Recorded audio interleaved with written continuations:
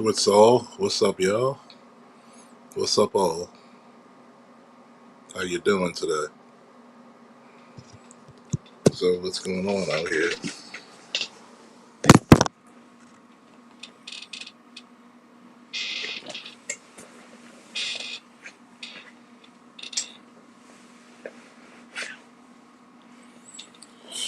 It's cold everywhere, man. It's wintertime in the Western Hemisphere, especially the northern. Who we got in the building? We got Namer, got Lewis, we got I don't know who else. Wait a little bit till people scatter in a little bit. I know we got a bunch of people shadow watching and shit. Afraid to state your name.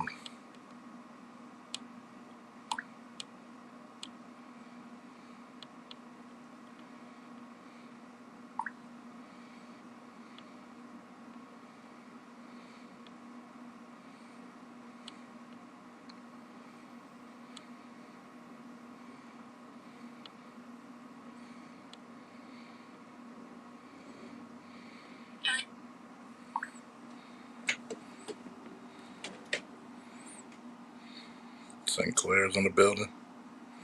Yep, got a few people filing in. Give it about a couple more minutes. See what people about to say, people about to do.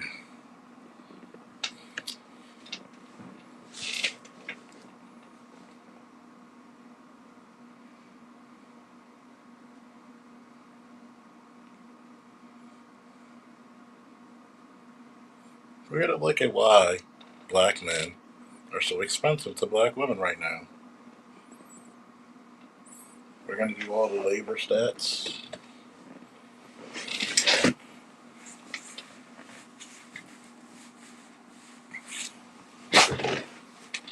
Don't forget to support the Cash App, support the PayPal.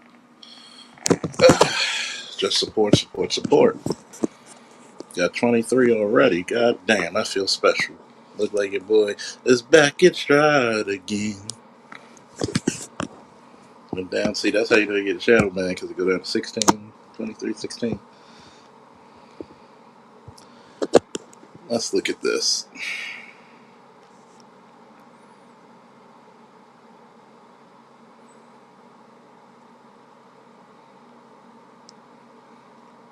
Let's go to our friends and black demographics, okay?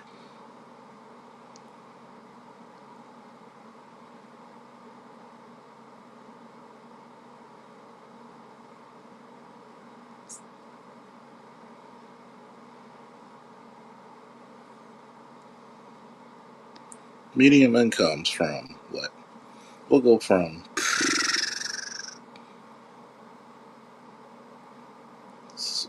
median income for black men this quarter over 11,000 per week. Black woman 942. So here's what I want you to think about this, right?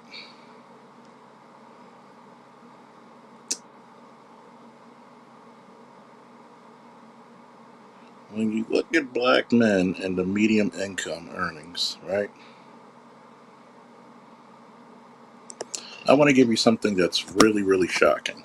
Or not so shocking if you follow the channel. See, this is how you know I get shadow banned, because 23, boom, all these people hit, boom. Get all the messages, boom. For black couples, right? Median household income is 51,000. Now it's up to 55. No, about 51 if you would do the average. Yeah, 51. For white, it's 80,000 for the medium income. And we already know the reasonings for that. Married black couples, 94,000, almost 95. White couples, 114,000 and $20. Single mother family. Here's the hit. Here's the real hit, folks. For black women, 41,571. White women, 53,887. For black fathers, 55,136. White fathers, those are single father families, $69,000 $795. So I want you to look at this, right? For black and white fathers, they make significantly more than their counterparts when they're single parents. Now, would you agree, class, would you agree that the majority of black women want a black man? Even the swirlers want one.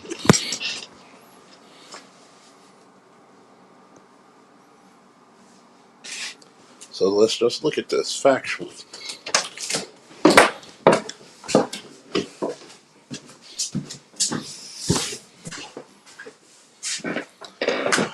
How rare is that man to that woman?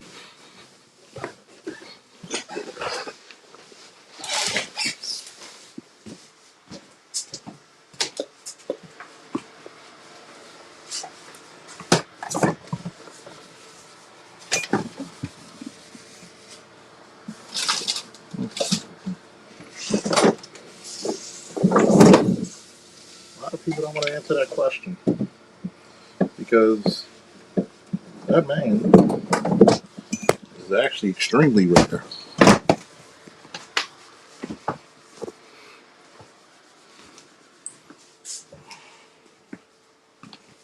Now, when it comes to certain types of income and education,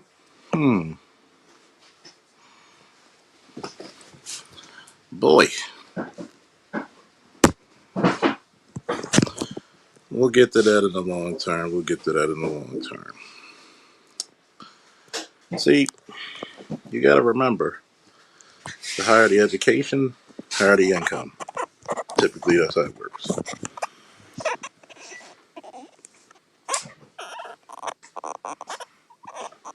Are you a mega mind? I don't know what the hell that means. So, if you're trolling, you could get the exit seats.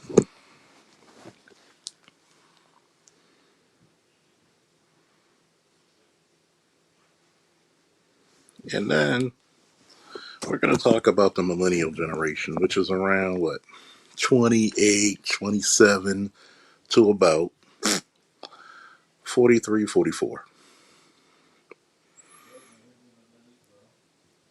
Let's look at how many people, black and white men, are in this category.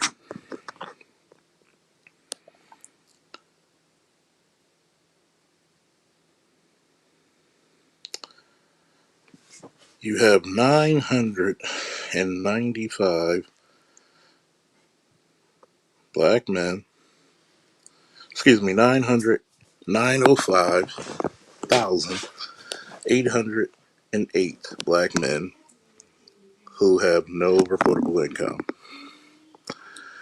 You have roughly 700,000 black women with no reportable income. 50K and under.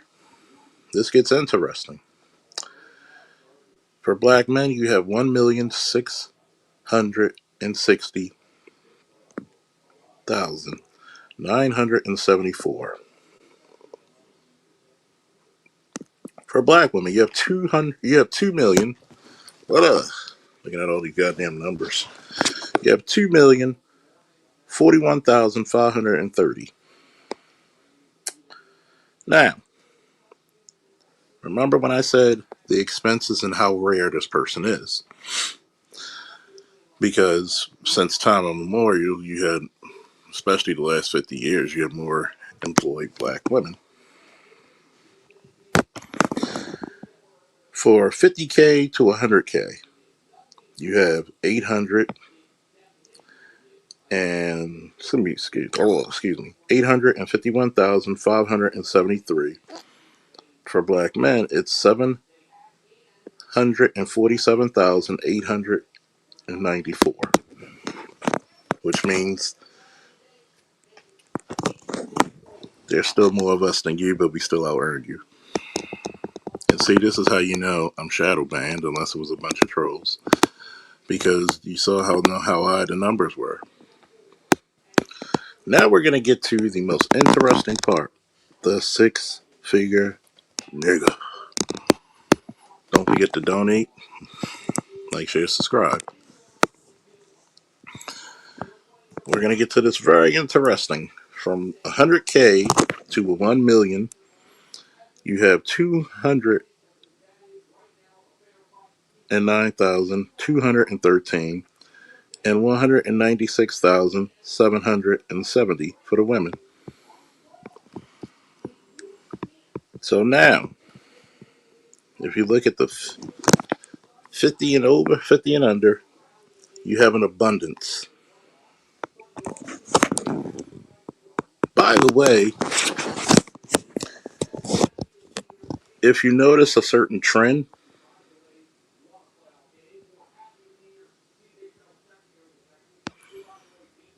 that you see in the next one, and that's just for single. Remember that. I want you to, with the numbers I spewed out, were just for single. So these guys are rare. Notice, married black men make a lot more than their female counterparts. They kind of dominate everything past 50K when they're married.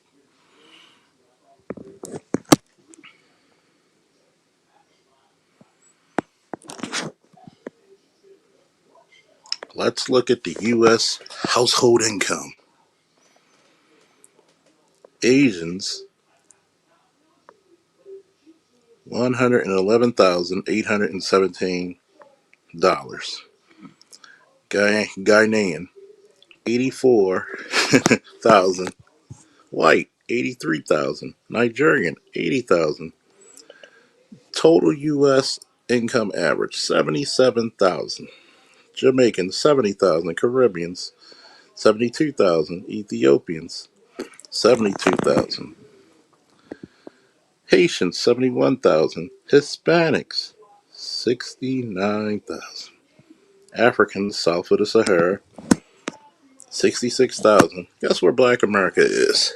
53,000. Especially since a lot of us don't marry.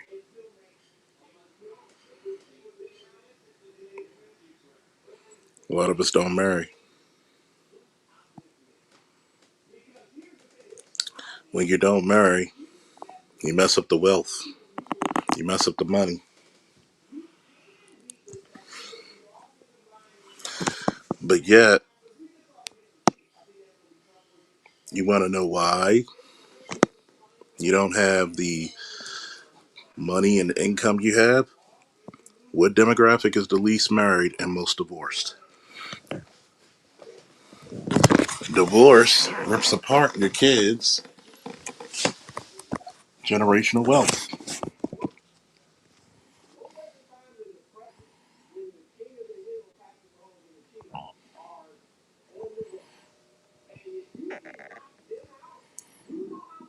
It's kind of funny because anytime a black man marries, he doubles his income. Let's just not even get mad about that.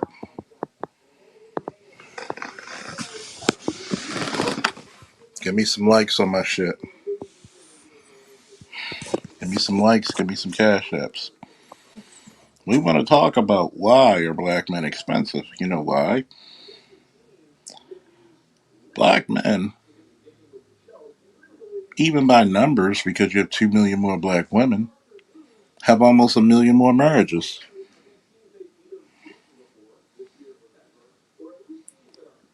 So, I know, yeah, by the way, the food stamp myth, let's look at this one. 26% of black households receive SNAP benefits, which I'm not against. Which means that's roughly about 4.1 million people.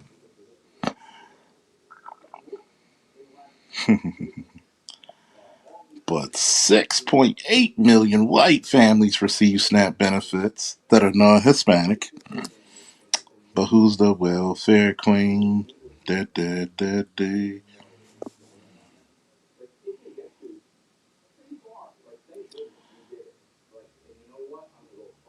Here's the crazy part. When they said I can't find a man on my level, which you can all tell a lot of these people are bullshitting.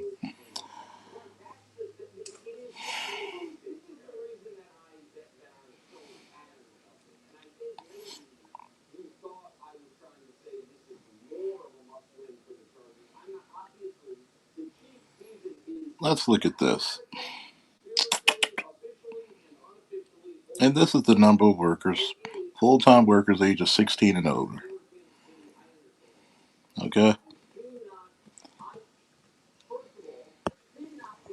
Let's look at this.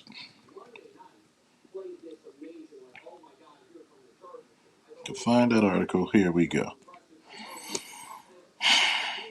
From $1 to $20,000, or at least 19,999, black women are the overall majority. But when you go to places like, let's say, 30,000, it's getting closer. You're only what, roughly 200,000 away from most of them.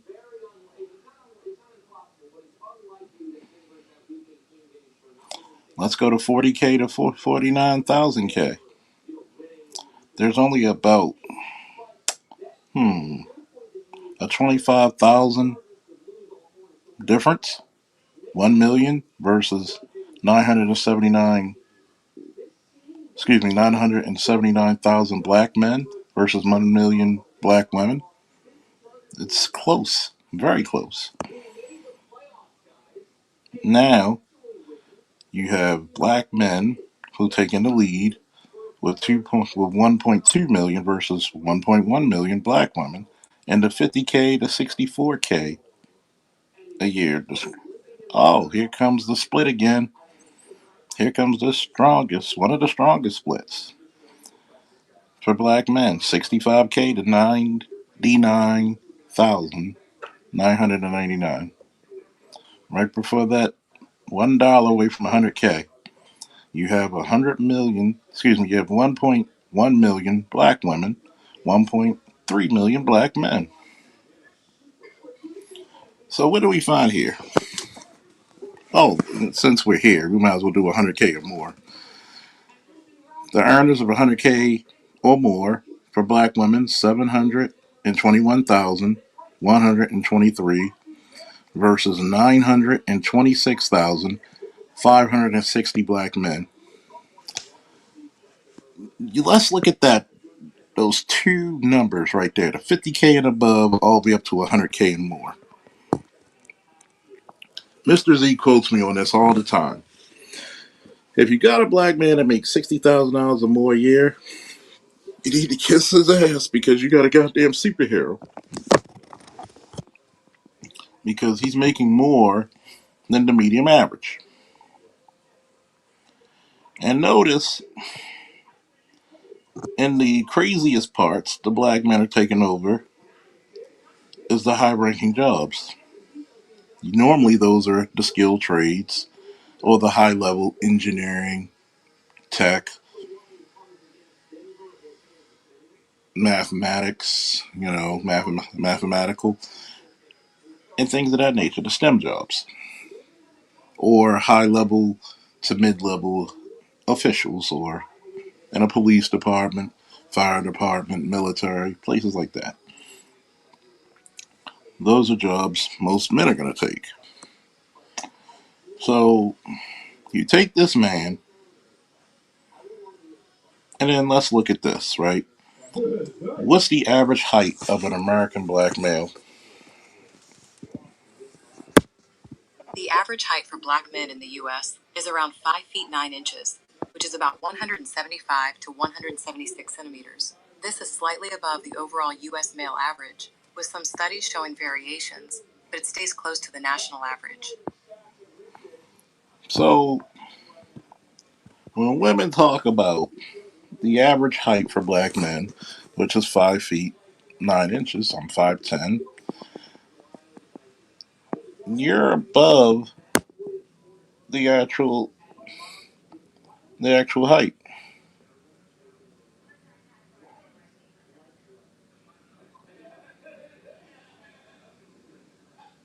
So let's look at this one.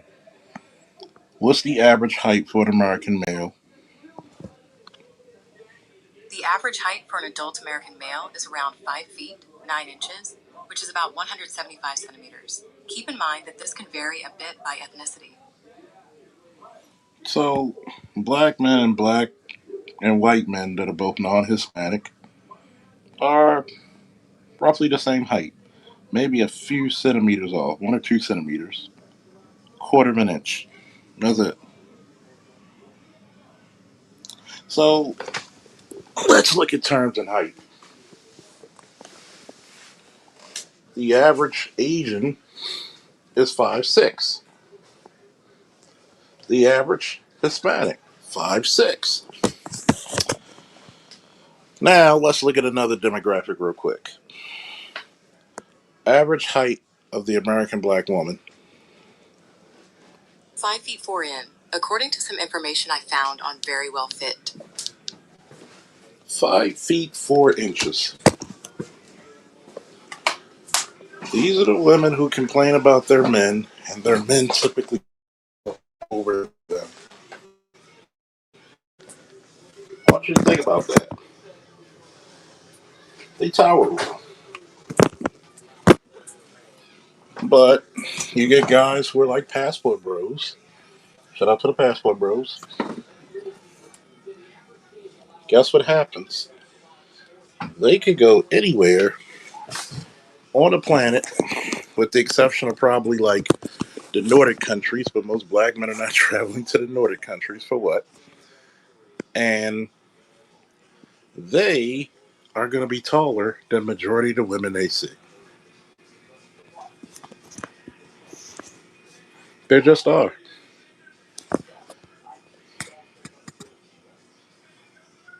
Let's look at this. Let's look at another demographic real quick right here. Another quick demographic. Let's look at another quick demographic.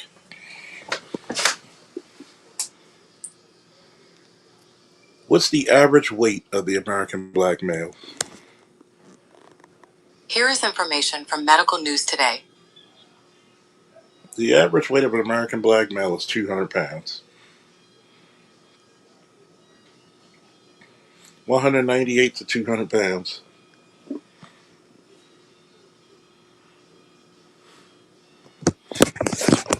Uh oh. So if I'm doing black men's first, remember, average height 5'9", average weight 200 pounds. That's a decent sized running back in the NFL, right? And most black men are not. But a lot of black men actually carry good muscle.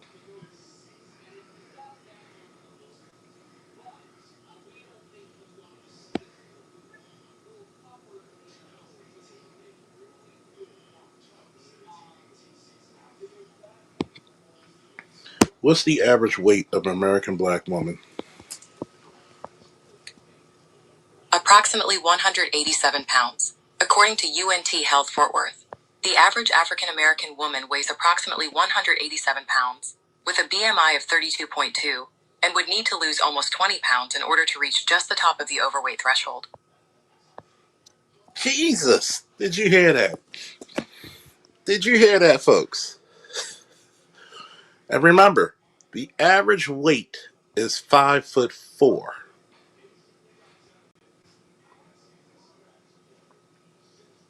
5 foot. Don't forget to share this shit on your channels. Don't forget to share it with your family. You fat shaming. You shaming.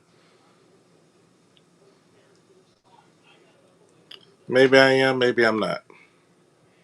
Maybe I'm gonna dope deal in Ozempic or something. I don't know. Let- let- okay. Okay. Oh my god. Oh my god. 188 pounds at 5'4". Jesus Christ. What are we doing, man? What are we doing?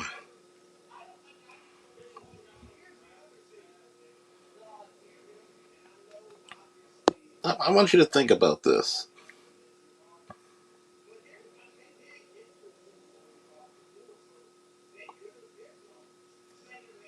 You're building up an obese community that's not really that healthy. But then you wonder why it's harder to get married. It's harder to date. I'm sorry.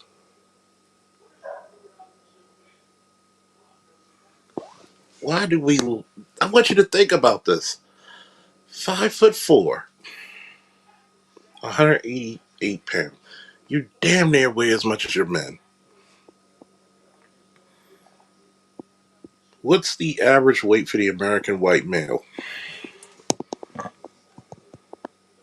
The average weight for white men in the U.S. is around 203 pounds. Keep in mind that this varies by age, and a healthy weight depends on individual factors like height and body build. What's the average weight of an American white woman? White women in the U.S. is about 170.9 pounds, which is roughly 77.5 kilograms. Keep in mind that these are averages, and individual healthy weights can vary based on factors like age, height, and ethnicity.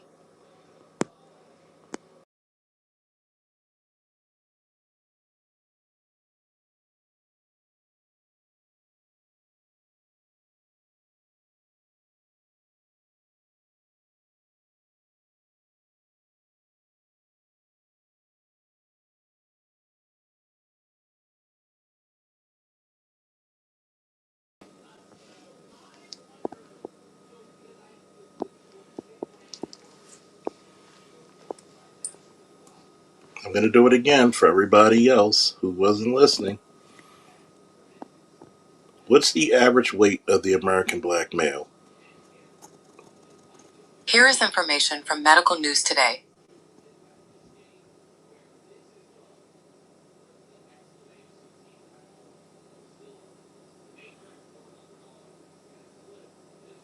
The American black male's average weight is around 189 to 200 pounds.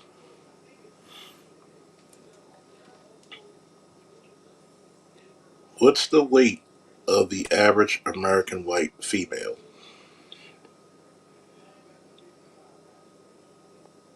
The average weight for a non-Hispanic white American female is about 170.9 pounds, which is roughly 77.5 kilograms. Remember, these are just averages, and individual health depends on many other factors. What is the average weight of an American black female?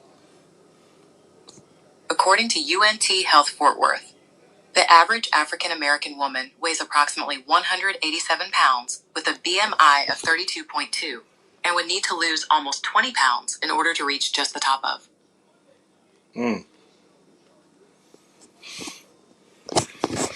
I'm doing these. What's the average weight for the American female?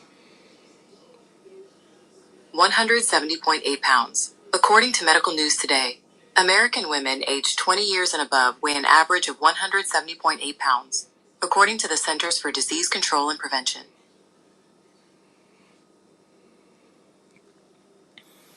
Now,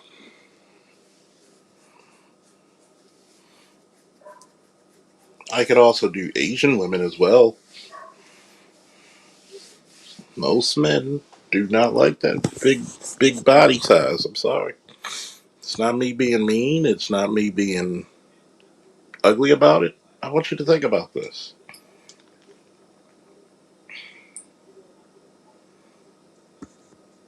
What's the average weight of the American Asian woman?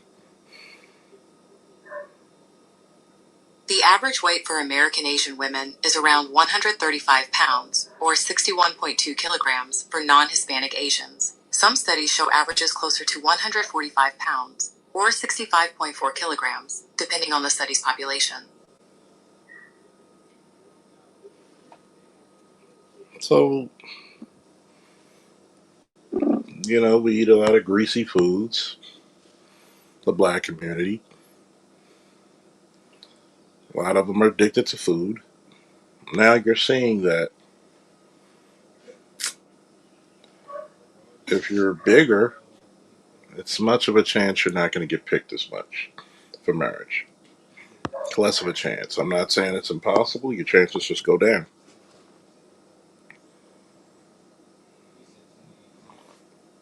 And I'm only doing this to show you the differences in income, differences in height, differences in weight. Remember, average height is 5'4" for black women. Average height for black men is 5'9". So you have a good 4 or 5 inches above her, but she wants a tall man at 6 foot. Everyone is fat? Not really.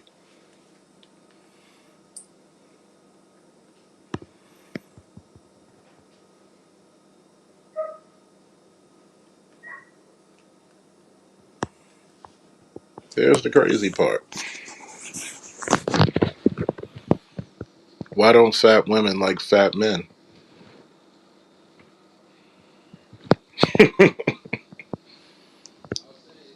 You literally weigh. So that means if the average black woman was the same height as the average black man, she would probably outweigh him by 15 pounds. Especially if he could fit 5 pounds each inch. She would probably outweigh you by 15 to 20 pounds.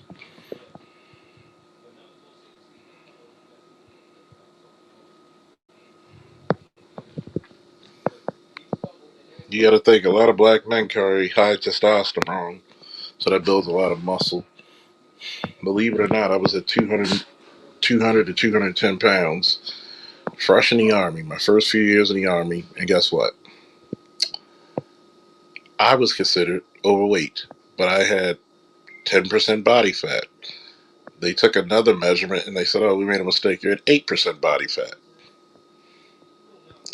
So if you're athletic, you're going to be overweight per schedule. They're talking about when you're looking at the body mass index, you're looking at it for people who are non athletic, the average. When they say you should weigh this much, they're not putting in consideration people who are athletic because muscle's going to weigh tremendously more than fat. It's like having a brick. What's more dense, a 5 pound brick or 5 pounds of Play Doh? So you're going to need more Play Doh, which is volume.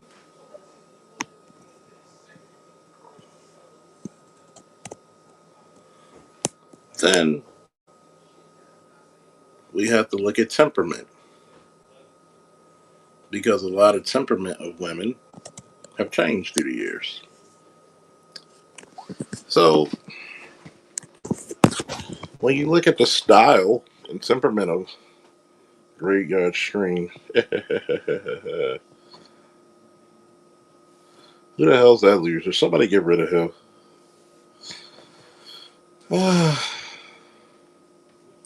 If you don't, I will. I want you to think about this, right?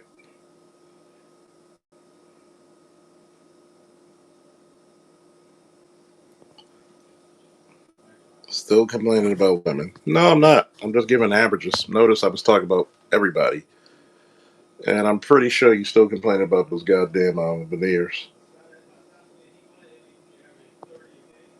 And I'm pretty sure now. Off with you, you ugly dirty bastard. What you need to complain about is your wife getting dicked down by her real side nigga.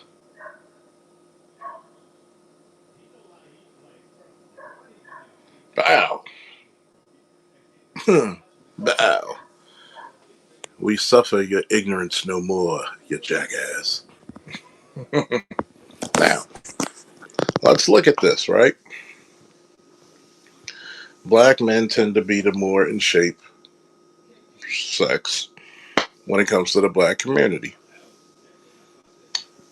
You taught him to be charismatic. You taught him to be fly. You taught him all these things, and I complain about any goddamn thing I want. You nerdy bastard. The reason why you couldn't complain about women because you couldn't get any. Oh, oh, oh. You had to go back to your mother country to get an arranged marriage, you little bastard. So, get the fuck out of here.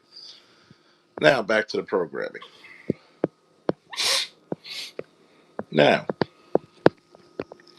you send most black men who are very stylish, in shape, charismatic. You send them anywhere. You're going to stay like a sore thumb. Remember, we require the least out of any man to please. So, a lot of women will look at you and say, "That's it? You got the most demanding woman on earth."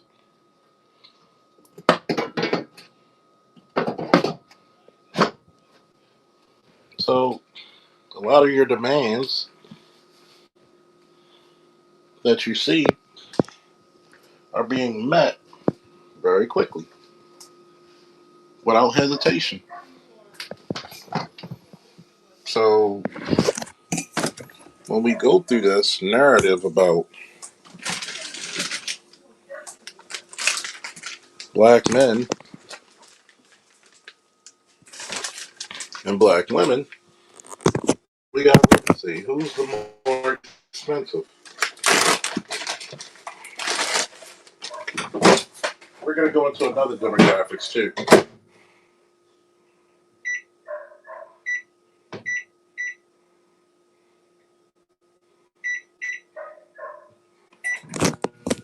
We're going to go into another demographics, right? Because we're going to solve a few things. Multitasking, folks. Multitasking. Let's look up another subject matter. And we're going to go back into height again.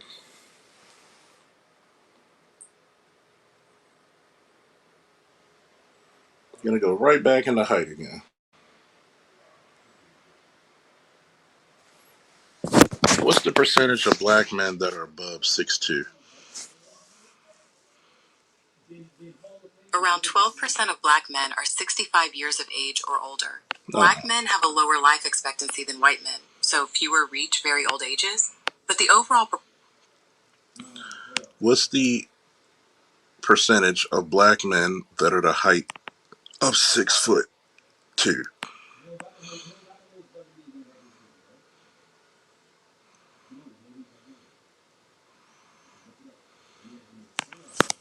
Very much interesting.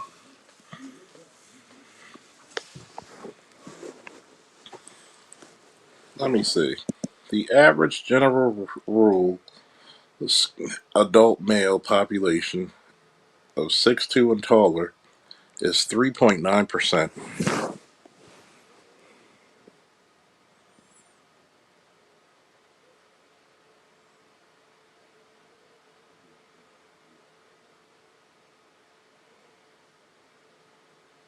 So roughly 4% of black men are above 6 foot. 6'2" or taller. 3.9.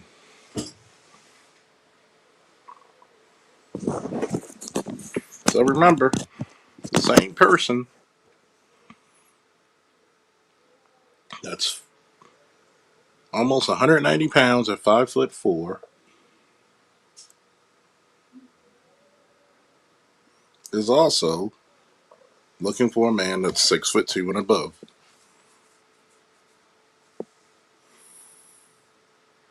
You have a man that's the most accommodating, the most stylish, the most charismatic,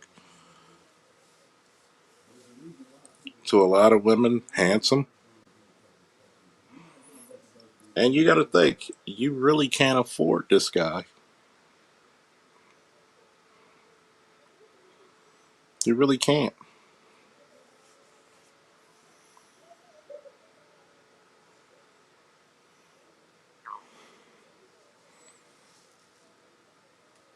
You really can't afford for this guy to leave. Because for every black man that leaves out the community,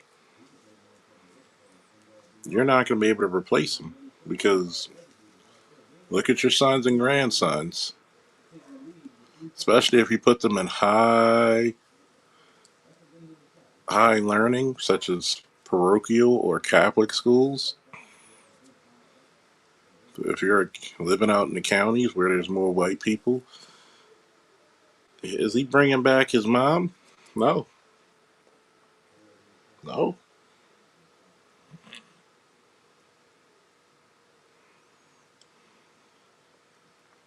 no. I want you to think about this very carefully. Are black girls taught to cater for their men? I watch Cowboy Bebop and I love it.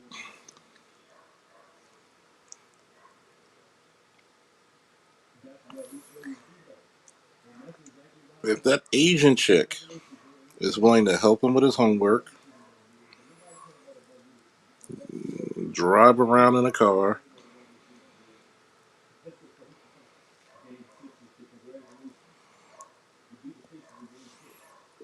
cook for him,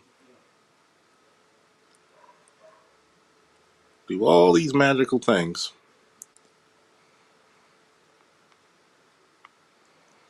what do we get out of it? But in our community, if we don't make a certain dollar amount, we're broke. Even though she's asking for the money because she doesn't have it, obviously. So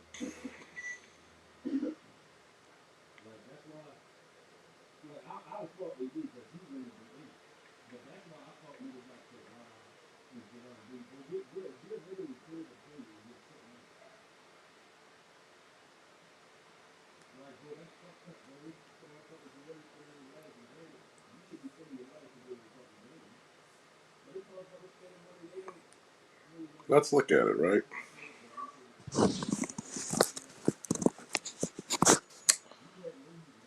You want the most out of anything, but you give the least back.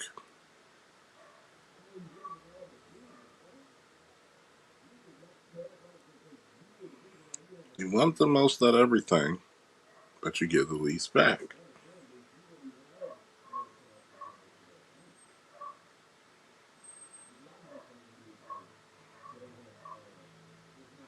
I think it's kind of crazy.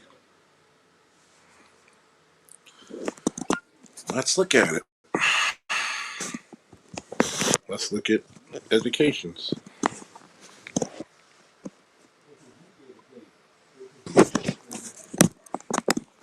What's the average reading level in America? The average reading level in America is around the 7th or 8th grade. However, over half of adults read below a 6th grade level, struggling with complex material. Many others have strong literacy skills, but there's a wide variation in reading ability overall. Now, 7th to 8th grade level, and this is from 16 to 74. over 50% of adults, 130 million, read below this level according to estimates.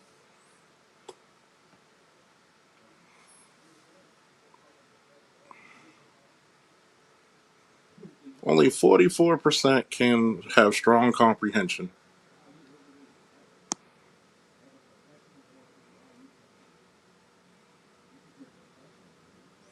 There are about 45 million U.S. adults who read below a fifth grade level, struggling with things like prescription labels.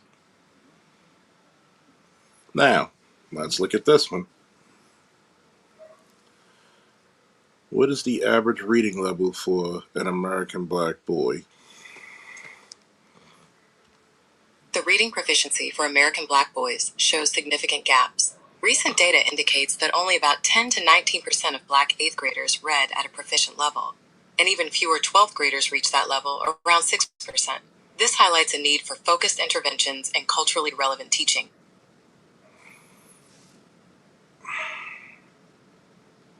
Think about it.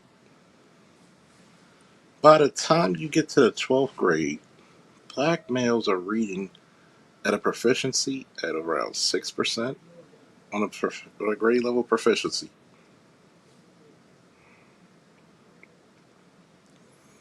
And you're wondering, what does this have to do with everything, Charles?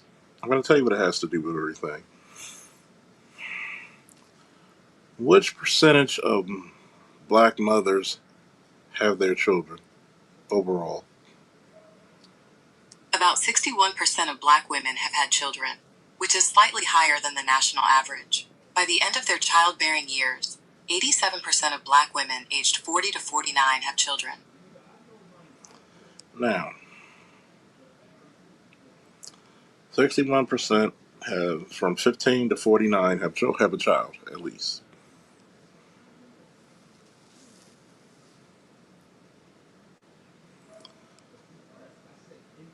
At what percentage do black women get custody of children? While precise figures are hard to find, about half of black children live with a custodial parent, often their mother. Roughly 47 to 49% of all custodial parents are black, and there's been an increase in legal orders for black mothers over time.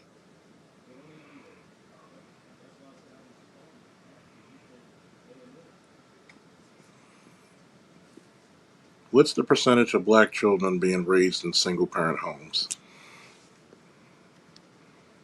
Around 48% to 66% of black children are raised in single parent homes. Recent data from 2023 shows nearly half, or 49.7%, live with one parent, though some sources cite higher numbers.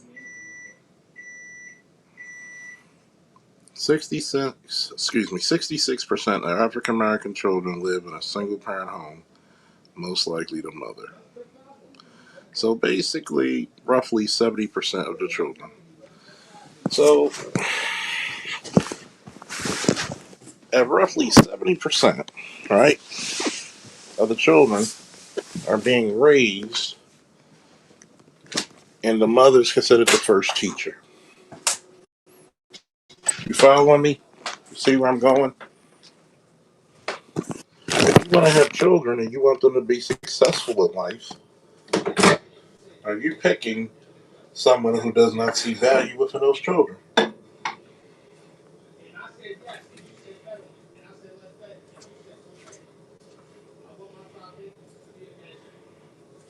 Are you picking someone who sees a need to cultivate those children?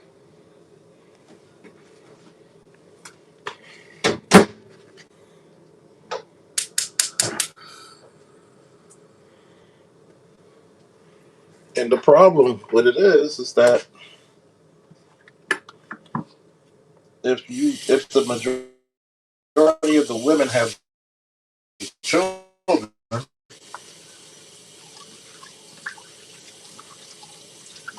when it comes to single parent families,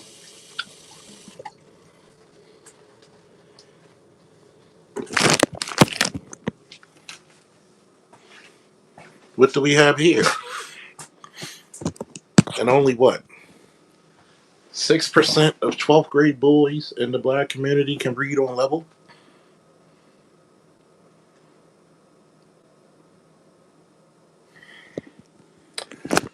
So if you have a man in the black community that can read or surpass his level, on it or surpass it, he's above 6'2".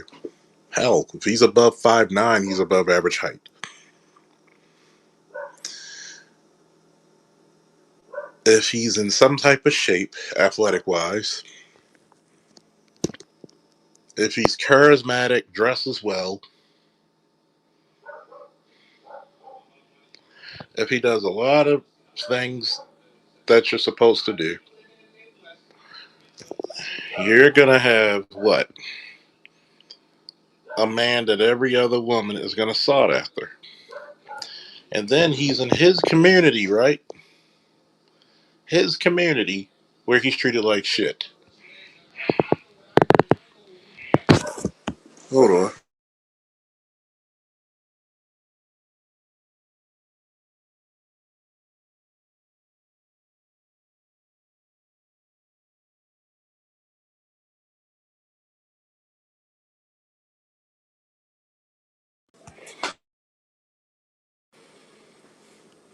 I want you to think about that.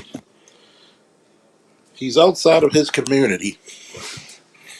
He's getting treated better by the females of outside communities. He's dressing and charismatic and speaking away and walking away and talking away that attracts multiple women. What are you creating? You're creating a monster that can go in any culture, deal with any woman, and he can relate to anybody. So you got to realize this. When you look at the statistics we just pulled up, hold on for a second, folks.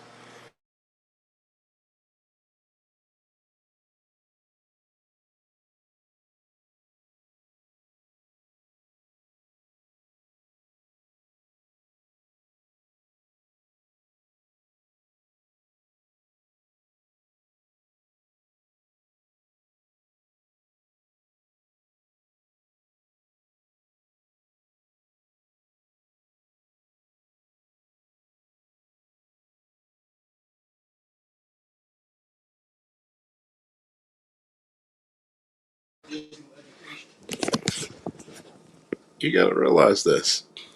You're making a man that every woman is going to sought after. Every woman's going to lust after. Even if he's not above 6'2". Let's look at the average height of women around the world.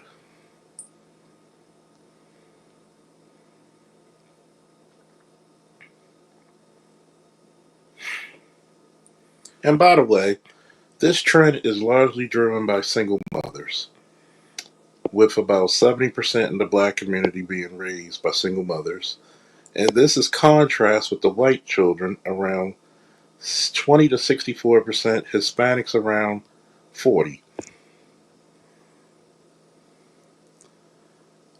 What's the average height for women around the world? The average height for women globally is around 5 feet 3 inches, which is about 160 centimeters. However, it varies by region. For example, Dutch women are taller, averaging over 5 feet 6 inches, while women in Guatemala are shorter, around 4 feet 11 inches. So even if you get a chick that's 5 feet 6 inches and you're 5'8" or 5'9", 5'10", you're still dramatically taller than her.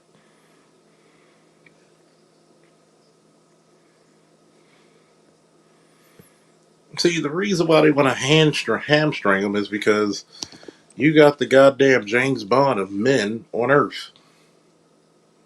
You got the coolest motherfucker on the planet. You don't want to admit it. You want to shit on him because if he realizes this, he's not going to want you. He's not going to deal with you. He's going to avoid you like the plague. And this is not me hating on black women. I'm just giving. At what point did I talk about nor complain about black women? I'm just giving you numbers.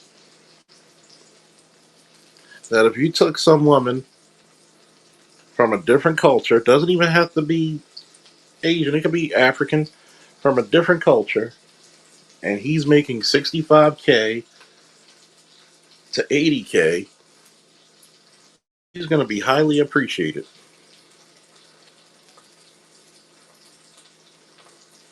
This isn't me talking about complaining about black women. This is me answering a question. The secret expenses of black men in the mating and dating. And here's the thing. The only reason white men are so sought after is not their looks. It's because they have this white supremacy that is global. Even though it's dying, it still exists, folks. They have the emphasis of power and resources. Black men don't have to be dirt poor and somebody's trying to fuck you. Okay?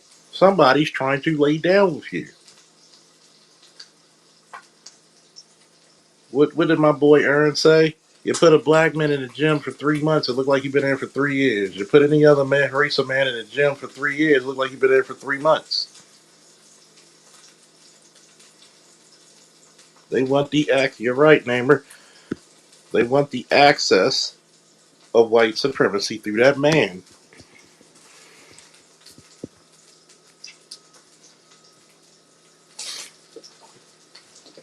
But gee golly, Jimmy Willikers,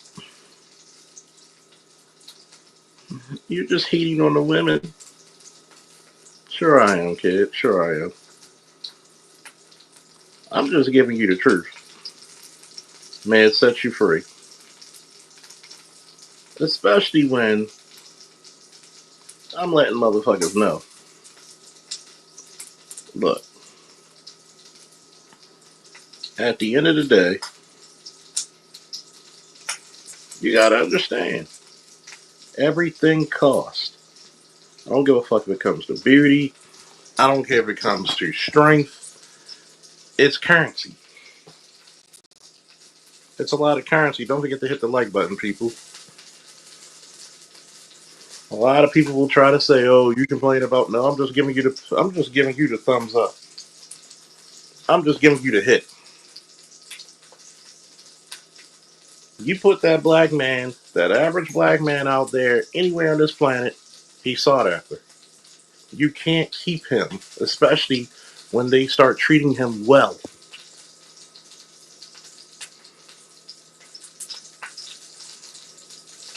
When you are the heaviest woman, and this is what I'm going to say this to a lot of parents with daughters. If you see your daughter starting to get overweight, the best thing you can ever do is get her on an exercise program. Instead of buying her some expensive shit, her fucking weave and all this other shit that will do her no good, get her a personal trainer, get her a nutritionist, start feeding her fruit, salads. Stop allowing your babies to become obese. Because do you know what happened to a lot of young black girls when they get obese? A lot of that depression and low self esteem goes through the roof. Do you want your daughter to be looked at as less than and have lower chances of getting a good man for her? Because we need to stop lying and saying there's some guys, there's some guys who love this type of shit.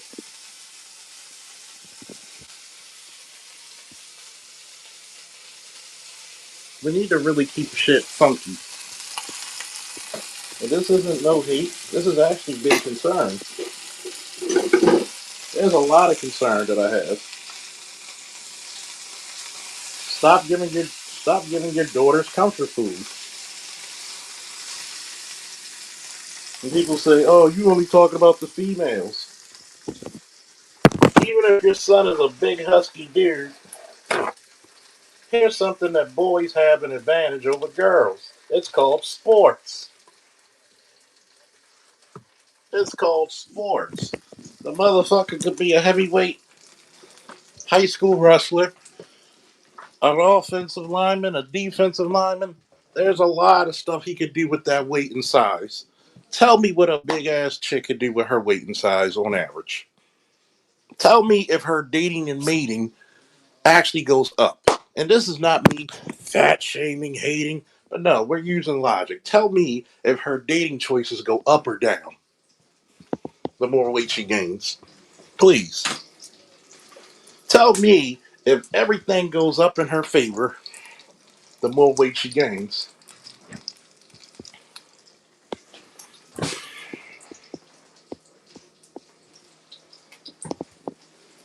I just want to know. Inquiring minds. Gots to know.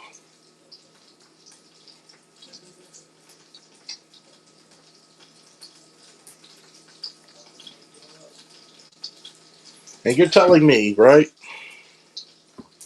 A dude who's 6'3", who's way above average height, who's 320 pounds on a professional football team, he's not sought after?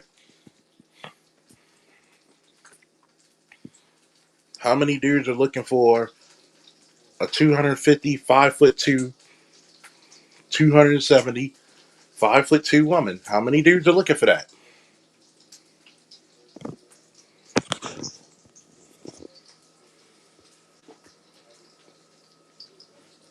And let's not talk about the health risks.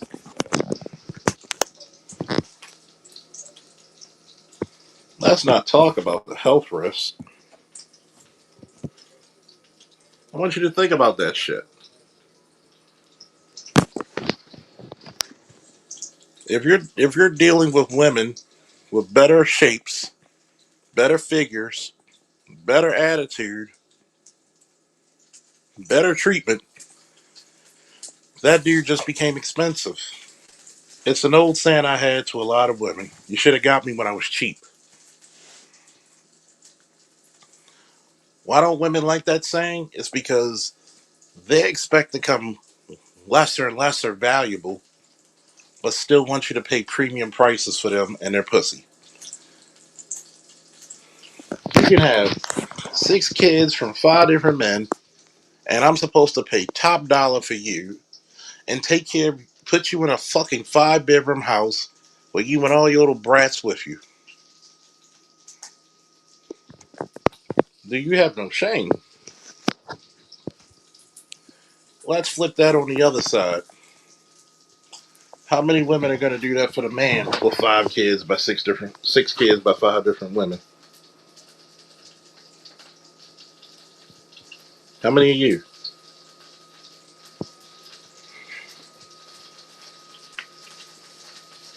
But that's the equivalent of what you're going to tell me. Oh, you shaming. No, you can have your preference and like who you like, but I'm going to tell you this one. If I had a daughter and she started gaining weight, I'm going to do my best to do something about it. I'm not going to give her comfort food. That's another thing in the black community. A lot of motherfuckers need to admit they're addicted to food. We'll admit that they were addicted to drugs. We'll admit that we're addicted to alcohol. We'll admit that we're addicted to pornography or whatever the case. But we won't admit that we're addicted to food. We use it to comfort ourselves.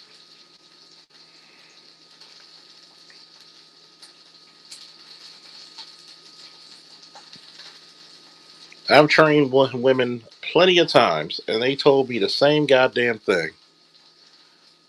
When they got themselves in shape, they noticed a different pool of men, a better class of men.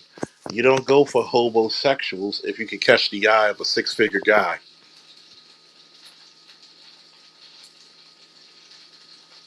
Let's just call it what it is, right? Oh yeah, dodging fitness like a motherfucker. I mean, oh shit, don't. We got Rodney up here. When it comes to fitness, they like this, my boy.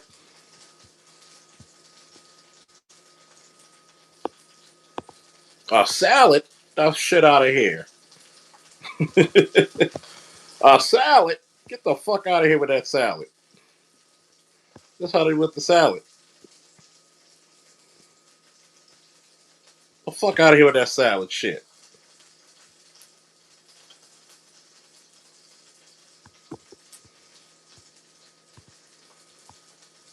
A fucking salad? A vegetable? What the fuck is that?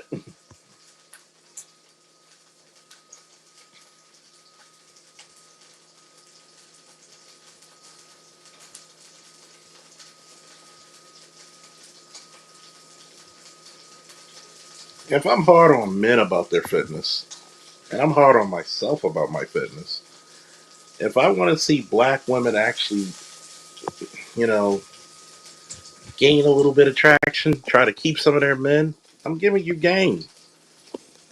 I'm giving you game you can pass to your daughters, man.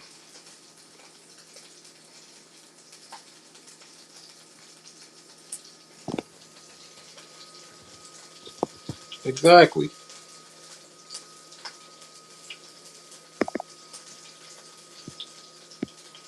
Exactly. Toya tells her story when she was overweight. But what's respectable about Toya, she did something about it. And let me ask you this question, class. Do you think Toya's choices in men and class of men went up?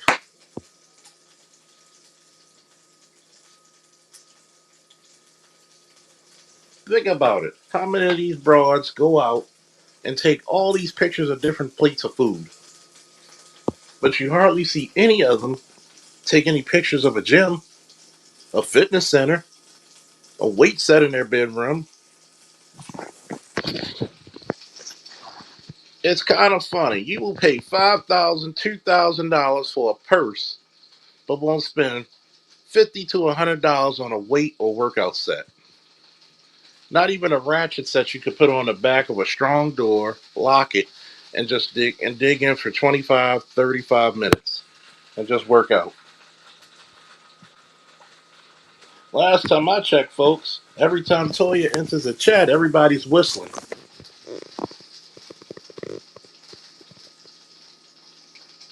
But no, Charles hates women, right?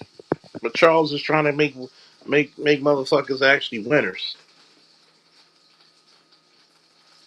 You a hater. No, I hate women, but I'm actually giving your daughter some good advice so they don't become the easy girl.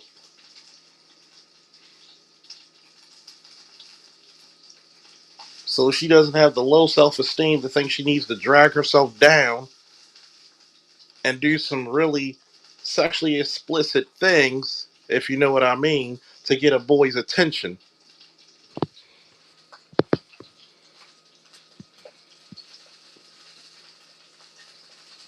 I mean, you could go to the thrift store and get you a good sweatsuit, get you a goddamn spend $200 to $300, get you a stationary bike, and put a hoodie on it. You'll burn so much fucking calories to get a sweatsuit.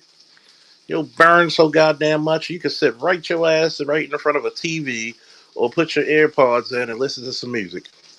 Listen to a book.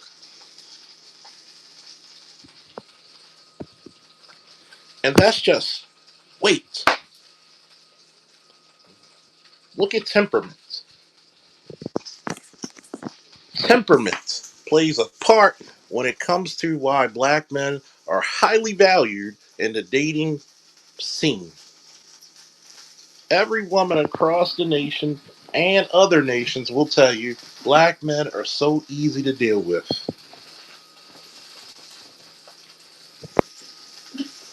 Let's look at it. They're less demanding, they're more catering, they'll actually help with the dishes. They don't have a problem with it.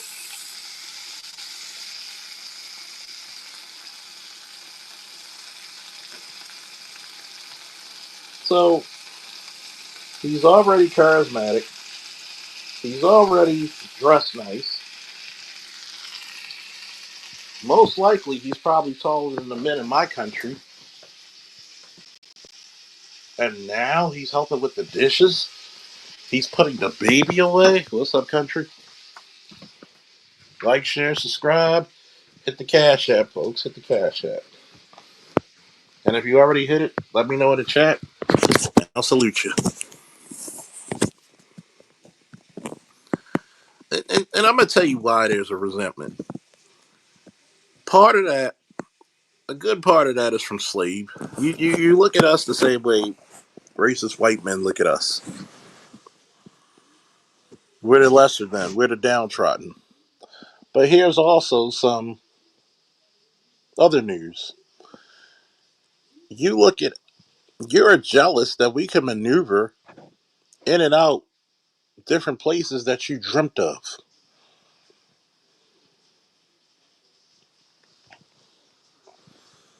Not too many black women can interracially date.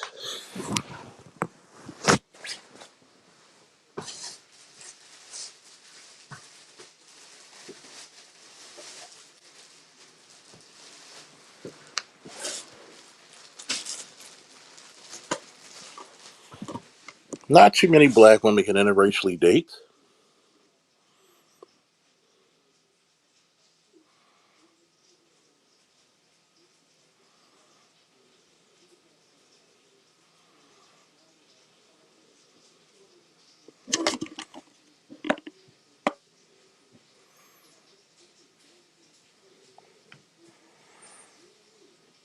The attitude alone disqualifies you.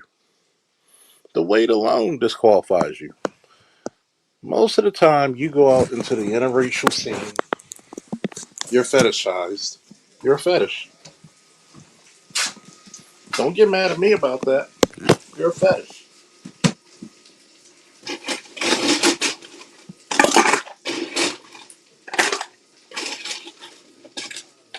You're a fetish. Those guys will sleep with you, but they sure as shit not marrying you. And that has to burn you up inside at some point.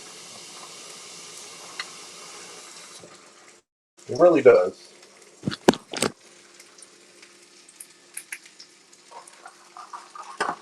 It really does.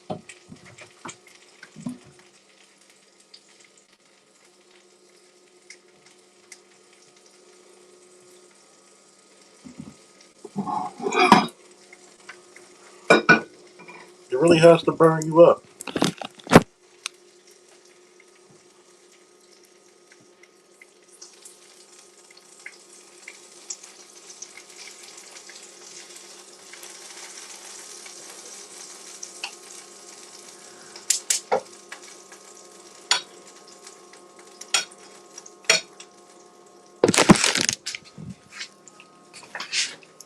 How would you feel if the only person outside of your race, every time a person outside of your race finds you attractive, they just want to fuck you?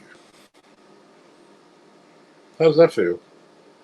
That has to fuck you up inside.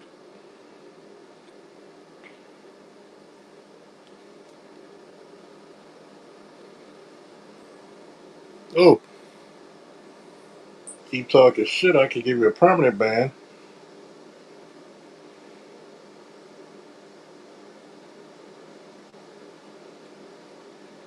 But then again, I don't have to talk shit. Look what I could do. Bink, bink, Dapper Dons. What's up, bro? Even though I'm not FBA, the women I met from different parts of the world are curious about FBA men. So you're not wrong, Dr. Faulkner. If FBA men realize how valuable they are, it's game over. You know, glad you mentioned that. After I had to suspend that troll's driver's license. You gotta see yourself as valuable in the get go. But when you're bombarded by niggas ain't shit, from the time you walk, from the time you walk,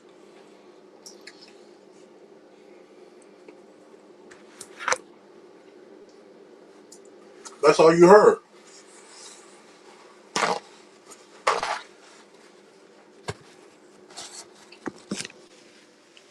You're gonna be like your no good ass daddy. Niggas ain't shit. You're not gonna amount to anything. So by the time you get around different people,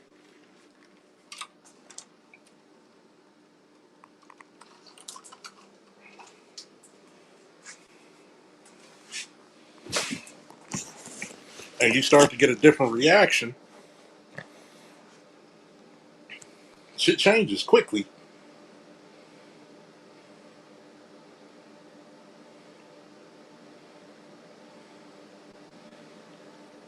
And that's what I'm trying to tell black men. What happens?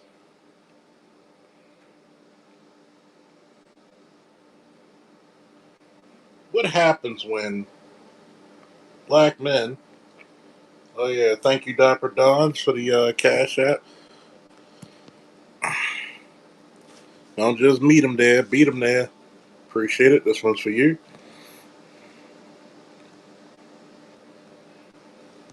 By the power of Grayskull.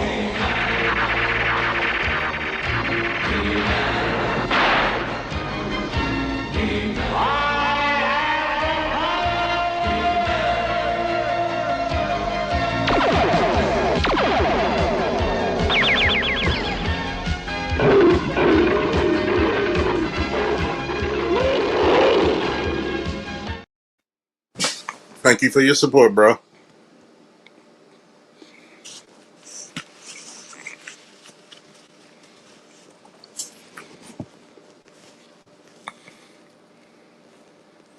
Of course.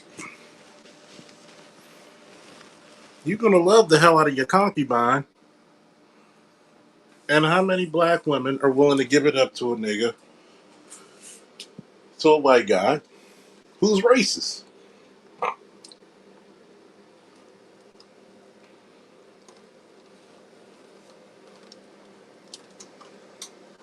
How many of these chicks are secretly ghetto gagging? I'll wait.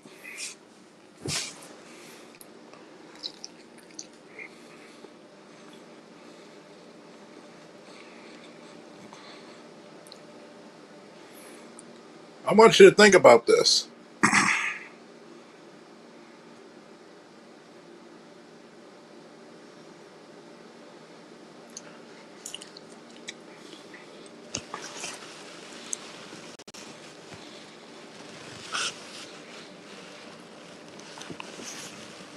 How many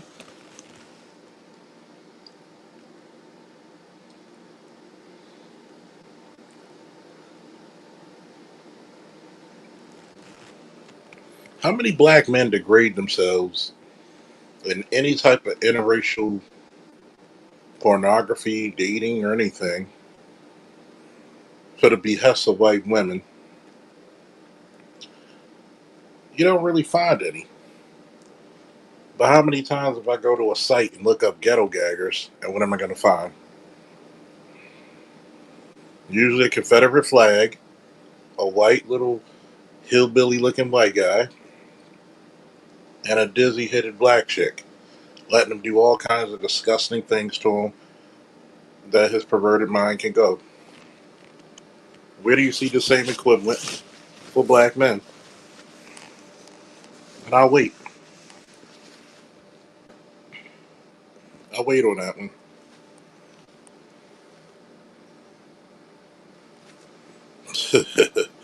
There you go. There you go.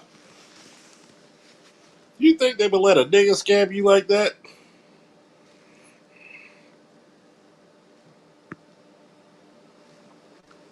You really think they will let a nigga scam you like that?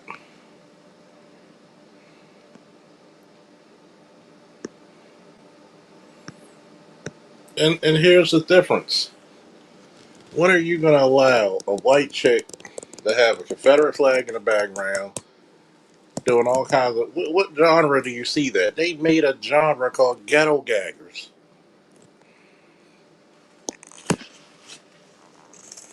because you made when they told you certain behaviors are not good for the race and you galvanized it,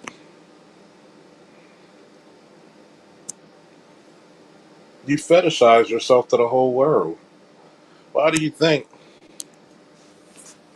it's most likely a passport broker get married than a passport check?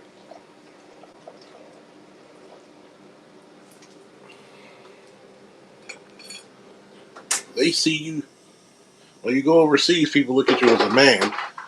When she goes overseas, they see her as a fetish.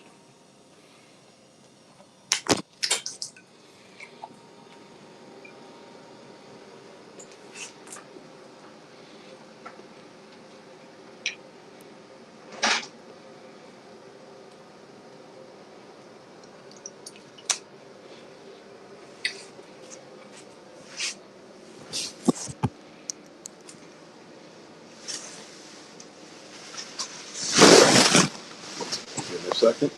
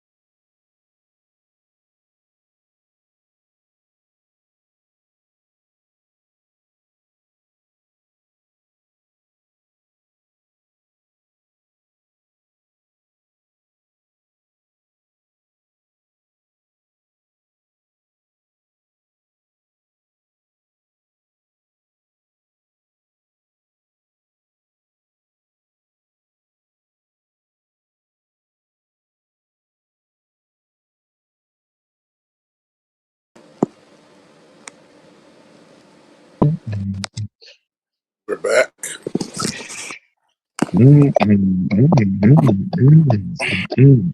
And even with the white one,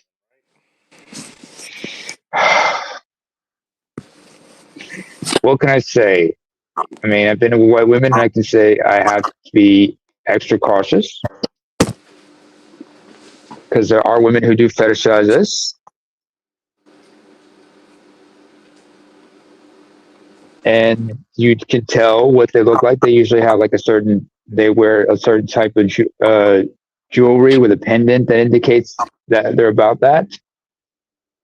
And big shout out to the Field Marshal Ron Wills, who talks about the dangers of the sexual underworld and why we need to be well educated about that stuff. But of hmm, course.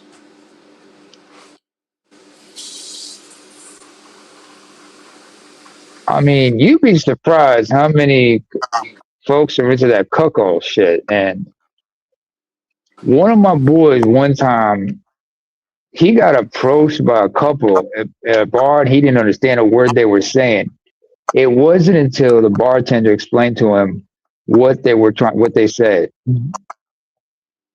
and he was like, "What?" And he had never understood the cuckold thing.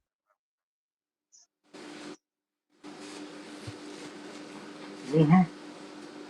So I don't blame him for that. But I'm also a bit of weary about certain people. But at the same time, at least the ones who are genuinely attracted to you, they will show that they're genuinely attracted to you. Sometimes the way they flirt with you may be a little bit weird, a little bit different, or something you're not used to, but she'll let you know. It's just sometimes they Yeah. just don't know how to communicate with us. That's the problem because you're so used to how black women treat you. You just like you don't know sometimes if like what if this woman is showing you genuine interest or is you're being set up. Yeah. I mean, Dr. T. Hassan Johnson has talked about which demographic was mostly in his in his black male study courses. A lot of I them think were non-black women, and you find out that we're not. most of them, if not all of them, were dating black male co-eds on campus. And the reason they were taking this course is because they wanted to better understand them.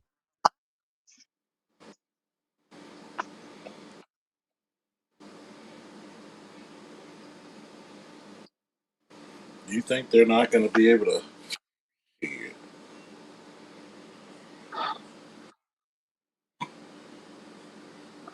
I will say this. I will say this. Black men in general, but African Americans in particular. African Americans, first of all, your experience in the New World is a little bit unique compared to other groups. That's not to discount what Caribbean men have dealt with, Afro Latinos men have dealt with, but it all varies in the sense of which group of white folks you were dealing with, language, attitude, mentalities they had towards them. But a lot of Yeah. you guys are joined at the hip in the sense that you guys were taken from the old world and brought to the new world against your will, and you're basically the product of a hodgepodge of inter-ethnic mixing and whatnot. If y'all were to compare and contrast and realize, oh, this is what y'all went through. This is what we went through and whatnot. How was it like for y'all? Okay. And then y'all understand, congregate and understand the black male experience of the new world. I myself, I try to understand it, although I cannot completely relate. I mean, I can relate in certain ways, but not in every way. But coming from the old world, I can understand, like, okay, this is what you guys go through. This is what we go through. And for those of us in Europe, we understand, like, if we're of a certain stature and whatnot, women of other races will find us attractive as well. And that's the most hated thing about black men. Why do you think your women talk down to you? Why do you think the world talks? Because the black men left America. So, first of all, you guys, it's on your backs that the American economy and the American, miracle was built off of. Not just that. We're the ones. Name one war America didn't win without black men. Not a goddamn one. You think those white boys were doing the hardest? You think they didn't send black people to the worst and hardest fought camps? Does anybody remember the movie Glory?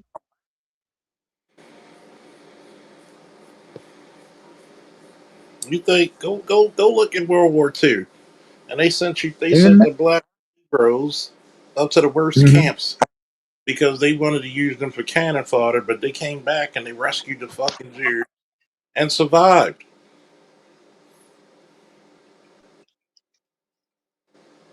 Charles, here's something that might surprise you. World War I. Do you have any idea how many European countries that had colonies in Africa? You know how many of those countries, especially like the British and the French, were recruiting African soldiers to fight in the trenches of Europe, especially in France? Tons. And many of them were used through pseudoscience at the time, some were used as cannon fodder, but many survived. And then when it came to the peacekeeping afterwards, especially like the Senegalese soldiers who were there to make sure that law and order was maintained in Weimar Germany, the locals had a very good appreciation for them. Some of the women even fancied them. And these were dudes from Senegal. How many American GI after World War II found love in Japanese wives in Japan, but German, French, British women. And then how many came home from Korea with Korean wives? I haven't forgot about that Jet article that BGS posted about a few years back. Mm-hmm. Why do you think Alicia Baumgartner's eyes look the way she does? Because she has a Korean grandmother. I mean, why do you think her eyes look? That's from her. What's the name of that? What's the name of that one show? It's a drama. It's a drama series with Keith David and Lynn Whitfield. One of the women who played their daughter in that show. She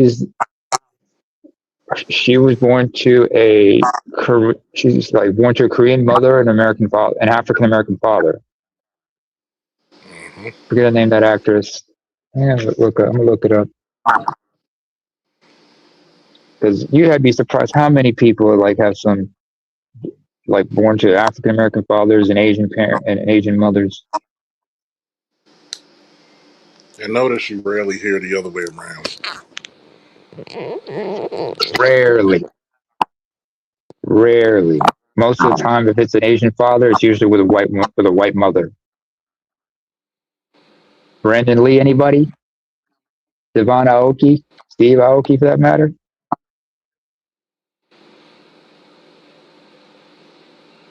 Rarely hear about it. Mm-hmm.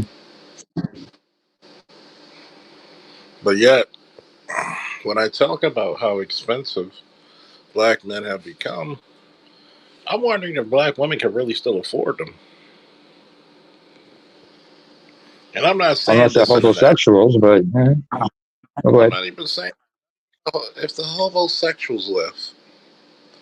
And we're not even Mm-hmm. just talking homosexuals, because homosexuals is what they really don't desire. That's what they could get. Mm-hmm. Let's look at this on a very functional scale. You're telling me, one by one, we can go get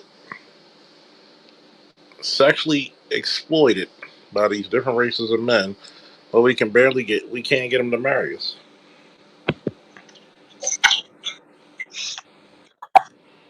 As I said before in the chat, for non-black men, race was never a barrier for sex. It was always a barrier to marriage. Yeah, you were always something to knock off. You were that fetish. Oh, I slept with a black woman once. Or just somebody they can, they can get involved with when they want to step out.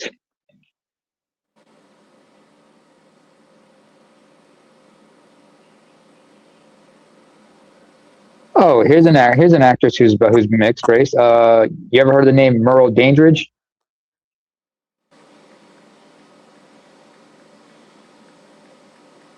Charles?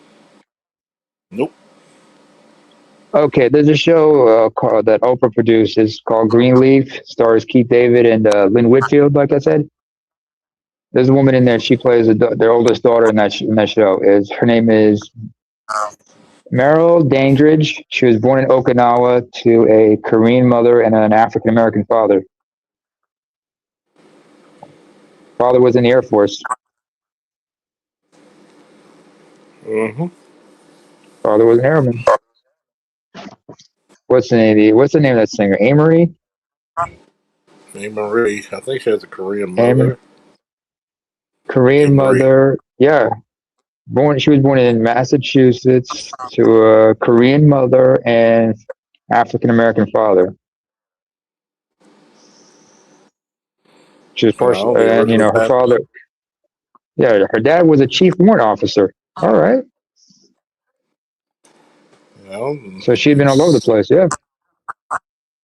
Now you see why there's a lot of black women who don't want their sons to go to the military. Anderson .Paak, anybody?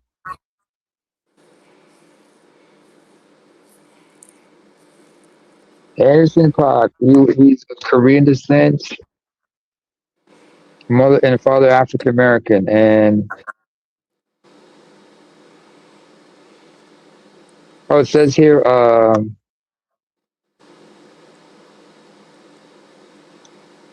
Anderson's mother was born to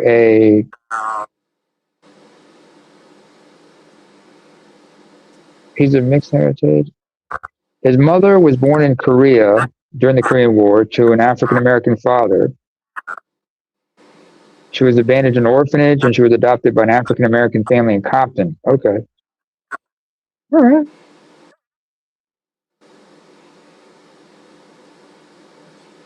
Mm. And Anderson .Paak's wife is Korean. Mm-hmm. Yo, you remember Benson Henderson? But yeah, he has a Korean mom. Korean mom, African American father, married to His wife, I think, is white or something. Is white or Latino? Hang on. You're breaking up. Smooth. How about now? No, it's better. Okay. But wait a minute. He's married. I think he's married to a white woman. Let me look it up. Look up his voice, his family. I gotta ask this one question. Mm-hmm. Does when he goes out dating, does he ever hear your mama black? No, it's like Tiger Woods. His mom's Asian.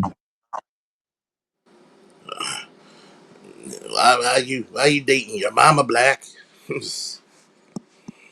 I'm not trying to No, fuck my mother. I'm not trying to date my mom. Or your mama black.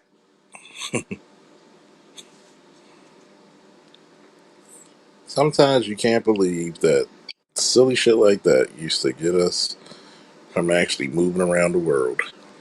Mm-hmm. Yo, speaking of which, I'm gonna say this about Vincent Henderson. His wife's Latina, if you understand. But here's what happened. If you remember, uh, April 20th, 2013, he fought Gilbert Melendez, and he won at a UFC on Fox event in San Jose, just not too far from where we grew up. He won by split decision, and then after he won that fight and retained the lightweight title, you know what he did? With his Propose. mom in the cage and his girlfriend, he proposed. Yeah, he got his knee and proposed to his fiance right there and there, his wife.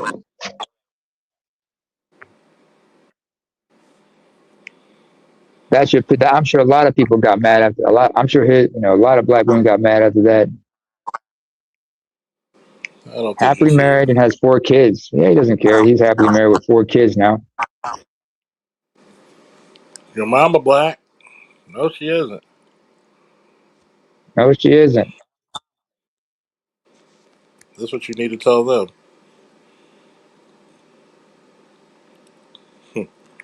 Your daddy black. You listen to him? Yeah, he was. He was. Always will be.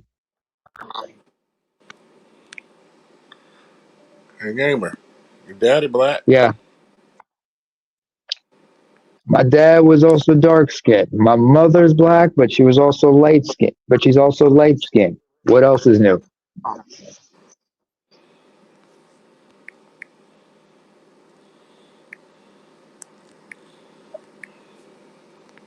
Not on my only black, I'm also African. And what else is new?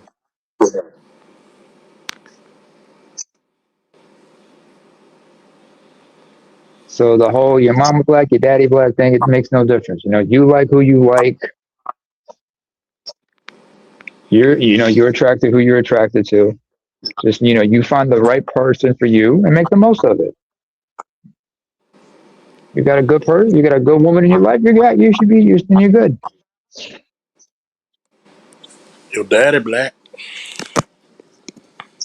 Yeah, my daddy was black. God rest his soul. What you doing with black women? Your mama black. So stupid when I hear that. Look at it. Like, Oh man. No, Tommy Sotomayor had the best response.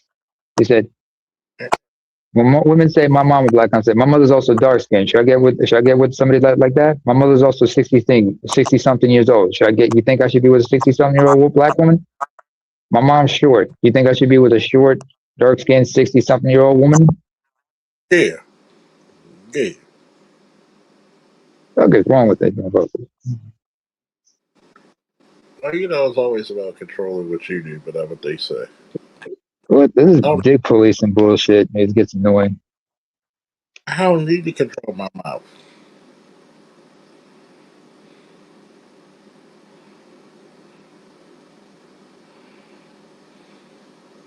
So I'm like, hey, run your mouth all the hell you want, It doesn't affect me.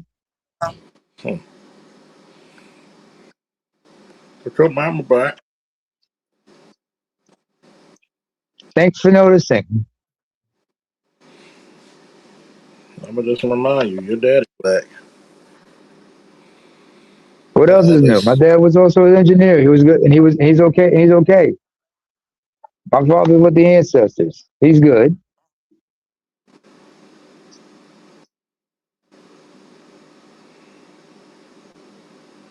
I just think it's very interesting. Yeah. Charles, your daddy's black. He got a flat fist, and I know not to fuck with him. Yep. Yep.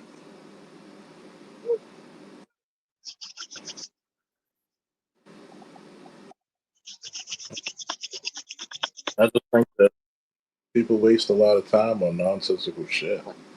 It it's trivial because and people just want distractions so they don't have to deal with serious matters. Oftentimes, that's the problem with a lot of people. People just want to get caught up in things that really don't affect them because it's just they just want to be entertained or something like that. Oof, of course. It's almost disgusting. And like I told him, I Almost. said, go out there into the Hmm. world and see your value. Go out into Yeah. the freaking world and see your value. There's no reason why you should be skimming. There's no reason you should see. I don't get it. When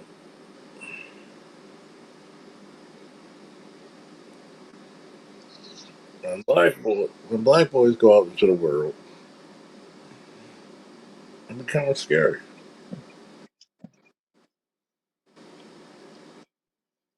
I think a lot of people need to encourage black boys to expand their minds and not be afraid, not be ashamed of what they're interested in, regardless of what it is. I mean, if you're of the creative type and you like to go into art or like the performing arts or whatnot, more power to you. It's just don't let nobody try to kill your dreams like that.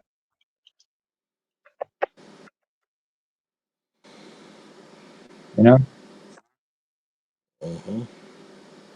I mean, you had an Afro-Cuban who showed the world, and he was like he's one of the greatest ballet dancers of all time. Huh? Yeah.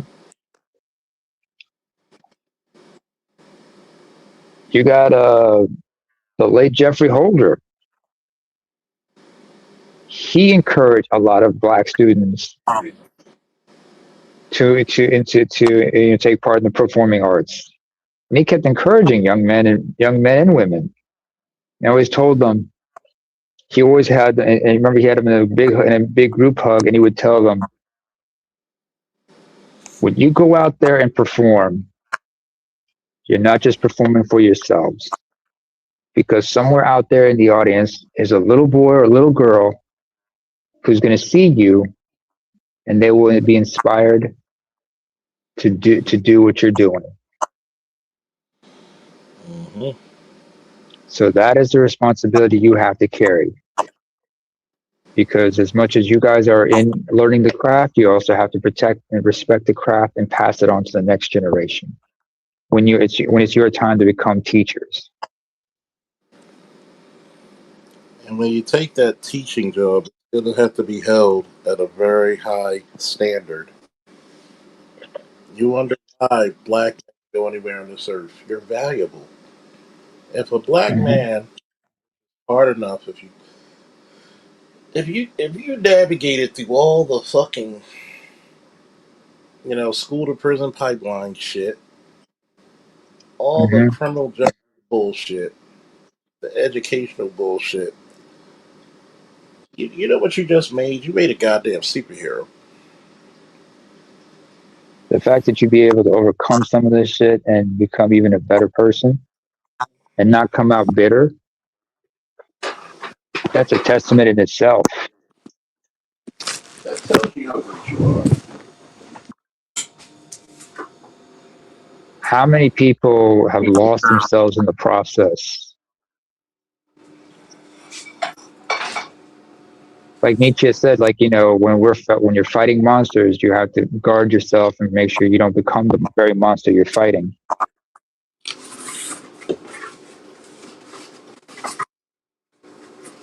Sometimes you have to by default.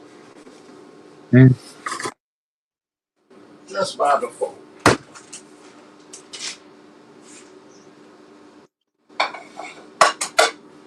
ABM, how you feeling?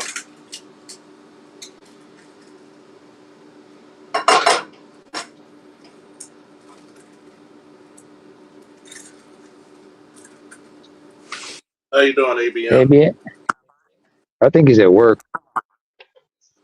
Probably doing some work right now. The work is never done as electricians. Nope. Blue collar jobs, you guys have got to be on the call every now and then. Oh yeah. Mm. Somebody's got to do it. Shit. Yeah. Buster Bus's late father was in construction. Yeah. Yeah, Buster Rhymes' father was in construction. He was blue collar through and through. Buster didn't want to do that job. That's why he wanted to. His heart was in hip hop. I mean, I think he made out for himself. He's like that. Mm. Might have done well for himself. He did probably well for himself. He's in his early 50s. Got to see. He's worked hard. He's seen his kids. Go on to finish high school and college. Put his kids through. Been able to make it such a success for himself, but also make sure that supporting his family and giving back to the community, to the hip hop community in particular. Hey, black man's valuable. Black man's value. Black man's valuable, man. You got to do a little something. Black men all over the world are valuable in their own unique ways. From the guys doing all the dirty jobs to all the guys in the white collar professions and the Fortune 500 CEOs. We all got to respect each other. We all got jobs to do. Yeah. Just like the doorman at the Ritz Carlton has to tip his cap and open the door for guests coming in and out.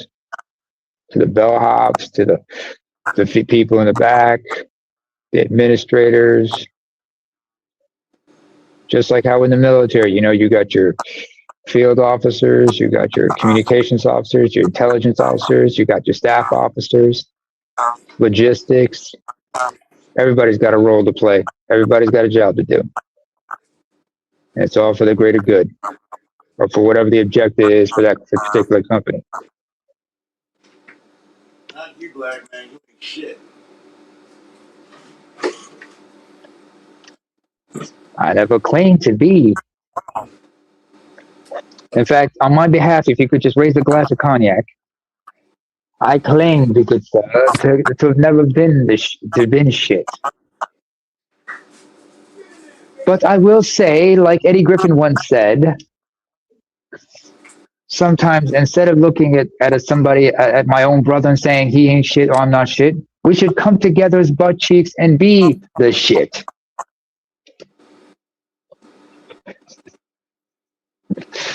Oh man. Only neighbors silly ass was thinking that. And that was Eddie Griffin actually said that. Come together like butt cheeks and be the shit. Might as well. Everybody treats you like it.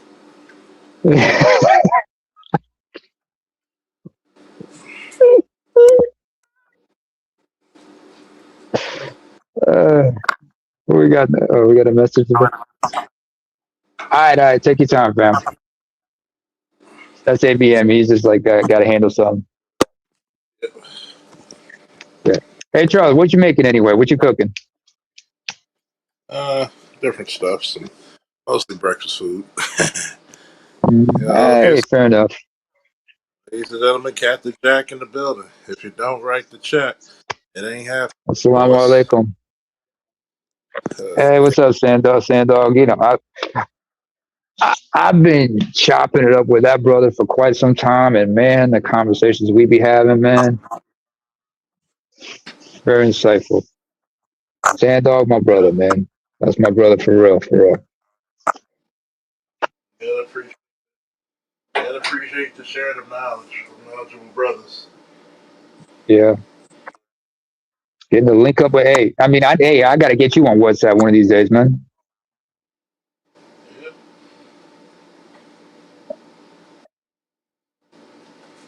definitely. You know, and the frustrations everybody has and everything. Like I was having some conversations with other cats, about stuff like this, and realizing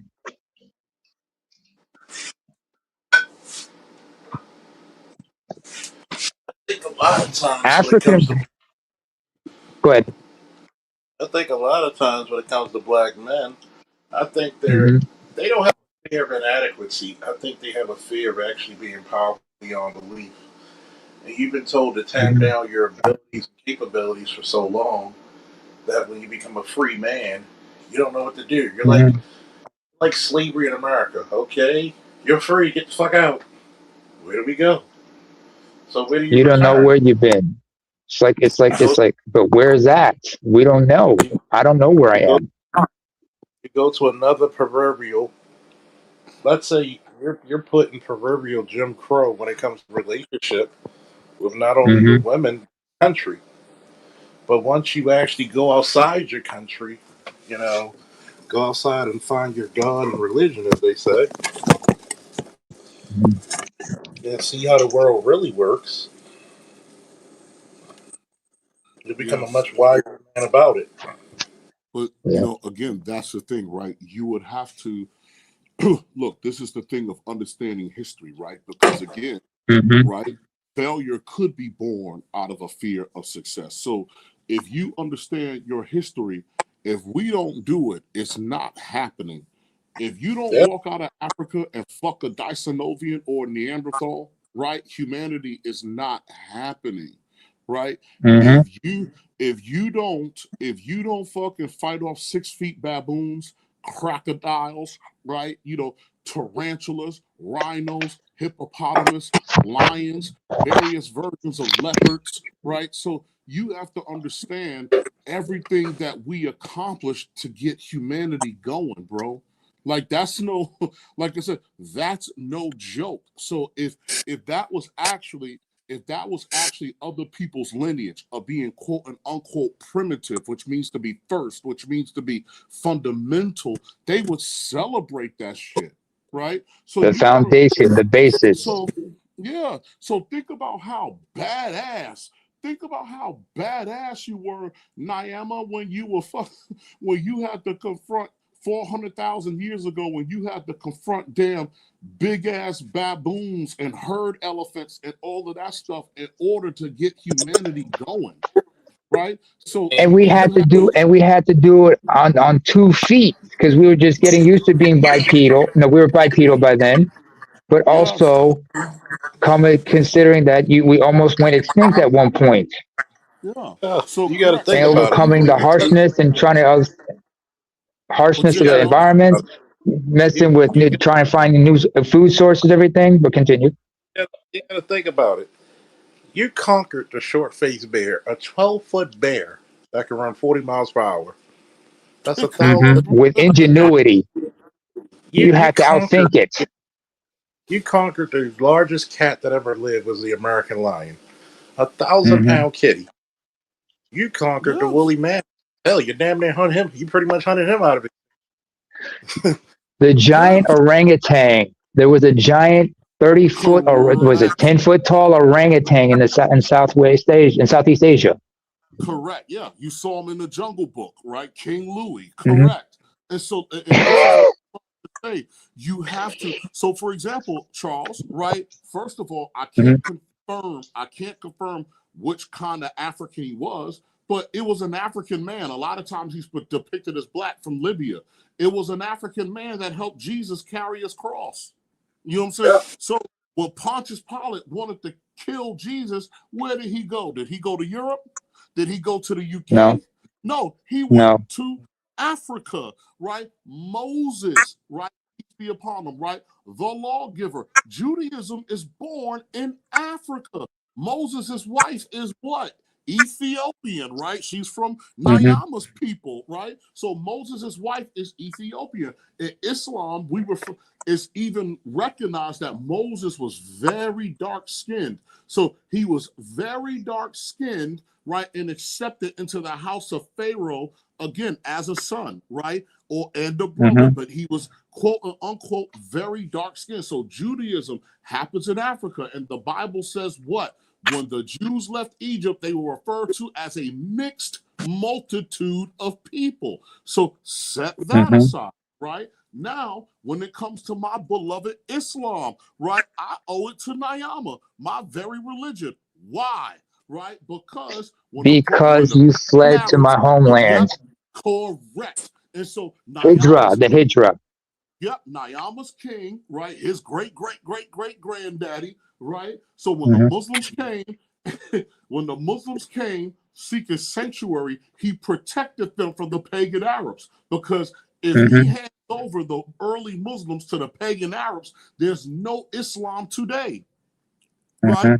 So when you look at, matter of fact, Africans were the first people to accept Islam outside of Arabia, right? So now you got all the Abrahamic faiths. Whenever they were in trouble, you read your Bible. Matter of fact, Pharaoh Tahaka in the Book of Kings was a Nubian king who ruled Egypt in the 25th dynasty. He's mentioned in the Bible. What did he do? He saved Israel from Assyria.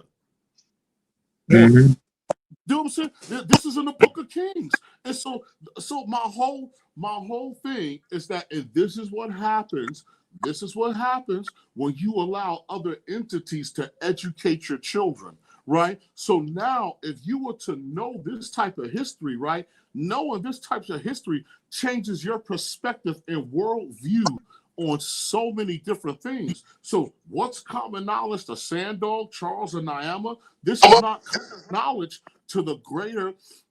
common knowledge to the greater, black man world. Like, again, what did Charles tell you?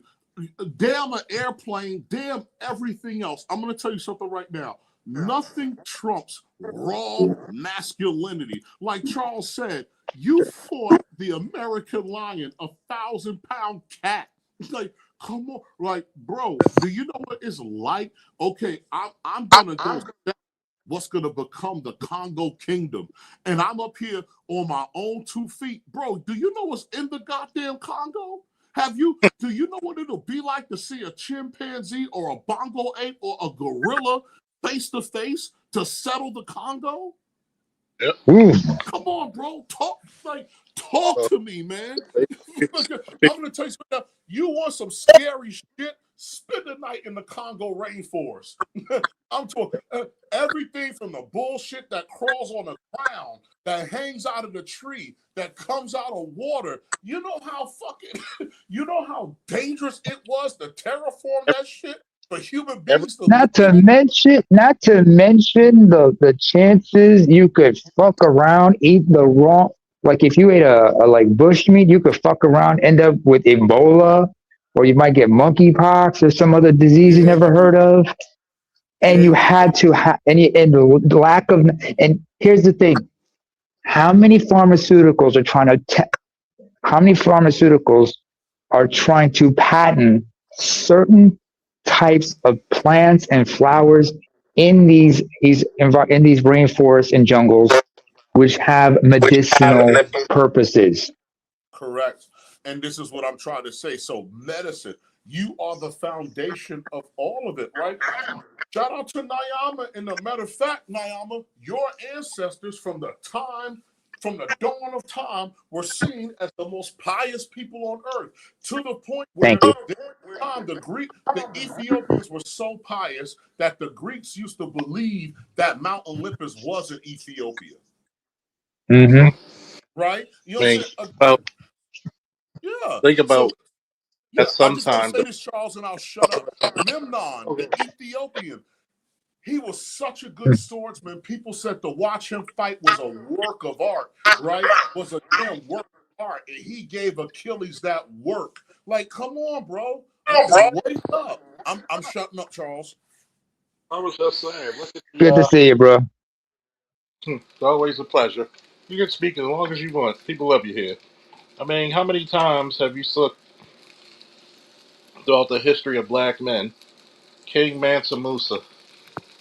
I mean, they said we can't. This man was so rich. We can estimates. They try to say he had 400 million. Try about the estimates are probably try about closer to 20 trillion because he owned the gold ice. So he's he's in the upper trillions. Look at look at the pharaohs. They said your black skin because of the pineal gland. The darker you were, the world thought you were more intelligent than they were. Mm-hmm. But now we to the age where the black man is not even appreciated in his own country of origin in America. And I tell everybody, fuck that. Your 20s is supposed to be your adventure and going to seek knowledge years anyway around the world. Go out there. Mm-hmm. I encourage every boy who reaches hell, you should have a passport in your teenage years. Tell your parents to get you a passport. You turn 15, 16, get a passport. Mm-hmm. You should literally, if you're going to wait till 18, get a goddamn passport. Go see the world. Educate yourself. But go right back into it. I'm smoke. Um, Hey, because what's up, y'all? I'm here. what's up, Hey, what's AB? good, AB? I want to, Charles, How's just the if I work? interject something, you said Go ahead. something very powerful that I love, Mm-hmm. which got me to come to the panel. Charles said, name one war you won without me. Yeah, name one Mm-hmm. fucking war without black men. Go ahead, finish. Yeah, Then we go to ABM. yeah. And that's the question. So the next time, we're criticized in those open circles by certain people, I would ask that question. Okay, great. Name one war you won without me. Name one from starting from the Revolutionary War. Name one war you won without me that I did. Name one war I didn't participate, and name one you won without me. Mm-hmm. All of them. We are your ultimate warrior. We are your I most American. mean, mm, We're your most American Americans.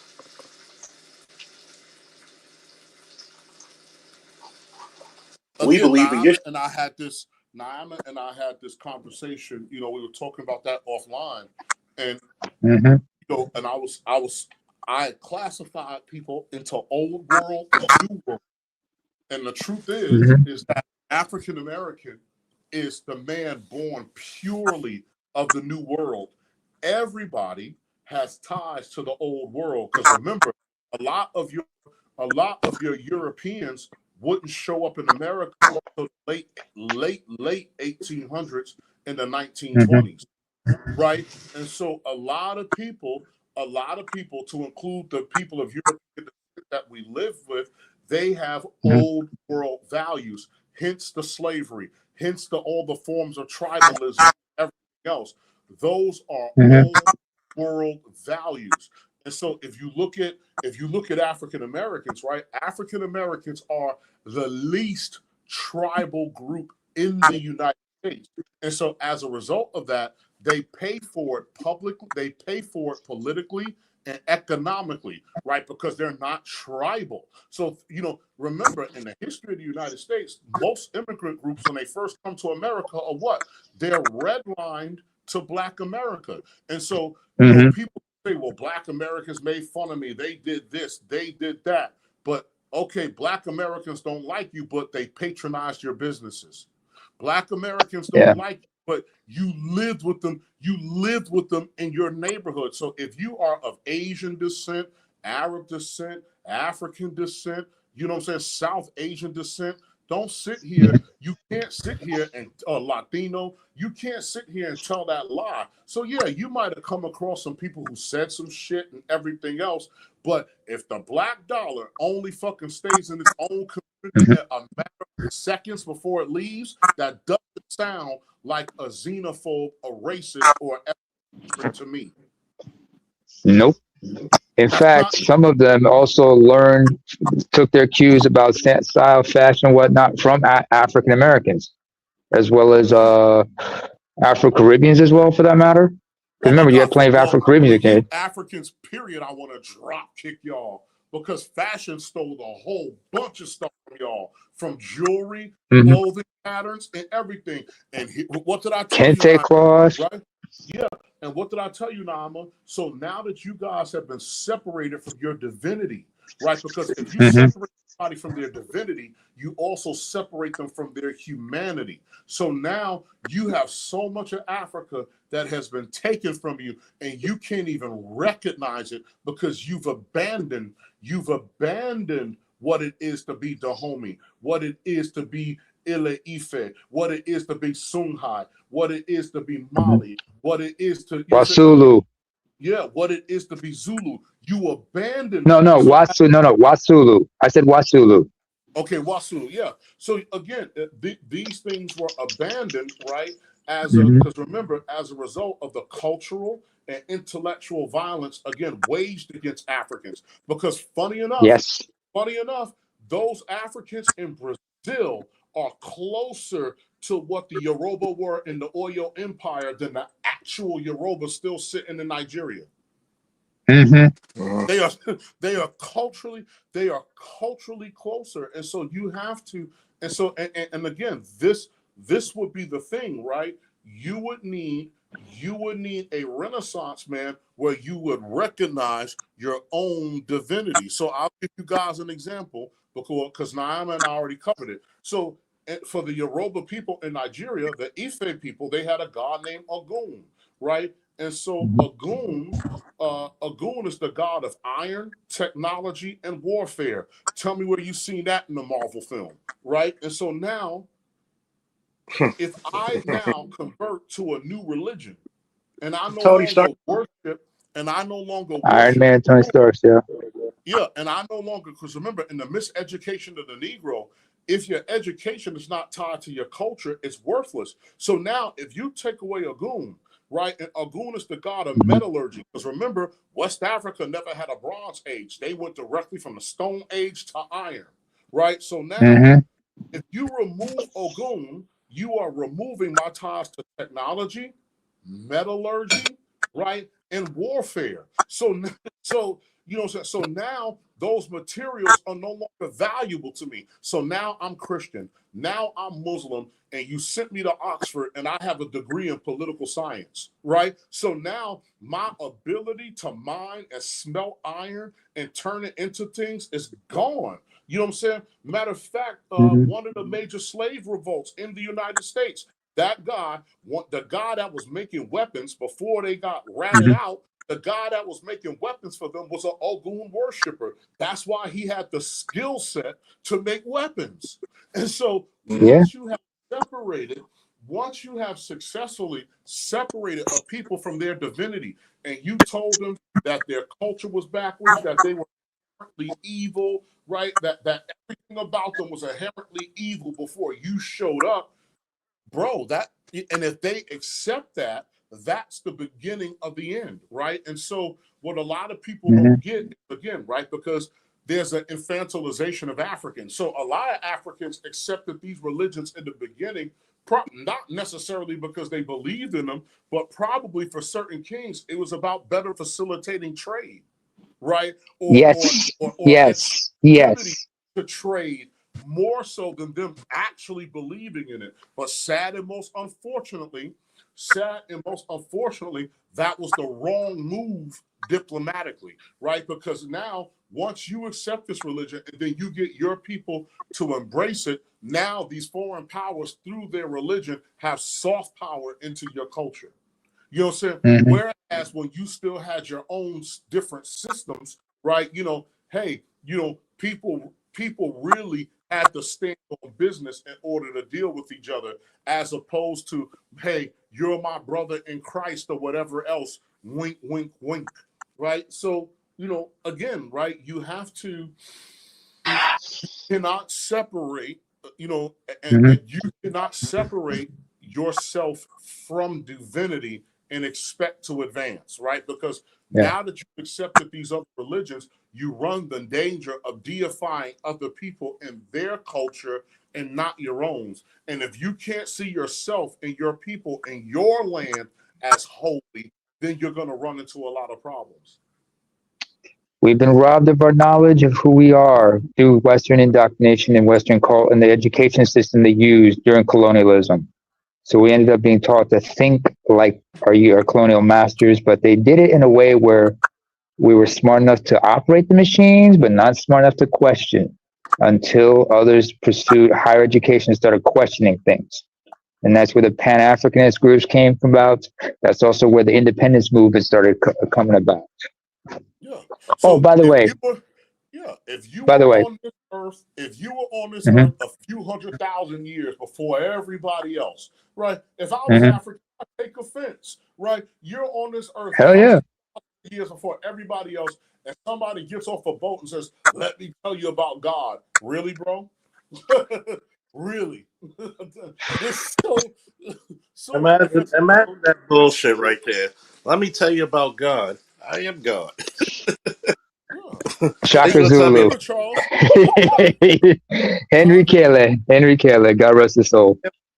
Charles, if I sent you the clip of Shaka Zulu, that clip I always talked about, would you play it? I'm gonna see if they let me play it. Hold on. I'll send it to you right now.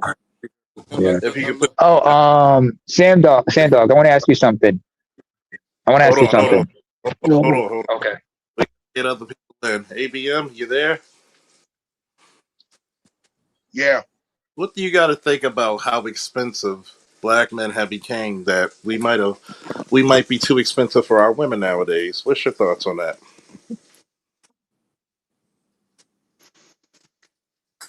I think what's good for the goose is good for the gander. Oh shit. Oh Sheila. I think women don't like. I think American women are just too self-absorbed, and they don't understand that most of the shit they talk is a two-way street, and it's really their fault because they don't want a society where this is a woman's lane and this is a man's lane. They want, you know what I mean? They want to horn in on everything they see men do. So for example, one of the double standards is, men can rack up bodies, women should not rack up bodies. That's not ladylike. But they don't like that rule. They should be able to rack up bodies just like a man racks up bodies, and it shouldn't be anything wrong with it. But then they don't want men to say, well, hey, fuck that. I want to get spent on too. Everything's not about pleasing a woman. At some point, I got to get something out of this, and you're going to have to come with something other than you let me hit it because you have a body count. Yep. The vagina is not as special as it used to be. So yeah, in this modern era we're in, we're pretty much in 2026. We are a quarter century into the new century, right? Times have changed. And men are not going for that shit anymore where, I'm just supposed to settle for the same old cooch that you gave 75 other dudes, most of whom didn't spend half of what I spent on you. Nah, you have to come with the same shit. You have to be willing to, go for broke. Because who the fuck is doing that? You know what I'm saying? Like, okay, you might see that from the celebrities or the ball players or the rappers or something. You know what I'm saying? Hey, he bought his girlfriend a whatever car, cost $200,000. Okay, he's lucky. Most of you bitches, you're not going to get a Toyota Camry off a man. At best, The he's going Toyota to help Camry. you pay for it. At best, Mhm. he's going to help you make those payments. And Or that's give that. you You or know what I give you mean? And at ideas the on same how to. time, yeah, and at the Mhm. same time, hey, you're going to have to do something for me. It's like when me and Charles, when we was going over our rules. One of the rules Mhm. was, I'm not doing anything for you that you're not willing to do for me. Mhm. So if you have this, okay, so like for example, women always have this price tag or this price range when it comes to how much an engagement ring should be. So let's say a woman says, well, I think an engagement ring should be at least 15 grand. Okay, you're entitled to your opinion. Now, are you willing to spend 15 grand on me? Because if not, we ain't getting fucking married. Fuck you. Mhm. And that's all putting to a lot of women because, you know, in America, most men, they don't. These conversations are coming up now because women have forced men's hand. Well, you know what it You is. cannot get So out of a man what sorry. you are not willing to put into a man. Mhm. Mhm. You know what? I can just go get a prostitute right now, pay whatever I'm going to pay, pull my pants up after the deed, and say thank you, see you later. Which is way cheaper than what you want me to spend on an engagement ring, and less headache. So Let me put women it made this it this way, way. ABM. ABM. Let me put it this way. They want top off the lot Ferrari prices for a fourth hand Pinto with the bumper all fucked up and the side and the one of the side mirrors hanging barely. One of the axles fucked up. Ain't been had a oil change in decades. Who Can I was I be just honest about listening to? something? That's I was just watching somebody. I can't remember who it Mhm. was. I was just watching somebody. They said they want the Carfax report. Can I be honest about You know what I'm something? saying? Like Can I I be want the honest Yeah, about something? Carfax report. Go ahead. Over yeah. there, Hope. They was You the off. thing about it is, oh hey, how y'all doing? The thing about it is that like I mean, they've always been like this. The phrase "mama's baby, papa's maybe" didn't. Hmm. It wasn't a phrase that came about all of a sudden in 2020 or whatnot. Like it's been like that for the longest because I mean, it back in the day before the internet, they were at least able to mask it. They were able to mask it, even though we knew it. We saw it in plain sight. I mean, cheating was never. It's not new. It's not new. I mean, you got Maury built the whole cottage industry off of it. So, I mean, it just comes with the territory. Even the church girl with the long dress down to her knees and the glasses and doilies design around her neck. Even her is, getting smothered out by the football team. If I'm making any sense here, it's just that they're now more brazen about it. So I mean, and the messed up part about it is it doesn't matter what culture you try to escape to, they all do it. It's just a matter of how much of it can you put up with, how much can you tolerate, how long will it be before they violate, or even because I know I've never cheated on a chick, but I am a man whore when I'm single. So body counts and all of that shit. Yeah, is it double standards? Of course it is. Of course it is. But I mean, unless you marrying somebody from a monastery or from a Muslim faith, and even that's questionable. You're not going to get what you want. Let's just be honest. Not sexually. You're not gonna get what you want. So what do you do? Do you get sensitive about her whole facts, or do you just see her for what she is and call it a day? You see, you fight with the army you got, not the army you want. And I'm never gonna tell you to. I've always said, young men should have a count. I know it's a little controversial, but of course you wrap it up and keep yourself safe. A lot of mothers be like, "Why are you telling boys they should have a count?" One, because after a while, you get over the pussy rush. Two, you get so used to it that you're gonna ask for more from this chick. You actually defeat. If you got to think about it. Why does she want the simp after she has the kids? Because she knows she has the power of the pussy over this. She knows that motherfucker got a pussy count of like two fucking crusty socks and a blow up doll. That's his body count. But she's not gonna go to the dude who's actually okay. I'm wise to your bullshit. Why should I marry you when you didn't fuck with me when we were teenagers? And now we're in our 30s and 40s. Hey, Gene Boyce Watkins. Play Gene Boyce Watkins.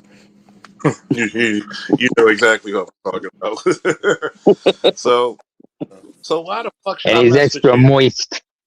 So I It's just want to moist. say this thing, and I Go ahead. don't know, guys, Oh, if go I ahead. can get what again. I don't know why you guys don't listen to old Sandor. When you look at certain movements, to include even the civil rights movement, when you or here's the thing, the hijacked civil rights movement. So let me correct that. The hijacked civil rights movement. When you look at something like feminism, the hijacked civil rights movement, and some of the other movements today, the biggest issue about these movements is that they're not actually about freedom and autonomy and acceptance. These movements are about power, right? So when you look at the feminist movement, the women's suffrage happened when American men, when even not even American white men had the complete right to vote, right? So the thing is that with these movements, they're only interested in the top 5% of people. So for them, equality exists within the top 5%. It's not with the average everyday person that you're going shoulder to shoulder with, right? So, like I was talking to one of my friends, right? And I was like, okay, I get it.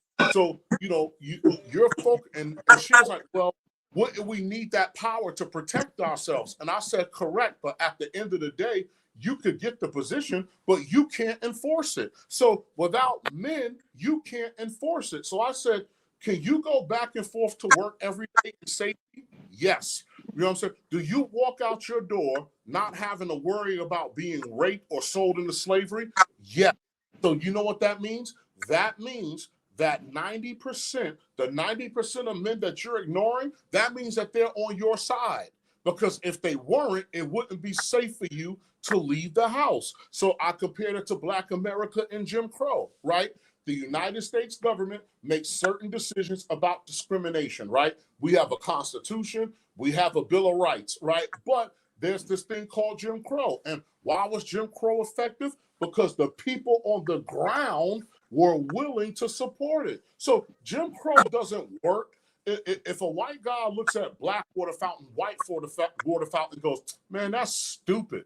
Jim Crow doesn't work, right? Okay, black people sit in this rail car, white people sit in that rail car. If the white guy on the ground says, that's stupid, Jim Crow doesn't work. So the very fact that you could leave your house, that you could have a job, that you're not worried about being raped, sold into slavery, or God forbid, even worse, that means that the average man that you are overlooking on your quest to power, you're ignoring your biggest ally, which is the average man, because you're focused on fighting the top 10 or 5% of people.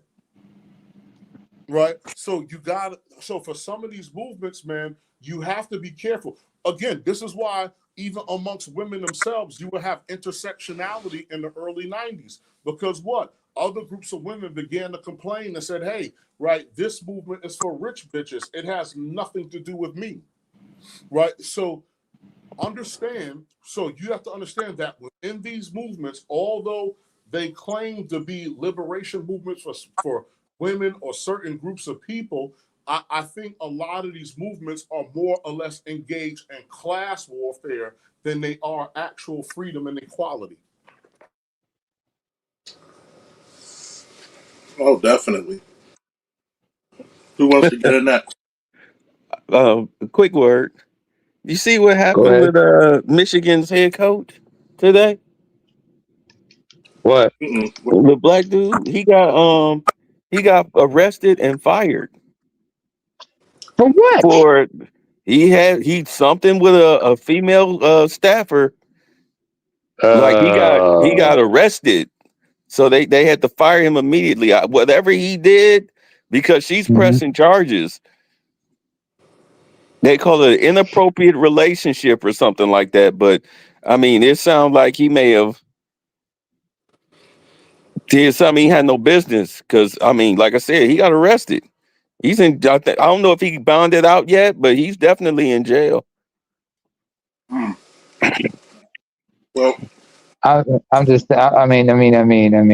What? it goes back to this. Go back. Go ahead. I'm listening. I know they didn't show the victim, No, but they didn't show it. I mean, it just happened today. and Okay. please, Lord knows if it's a white girl, he's up the river without a goddamn shit. He's up Without a shit paddle. without a paddle. And I You mean, have shake creek without a paddle. you gotta think about this, man. This is a guy who's probably how old is the coach? Hmm. He looked to be in his late 30s, early 40s, though. Late I'm 30s, gonna early look it up. 40s. I'm Yeah, gonna look it somebody up. look it up. What's the two things I always said black men are not used to? Power and power and freedom. Mhm. He's 39 years old. You making millions of dollars. And you're younger than me. Uh, The best football schools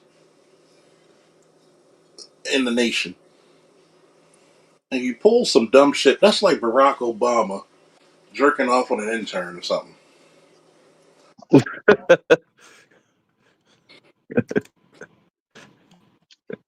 Live on TikTok. You know? That's because you see the white boys do it. What's the rule of thumb? Doesn't mean we can. The penalty is that much harder. And this You don't shit where it's you eat. they lost. You want to get in lost? Oh yeah, sure. I'm a little behind on the topic. What y'all talking about? The oh, original the original topic is about the expensive value of black men around the world. Because when earlier during the show, when, the height of a black man, average height of a black woman. If the average height of a black woman's 5'4", the average height of a black man's 5'9", why does she want a 6 foot nigga? You already got a dude who's almost 6 inches taller than you. Why? Why is it that we can go anywhere and everybody sees our value, but here, go ahead. Honestly, I think it's just novelty at this point. Like I've asked chicks why they would want that, and they'd be like, "Oh, like it'd be the dumbest. It'd be the dumbest shit. Like, oh, I just want to look up at him, or heels, or it really doesn't mean anything concrete. But then when I tell them like, hey, you know, some of the most dangerous fighters are about my size, right? It goes out the one ear and out the other. Well, you got to It's think it's. about it, right? Oh, I'm When sorry. it Go ahead, comes to Ted. when it comes to combat, women never really had a very long stretch in combat. Women never had a really good stretch of logic because, of course, you got some of these pandering motherfuckers. Difference between a baby daddy and a father. I said, if you could tell the difference of that, then why did you pick the bad motherfucker? You go out of your way to throw pussy like Captain America throws a shield to this nigga, and you thought he was gonna be a good father. One chick I know, she married the second guy. The first guy's in jail. He won't be out of jail until his daughter's 18 and she's 15, and he's been in jail since Yeah. she's like 1. Mm-hmm. What the fuck do you like? I really had to ask this question. What the fuck type of men do you pick? You bitches really don't pick men because you really want. It's like the man just said, Charles. It's novelty. Yeah. They've been told this throughout the generations. Black women do not think. Black women just do. They wake up and they just fucking go. You know what I mean? Like a leaf blowing in the wind. Mm-hmm. And wherever that breeze takes you, that's where you're gonna go. You know what I'm saying? They've been told this so many times. It's like when you hear that song on the radio, the first time you hear it, you don't even like it. But you hear it 20 Right. more times. Next thing you know, you tapping your feet. Then if you hear it 100 more times, next thing you know, you buying tickets to the concert. They've been brainwashed into thinking that that's what it is. Gangster, thug, you know, hey, integrity, character, none of that matters. It's all about what makes my pussy wet. And I get wet off, you know, oh, he gets bitches. He gets all the hoes. Oh, he got 4 baby mamas. Oh, he must got some good wood on him. That's Makes what me they feel go good. with. Make You know her what I feel mean? a certain way. And then when they even get the most perfect man, they be like, "Oh, he was too perfect, and that's why I left him." And I was like, Yeah. that makes no sense. Because they're addicted to fucking drama. That's something else that they've been brainwashed into thinking that, you know, like Tyler Perry, you know what I mean? Hey, you're a black woman. You're nothing but something that gets beat on, get raped, get abused. Mm-hmm. You know, that's all you are. And if that nigga ain't doing that, then something ain't right. Or it's too good to be true. So let me run back over here with this nigga over here. You know what I'm saying? It's like And it'd be one you thing if the dude. you can't keep trying to help them. You can't. This shit has been said over and over and over again. You don't want to throughout the fucking decade, yo. You don't want to leave. And it'd be one thing if the dude. Okay, I get it. Like when I see like a Nick Cannon, I get it. He's successful. He's worked hard. He has a resume, a line and stuff of where like he could take care, Mm-hmm. and he's taking care of all these children. Like I remember his son. They said like, oh, it's being detrimental, but his son is like super advanced. Like knows multiple languages, has access to all his resources, all his contacts. I get that. Mm-hmm. But these chicks be having babies by bums. I don't get that. That's for control because they can have control over them. It's a control aspect and it's a self-esteem aspect. You know what I'm saying? They have to fuck with somebody who they really view as they're better than. Look at this way also, Lost. If you remember Black Phillip, how Patrice O'Neal was explained to certain guys what kind of relationship they're in with a woman, he would say, that girl's a shark and she's just dating you like you're a seal. She's just with you just for the time being, just so she can get her self-esteem boosted, but she's not really into you like that. She's just using you for now. It's like a shark. It's like a female shark dating a seal. Women don't talk about money with men they like, especially black women. If a black woman likes you, money never comes up. I've heard you don't have to have a job. You don't have to have a money.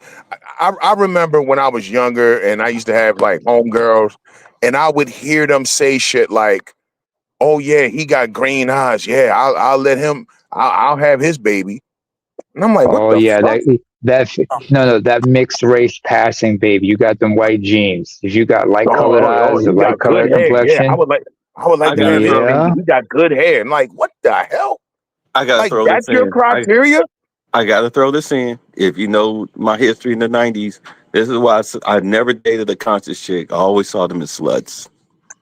because they always tried to do the power grab. So, I just smothered them out. If you want to offer the taco thinking that it's going to get you some perks, well, I mean, the joke's on you because I ain't coughing up shit. But some of the best relationships I've ever had was with chicks who didn't know. They knew nothing concerning financial statuses or anything like that. They just liked me for me. And then you never They were reveal, genuine to you. right? You never reveal what you sitting on. You let them figure it out on their own. You let them guess. Take them out to eat, stuff like that. Leave a nice tip, all that. So it's like, well, he ain't broke, but at the same time, he not trying to be extravagant. You're not trying to flash. You never do that. Because once you lead with that, it's over. It's over. Why do you think? I mean, to your point, bitter. Why do you think a lot of women are always getting upset when a guy wants to take them out for coffee? Shoot, I try to take a Spelman chick out who I went to school with, and she's a teacher. And I just asked her, didn't hear from her again. You don't ask, you just take them. You don't ask, you just take them. Like, hey, let's get together. Where we going? It's a surprise. You know what I'm saying? It's a surprise. Usually I tell them, I'm taking you to the best restaurant in town, which means I'm cooking at my house. You understand what I'm saying? Gen X and Gen Z has become so materialistic, so prostituted that it's not even about getting to know the person you're fucking sitting across from. And this is why a third of the black men in America that get paternity tests it comes back they're not the father. Yeah. These bitches don't even, you don't even know his middle name. You don't even know his blood type. You're not 100% certain he's the father of your child because you're too fucking worried about how much the bill was at dinner for nothing more than to boost your own little fucking ego, because the self-esteem with most black women in America is so low that this is what it comes down to. A simple, hey, let's hook up and talk and hang out and enjoy the sunny day on a Saturday afternoon. Nah, that ain't good enough. Bro, dating is but for you'll girlfriends. hop in a bed, but you'll be gladly hop in a bed with a nigga with tattoos on his face. He has 1 foot in the penitentiary. The nigga's on parole. Babies in different states. Yeah, you'll gladly fucking pop the pussy for him though.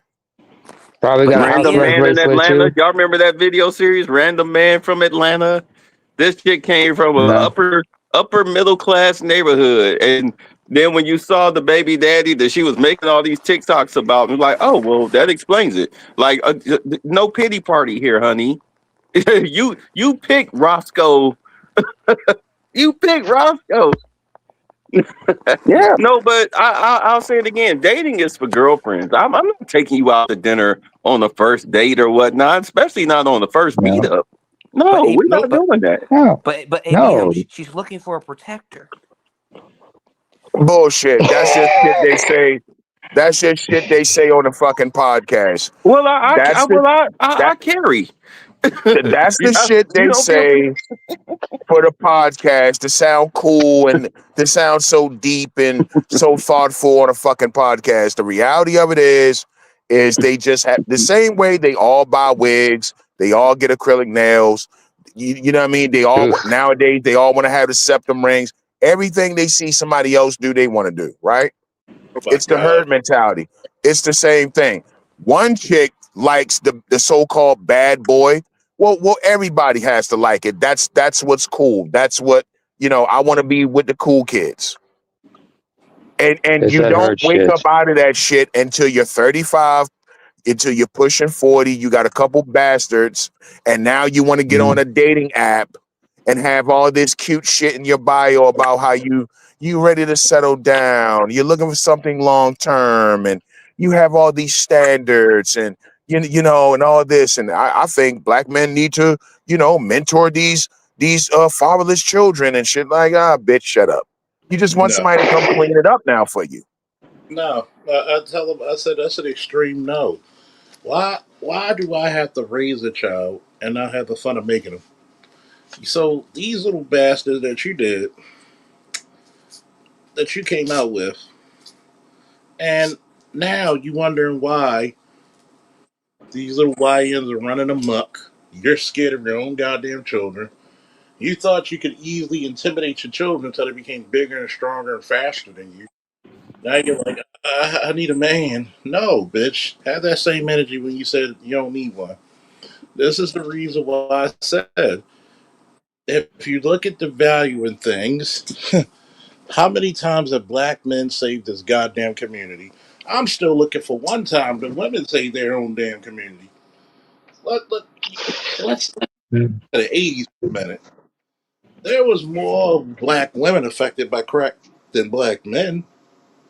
Oh yeah. How many? How many of y'all were giving kids to your mama? Look, Y'all, I, y'all. I, I I'm sorry. Go remember. ahead. I'm gonna say this real quick. I remember I'm on social media one time, bitch showing off herself in a fucking nice body, but she's showing off her body after she had her surgery. Oh, 4 kids where? I said where they always been at their grandmother house. Don't Look, get mad that at her. that crack era. I look. The kids sold the crack. The parents smoked it because the parents Mhm. were coming off that whole hippie stage where they were smoking weed and doing heroin and whatnot, and then came crack. You didn't see too many young people on crack. No, that was an older person's drug. And here's the fucked up part. How many mothers were selling their bodies and giving the kids to their mothers or fathers? Oh, plenty, plenty. Then I grew up with crack. I grew up with what turned out to be former classmates who skipped school for crack sales. Of course, I mean, the typical dead and in jail, yeah, that was pretty much their future, their fates. But because these motherfuckers were too stupid not to buy Cadillacs and put them big ass fucking tires on it and booming systems and whatnot, just announcing to the world that they're drug dealers. But yeah, the things that you would see behind houses, and you have apartments where the women are just coming in and out of the trap house, wiping their mouths off in a wet box. I mean, it's just, I don't know how many of y'all actually grew up in that era where you were cognitive enough to remember it, that from 85 to 89 or whatnot. But man, it was terrible. It was terrible. I was lucky enough not to live through it, but it touched a little bit of my family. Like on my dad's side, my dad when he was in the Navy, his first wife, she got into them drugs, and that's how he got custody of my sister. He got full custody. A black man in the '90s got full custody of a daughter, and I was like, ooh, it that's was that bad. that's a goddamn superhero. You gotta just admit it. I mean, you gotta think about this shit. And this is the reason why I said we became more too expensive for the community. How many times have black men been great not because of, but in spite of? And I said these, and I say this because you got men who live, Oconus outside the continent of the United States, like Sandog. You have young men who are 25 and below, like yourself, Loss. 50 plus, like Bay, and the rest of us are in our 40s. So it's interesting how, and this is what I tell people when they say, "Oh, this is you just hating on women." No, no, no, no, no. This is the part where you start to notice the black community hates telling the truth. An observation is a motherfucker. And when you're not ready to face the truth, you will always be in stagnation.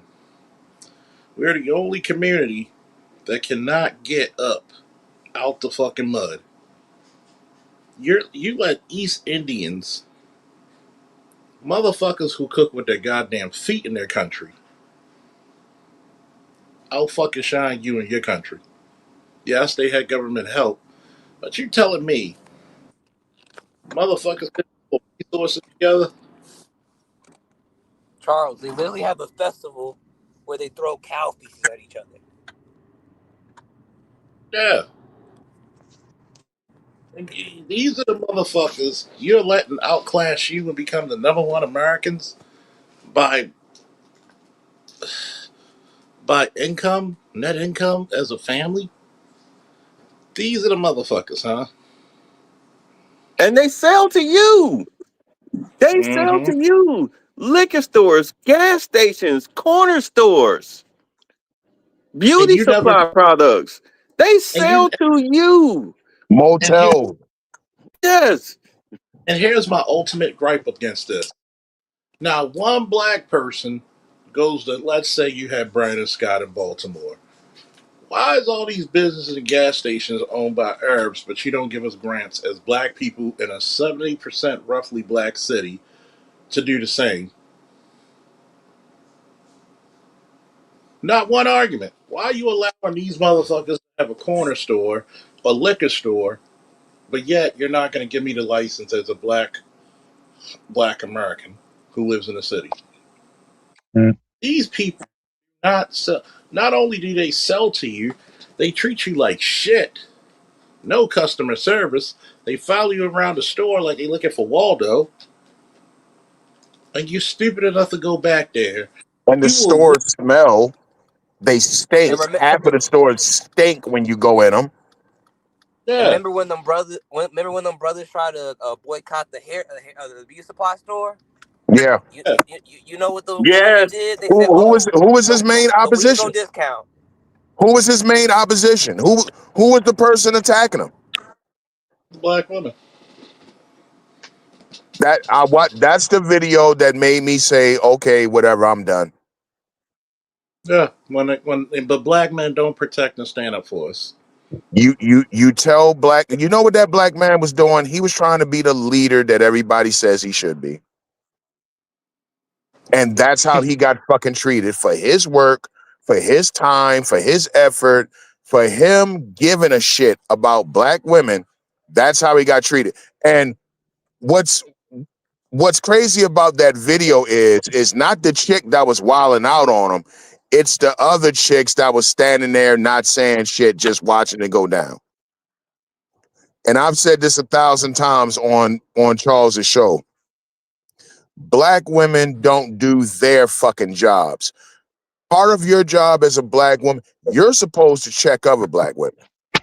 You don't like a man to do it. You don't want a man to slap the shit out of you, or you don't want a man to fucking, you don't want to listen to nothing a man has to say. Okay, well then, goddamn it, women should be fucking doing it. Black women don't do their fucking jobs. That's part of your job as a black woman. I remember one time being outside, and it was these two homeless people. It was like a younger side dude, right? He was homeless, and then there was this older black chick, homeless, and they was arguing about something, and the dude pushed that homeless woman, and she fell down, and four random dudes just swarmed him and beat the shit out of him. Yeah, I remember it was a sunny ass day in the summer, and I remember one dude coming from across the street to join in on the ass whipping. Men understand straighten up other men. Black women don't do that. Anyone remember the incident in New York with the skateboard? They tracked the dude down and literally stumped him out. Black women do not check other black women, and then everybody wonders what's the fucking problem. Black women don't hold up their end of the fucking bargain. And honestly, I'm just tired of having the conversation over and over again. You know, when you see these podcasts and, well, you know, give me something to lead and I'll follow. And, well, you know, you got to have a certain amount of money and all. Man, shut the fuck up. You just don't want to be told anything. So fuck it. Hey, don't tell them shit. Don't tell them shit. Everybody else come to this country and surpass black people because everybody can find a way to be on code with one another. Indians, Arabs, even like Africans and shit. Everybody else can come here, be on fucking code with one another. Don't mean behind closed doors everything gotta be picture perfect, but in the grand scheme of things, motherfuckers can get together and get shit done. Well, see, their men got businesses and their men do shit. Yeah, because their women don't fucking undermine them. Yep, say that word again. Their women will not allow only 10% of their sons are reading on grade level. Will never fucking happen. Indians, it'll never happen. You'll never see that fucking day. You'll never see that day when half of the Asian kids ain't reading on grade level. It'll never fucking happen. In America, custody of the children go to the mothers 90% of the time. That includes black women. Your fucking sons can't read. Shout out to BGS. Your sons can't fucking read. So this means your kid comes in the house with a fucked up report card and you don't do a goddamn thing about it. And you tell me I need to fucking lead. And remember when I read the stats off? This is the reason why stats are important. You know why?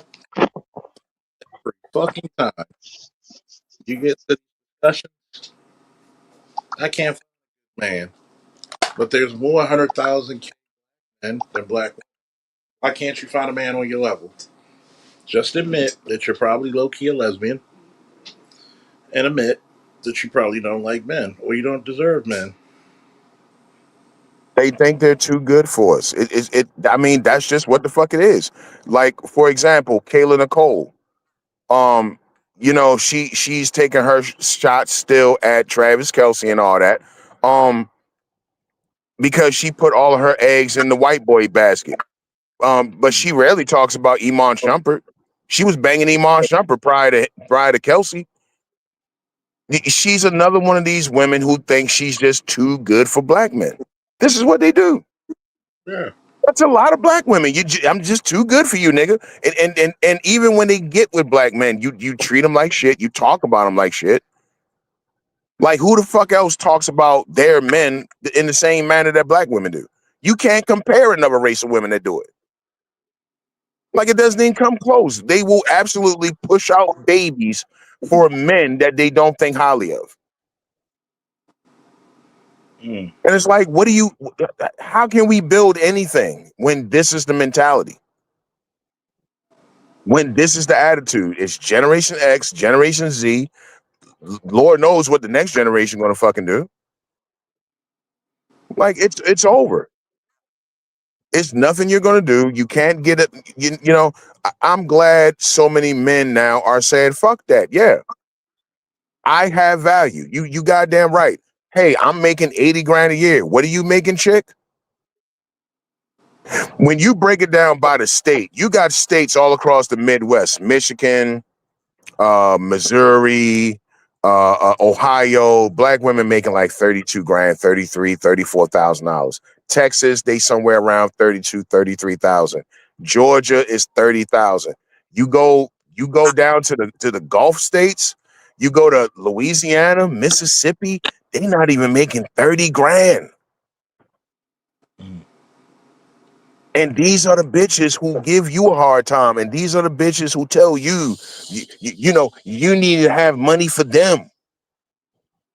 You got to pay. And you ain't paying my bills, nigga. Like, shorty, you make 27 grand. You don't pay your bills. Too many times have I been asked to pay for some nails, some hair. It's ridiculous. I mean, that's because that's all you are in their eyes. You're nothing but, you're just a lick at this point. You know what I'm saying? This is what they do. They do the digital panhandling.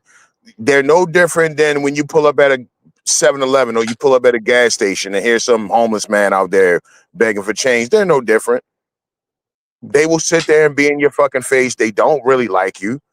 And they're just, it's like when you go fishing and you cast your reel out in the water. That's all they doing. They just casting that out there and see who's going to bite. And they just hoping that some sucker today will give me some lunch money, give me some gas money, buy me something to eat, get my nails done. Like, bitch, get a job. But the nigga they really like, it'll never come up. They'll never ask him for money. They know he don't got shit, and they don't want him for money. They want to get pounded. You And understand he the pounds it. duplicity He of their blows her main back out. strategy. More than enough reason to get pregnant by this nigga. She won't tell him put on a condom. She won't have a. Excuse me.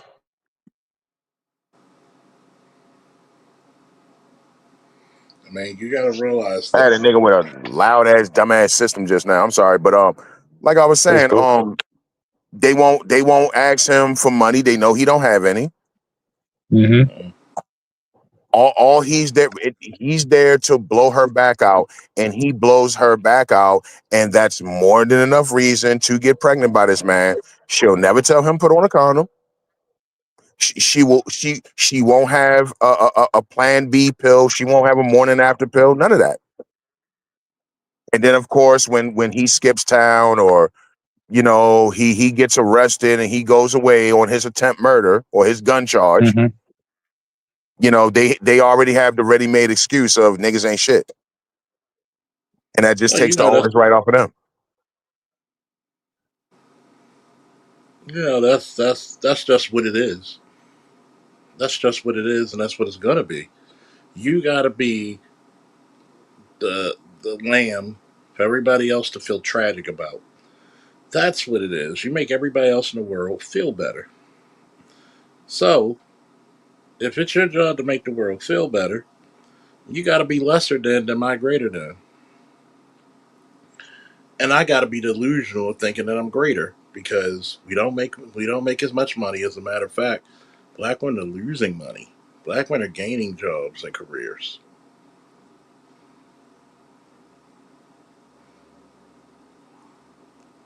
Even still.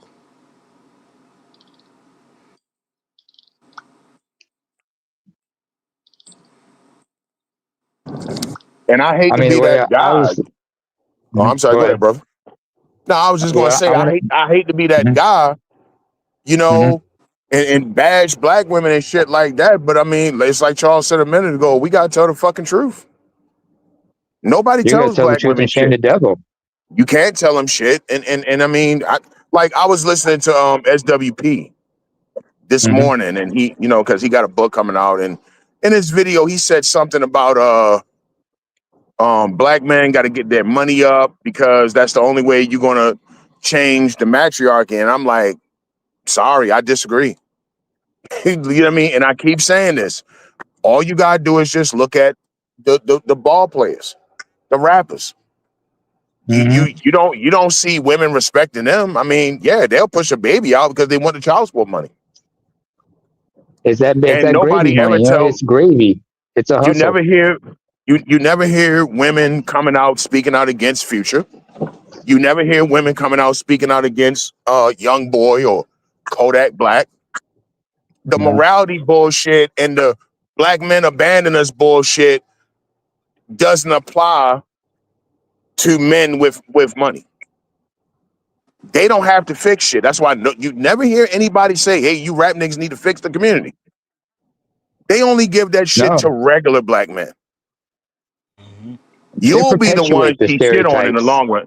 You're gonna be the one she shit on. Oh, you don't do shit, nigga. You some dude, halfway decent job, pick your kid up on the weekend, you pay your child support, you're there on graduation day, and she'll just tell you over and over again how you ain't shit and you don't do shit. But nobody will ever fucking say that to Young Boy. Look at Yaya Mayweather. She praises him. He don't give a fuck And, about that child. Does she care? and Nah. was willing to kill a bitch while she was pregnant with his baby. Yeah. I want you to That, picture that. that's how ass backward it is in the black community. The regular dude with the, he's doing HVAC. He makes 60 something thousand a year. Fuck you, nigga. You ain't shit.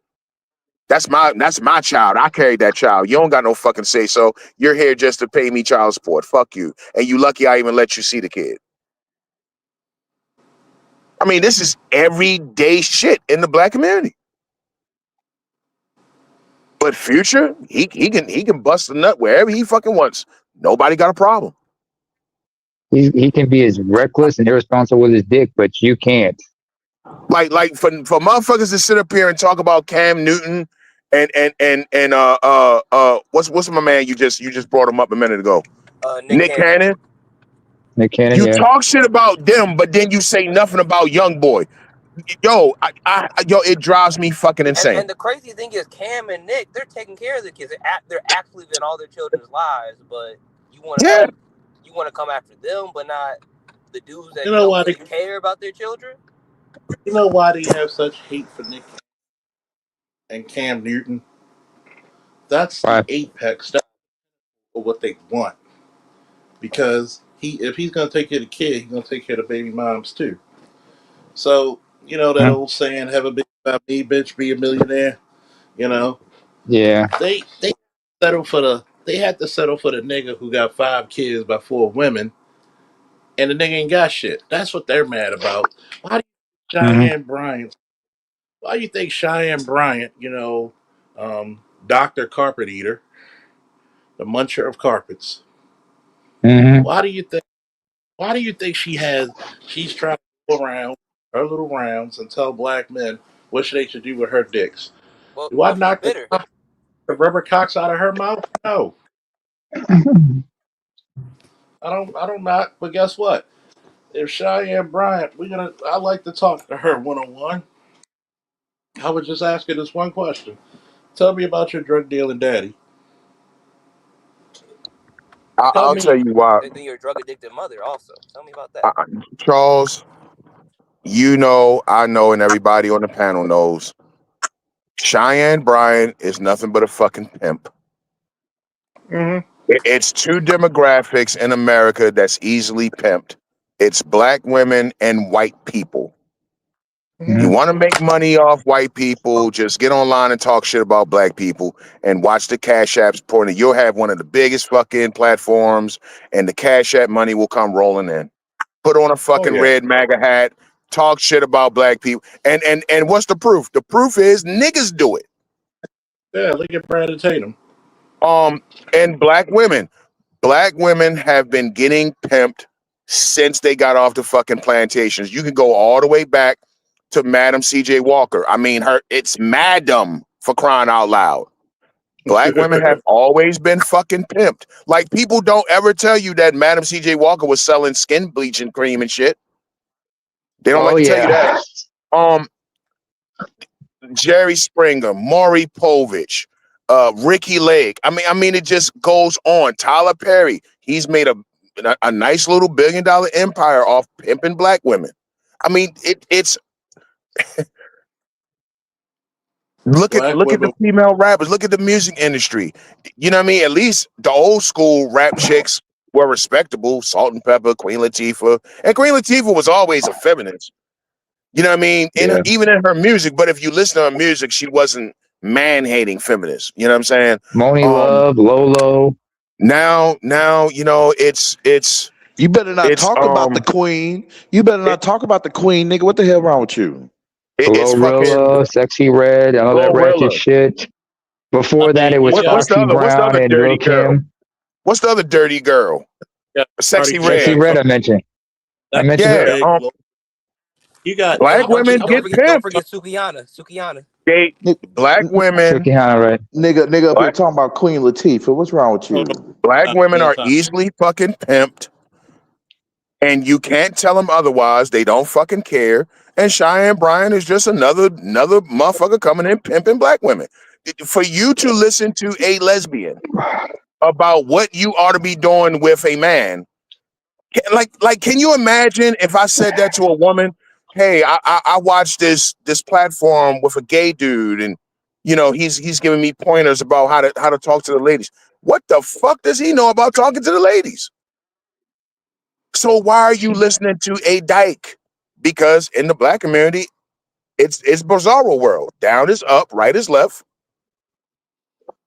And then everybody should have caught that she was dyking. How? Because every time somebody asks if she's with a man or she's dating, bitch ain't got no man. If she's at least a 6'7" or above, she's gay. She is gay. There is no reason an attractive black woman, even at her age, is single without her saying that she's a man hater. And then here's the fucked up part. You allow this bitch, not child the first, nothing the first, especially if you ain't got children. Especially if that bitch doesn't have children. There are certain signs you gotta see. And I see this a lot in the police department. You got these chicks who buy a house, buy a nice car, always on trips.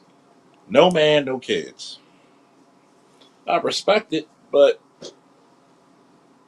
where's your man? But yet, these are the same bitches who give relationship advice. Why are you giving relationship advice if you're single? You never been in one. You claim that you're a virgin, which we know. You know. And by the way, one of the most stupid shit that I hate. If I asked you the last time you had sex, you're gonna be like, you're gonna give me about a date, or if you don't know the exact date, you'll come close to it, right? Ask women the same thing. Hey, did you sleep with the guy or not? When you say dating or relationship or seeing each other, what is it? Did y'all fuck? Well, did you have sex? Yes or no? God damn. Well, yeah, but I don't count it. See, this is the reason why men don't trust you. Because a lot of your body counts, y'all don't count. But you can't. But last time I checked, you can't unsuck a dick. Just like they don't count the baby daddies. Exactly. Let things don't turn out too well with baby daddy that you was stigmatized, and now you found out that he don't wants nothing to do with you or the kid. They just simply won't count him. I've So heard you're chicks supposed to say pretend that the stork came and dropped the kid off and shit. It's like, come on, man. I've had chicks told me that if he wears a rubber, it doesn't count. What the fuck? Don't make no sense. So Wait a minute. Lost. Repeat that again. No, you heard it right, Namer. I've heard that. Play it. Just run it for me one more time. Just say it to me one more time. If the guy wears a rubber, it doesn't count as sex. Who told that bullshit ass lie? Just like some chicks will say, or giving a guy head does not count as sex. I'm like, hold on. Letting the guy stick it in the ass. Where the hell this coming from? Who says that? Dog, I heard this shit long before podcast. Oh, I thought you were saying some shit like that. I was hearing this shit. We're here bullshit. I'm talking about ABM. I'm like, I thought it was him. I was hearing this shit like 2002. I remember talking to this chick long time ago, and she was telling me, if a chick eat a pussy, that don't make me gay. Like, ma'am, I gotta get away from those motherfuckers, man. Ma'am, excuse you. You're a lesbian. I'll give you another dumbass thing I've heard. Like, you ever heard of chicks that call themselves technical virgins? Because it don't count that they gave up ass. If they let the dude fuck them in the ass, at least they're still technical virgins and never gave up the cooch. I'm like, a lot of lesbians do that too. Ask me how. A lot of lesbians. Well, I got a friend, like, she hasn't had vaginal sex before, but she's definitely gave head before. So, and also, I don't really count head as having sex. It's like a consolation prize at times. I know it's technically oral sex, but it don't. Yeah, I was like, that don't really.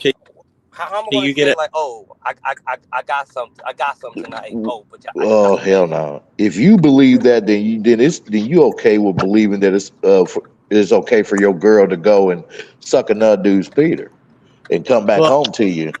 at least you didn't get fucked. At least you didn't get fucked. If you're gonna get fucked, at Yeah, least let but me if she fuck. were to kiss you and everything, my thing is this. No, no, she's No, no, no, no, no, dismissed. no, yeah. But here's the thing. Here's the thing you also got to worry about, bro. You can't just like any chick give you head because you don't know where that mouth been and what's in there.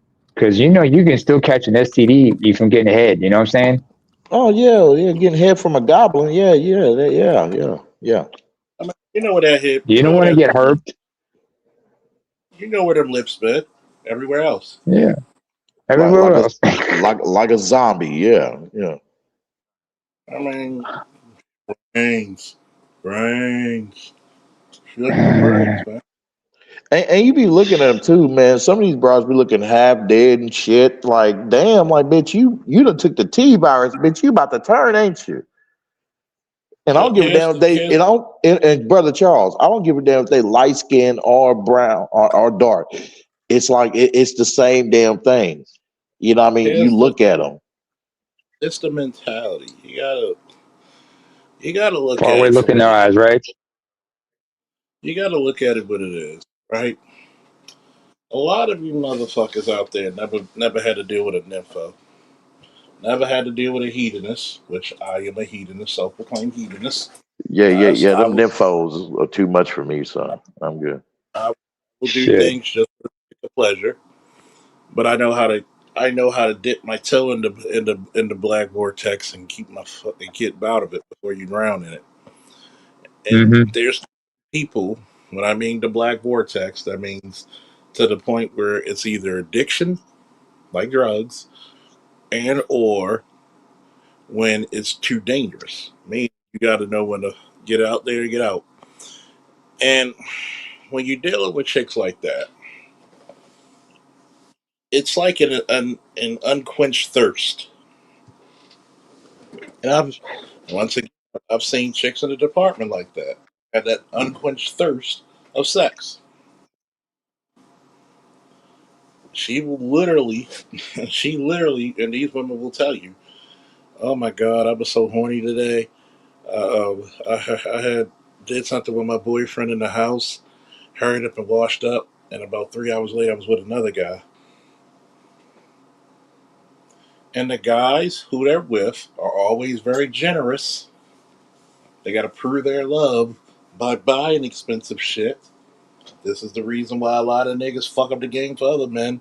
Why? Because you're making the hoes think they're more important than what they are. Stop trying to pay $100 for $10 hose.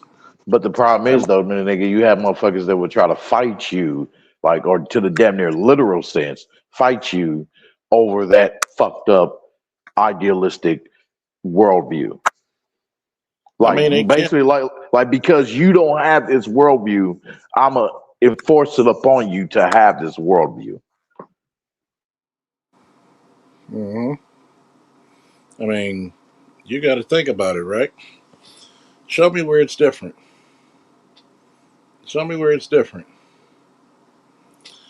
Now, we go down to the fundamental arts of the female brain. What turns her on? What turns her off? What gets her to talk? The number one thing that turns a female on is what?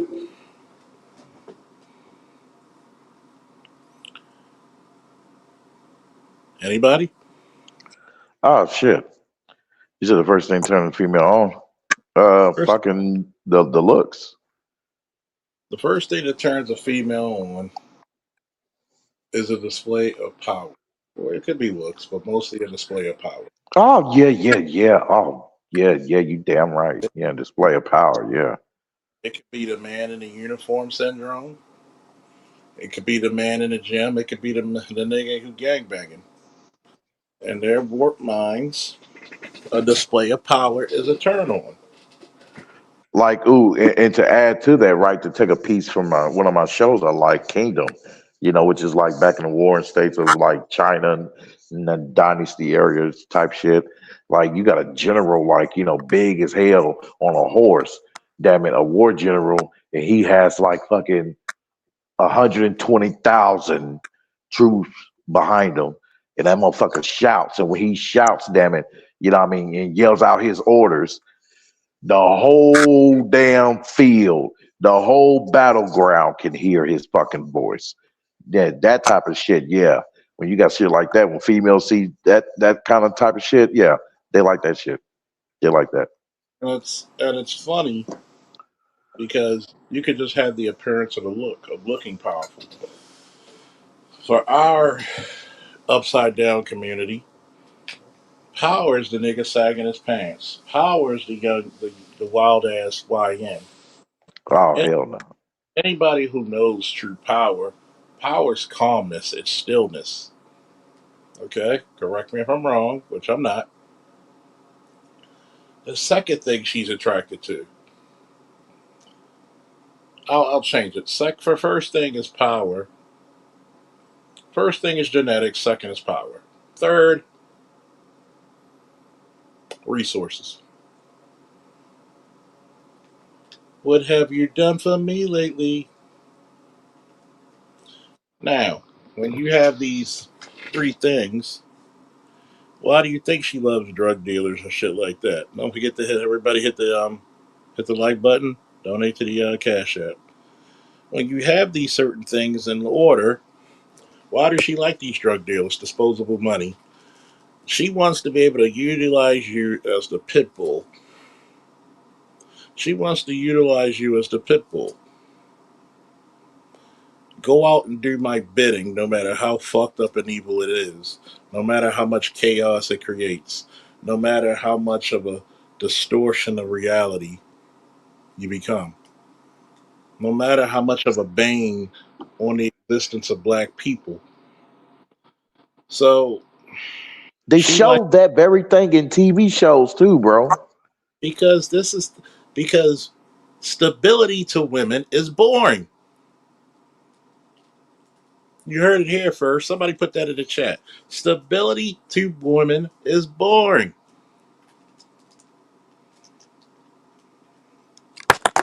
What's boring about a nigga who could die in a shootout at any time or get involved in a or does a robbery? If you see him robbing somebody and running off, think about it. They think it's romantic. You just robbed a nigga and you split some of the money with your girl. Yeah. As if you guys were like Bonnie and Clyde. And That's people the old. forget they were sure. They were sure. Think about that. Think about that.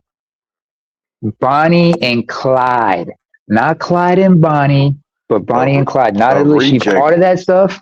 No, a not only just reject that, but version. also, yeah, I get that reject version. But Bonnie and Clyde, not Clyde and Bonnie, but Bonnie and Clyde. She gets top billing. I want you to think about this part. Bonnie and Clyde got lit the fuck up by the FBI. Wasn't it Texas Rangers? FBI. Oh, okay. Was And it Louisiana and everything? Yeah, right, right, right. so you got to think about it. Mm-hmm. They love this thrills, and they love this nigga till life's too dangerous. They want because you got to remember, if you can live vicariously through the man, which most women do, because a woman Mm-hmm. really bonds to a man outlook or likes. This is the Mm-hmm. reason I tell you, if you have daughters, it is very important for you to number one. I don't give a fuck. You found out her location. You make sure she does not look into this fucking culture. As soon as she brings home a nigga that look like that, you rebuke him in the name of light skinned Jesus. Mm-hmm. There is no fucking way. It's just like I said. If you got a daughter and she's overweight, That's child abuse, my nigga. Hmm. The son that's overweight and he plays no sports because I do understand some sports you have to have some weight. But if they're not athletically inclined, child abuse, my nigga. Hmm. Mm-hmm. And who? This is the reason why there's certain standards. Notice there's no standard for raising a child except one in the black community. Do you know what it is? What? Is beat the shit out of them. Don't Hmm. explain nothing. Beat the shit out of them. Oh boy, hey, well, I be seeing in Kroger's, but these white girls be, I mean, not that white girls, but these black chicks, man, they be clinging tight to these white boys. I'll be like, damn, like that's like 5 in a row. I'm like, shit. I'm like, well, y'all about to catch the hell that we've been talking about. Now here's the thing. They don't. That's a facade. Okay, that's a Hmm. facade. No white boy is putting up with no black chick like that. If that was true, I'm walking past them and they clinging like, clinging close to each other. Motherfucker, nobody give a shit. they could kill She black ass. cling out to him. He's doing nothing. They see you when they try to somebody get face. I don't give a fuck because most of them. Let me put it to you this way: 99% of black women are not getting no Travis Kelsey. I mean, bro, like this is like five of them in a row. I'm like, damn. Like I seen some coming out and then going in. I'm like, okay, well, good luck. And I hate it when y'all allow these white boys to come up there and be like, well, you know, them black queens and all that. So wait a minute. Ain't your mama white? Is she not a queen? Oh, you saying this because you know those black chicks are easy pussy for you because they have low self esteem. That's why. Hmm. That's why. That low self esteem is a motherfucker for that easy pussy. Oh, come on, man. You know it's not. Hey, what's up, Andre? You're so fucked up, Charles. You talk about they got easy pussy. Yes, extremely. If they give it up to black dudes, and now Yeah. you got the unattainable white dude. So what? He looks like Cheddar Bob. So what? He spits tobacco and kisses you. But his white skin will cure all iniquities and transgressions. So what? The broke genius said it best, man. Easy pussy since 1665. Oh wait, hang on a second. To the brother over there, I just gotta say, earthquake. Shout out Did to you did earthquake you over there. did What's you up, hear Jeff? about the chick? Did you hear about the chick that got deleted by her white lover? When was this? And then they this was a couple weeks ago, and then they dig up her tweets, and she got all these tweets about black men ain't shit, and I'm done with you niggas and all this Oh, typical shit, you know. And since these black chicks want to fall out the white girls, well, they better learn that lesson from that Bonnie Blue bitch who went over, I think, Indonesia or somewhere, one of them countries there where they don't play with that explicit content like that. Yeah, and she was hmm. trying to make that shit over there, I guess, from what I was told. Damn it. And yeah, and now she's locked up and facing 15 years. Oh well. Uh, if this was Indonesia, yeah, because there, one of the that's the most populous Islamic state. That's the most populous Islamic nation. So they don't fuck around with that shit. Even though they have Christian minorities and whatnot, they don't fuck around like that. They're not down with that kind of shit. Hey, I'm gonna do OnlyFans in Indonesia. You cannot. You can't. Where? If she was if she was inside Bali, all right. But if she went outside of Bali to like the Jakarta or something like that, no. Hell, in Malaysia, they don't tolerate that bullshit. Not even Yeah, Singapore. but You you might gotta get caned in understand she's Singapore for that white. shit. You gotta understand she's white. What's the worst that can happen? Do you I remember what mean, happened in yeah. Singapore in 1994? Yeah, when that white boy got the little boy, they caned his ass. Yeah, for tagging and shit. Yeah. Oh, that's corporal punishment. Oh, that's child abuse. Look, you don't go other countries and fuck around. I remember that. Yeah. What about the white dude that went on tour in North Korea and he stole a flag? He got arrested, ended up like all paralyzed and everything. When they sent him back, he was like he died back when he got to Yeah, the he was States. dead. He died. He got He convicted. They died. threw him in jail, and he died. Mm-hmm. Sent Because his what it ass was, back home they in a said when box. he they said his ass home. They said he when they got when paramedics in the U.S. got him back. They said he was like blind and deaf from whatever happened in those camps. Shit. Yeah, gonna make an example out your ass. They sent him back before he died because they knew it would be all hell would have broke loose if a white man died in North Korean custody. Oh, So yeah. that was fucked up. Yeah, you got to think about it. And people want to talk about. And by the way, you know, when you have a lot of these liberal groups, I want you to remember the two National Guardsmen that were killed. One was killed and one was shot. What was this in D.C.? Green on blue, you're talking about? It was a green on blue incident. It was the Muslim guy. He was Afghan. Yeah, they look the same to me. It's like, let me stop. But Mm. let me tell you this. If that would have been a nigga, the nigga would have been dead. And I'm gonna tell you what really fucks me up with a lot of this behavior. A lot of these chicks, and that's what this. You're probably wondering where is this connecting. Do you know how many fucking hate groups there are in America that we allowed in the last years? Folks would be surprised. And a lot of times we got to think about this. DC's a chocolate city, at least it tries to be. Imagine if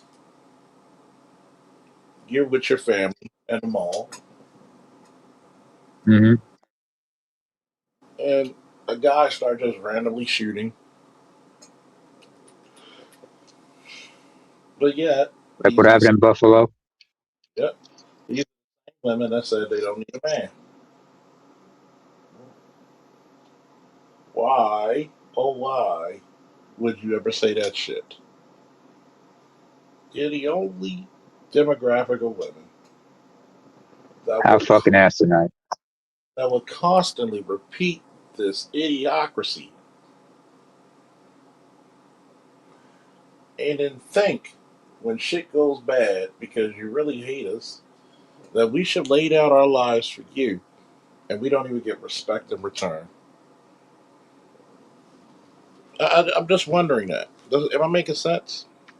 But Charles, we birth you motherfuckers. I mean, most of you birthed us because you try to keep the nigga. You ain't give a fuck about us. Sorry, Snowman's not here, so I gotta do it. Most of y'all didn't give a fuck about us. Uh-huh. I just want to put it out there. I just want you to know. Get on these heifers like some Lieutenant Roaster Botch. Yeah, let's be real. Let's be very real about it. Hmm. Even if you save the broad's life, there's no thanks that she'll ever give. There's no act of kindness, heroism, selfless Hmm. service that is worth even a speck of thanks to you.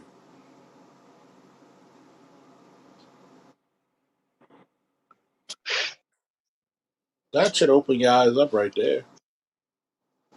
That's the Let you reason, know everything you need to know. and that's the reason why black men need to find their value and see how expensive you are in the world.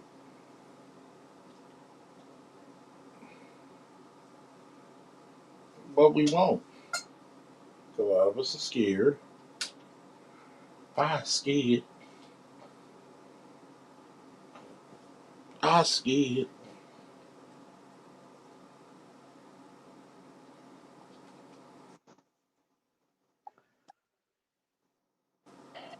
I think this new generation coming up is knowing their value. I just read a report saying that there's more boys graduating high school that are virgins than ever before. And my wife asked me about it. She was like, "What you think of that?" And I said, "I think these young boys just got other shit to do now." Well, I say I give that a amen and a woo. Well, the biggest thing is that the culture is now different. So sad and most unfortunately, when we were young, for manhood, especially black manhood, a lot of it was tied to shit that was nonsensical, right? So the whole concept of, you're cool based upon your access to the adult world, right? Which will be sex or other types of things, right? Which will lead people to making bad decisions based upon immediate gratification. I'll give you an example. I'll never forget, I was in the 8th grade and there was a young lady. I liked her, she liked me, until she said, Sanddog, I'm in the 8th grade, mind you. She's like, Sanddog, all he talks about is comic books and video games. He needs to grow up. And thank God back then I was self-aware. I was like, I'm 11, I'm 12, right? I am supposed to like John Madden 91. I'm supposed to like reading X-Men Executioner song. Hey, Deadpool #1 just dropped. Right, I think Spawn might have come out around that. Said I had better shit to do than trying to be grown. I was happy. I think I just discovered Fist of the North Star at that point. I was happy with where I was at in life. So I think that's sad and most unfortunately, right, for us. And like I said, where there has to be grace given to the women is you have to remember that what was promoted, what Black America viewed as positive representation, and what was promoted was actually counterproductive to what our ideals were. Remember, our civil rights era Black people told us, right, to stay away from gangster rap, and we told them, F you, it's our turn, right? You're just a bootlicker, and this is our message. And now, as a result of that, the word nigger is no longer a racial slur. It's a pop culture term, right? Yep. So I am here to tell you, in Pakistan and Iran and other parts of the world, people are saying my nigger, right? And that would be something that Gen X Black America has to eat. You don't get Meg Thee Stallion, bro, without Eazy-E and 2 Live Crew, right? So based upon the types of representation that we were given, and that what a lot of us have gravitated towards, that has consequences, which is why many immigrant communities would look at Black America and tell their kids, don't you go near that, right? So now, and it makes complete sense. So if I'm coming from Eritrea and I'm looking at Black Americans, and the first thing I see is Eazy-E, I'm like, oh no, oh no, you're not doing that, and you're not going near that. So Black America, the prolonged exposure, or I'm sorry, rejection that Black America had in our course of the United States, we were not, for lack of a better term, we were not very, there's a better term, but we were not very judicious about the types of representation that we had and what we were given. And so that would ultimately impact the culture, right? So NWA will sell far more records than De La Soul. So if hip hop for Black America is De La Soul, then you don't get Meg Thee Stallion. You get more Lauryn Hill. You might get more Rod Digger, or whatever the case might be. So we have to understand the roles that were played, or that we have played, in regards to creating the culture, like I said, that we currently have. So Gen X Black America, right, we embraced negative liberty. And that negative liberty, sad and most unfortunately, now has become a part of the culture. So if I'm a young black woman and what makes a black man, because remember, media and propaganda is everything, right? So you're fresh out of the civil rights movement. So I don't have media telling young black women that black manhood is Booker T. Washington, Malcolm X, George Washington Carver, Elijah McCoy, right? You know, James Baldwin. That's not what's being sold to me. If I'm a young black girl and I'm Gen X, I got Shaft, I got Eazy-E, I got Jay-Z. So the middle Action class Jackson.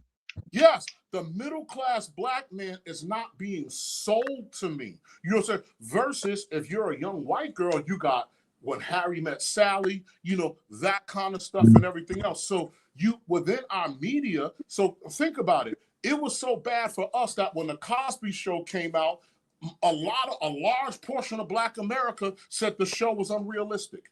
That's how bad it was in terms of how we gravitated towards certain things pertaining our image. And so what happens is black men at some point, maybe in the 90s or the early 21st century, started to realize something that the women didn't, which was I need to control my image. I need to control how I'm being perceived. But sad and most unfortunately, you got a good 30-year run.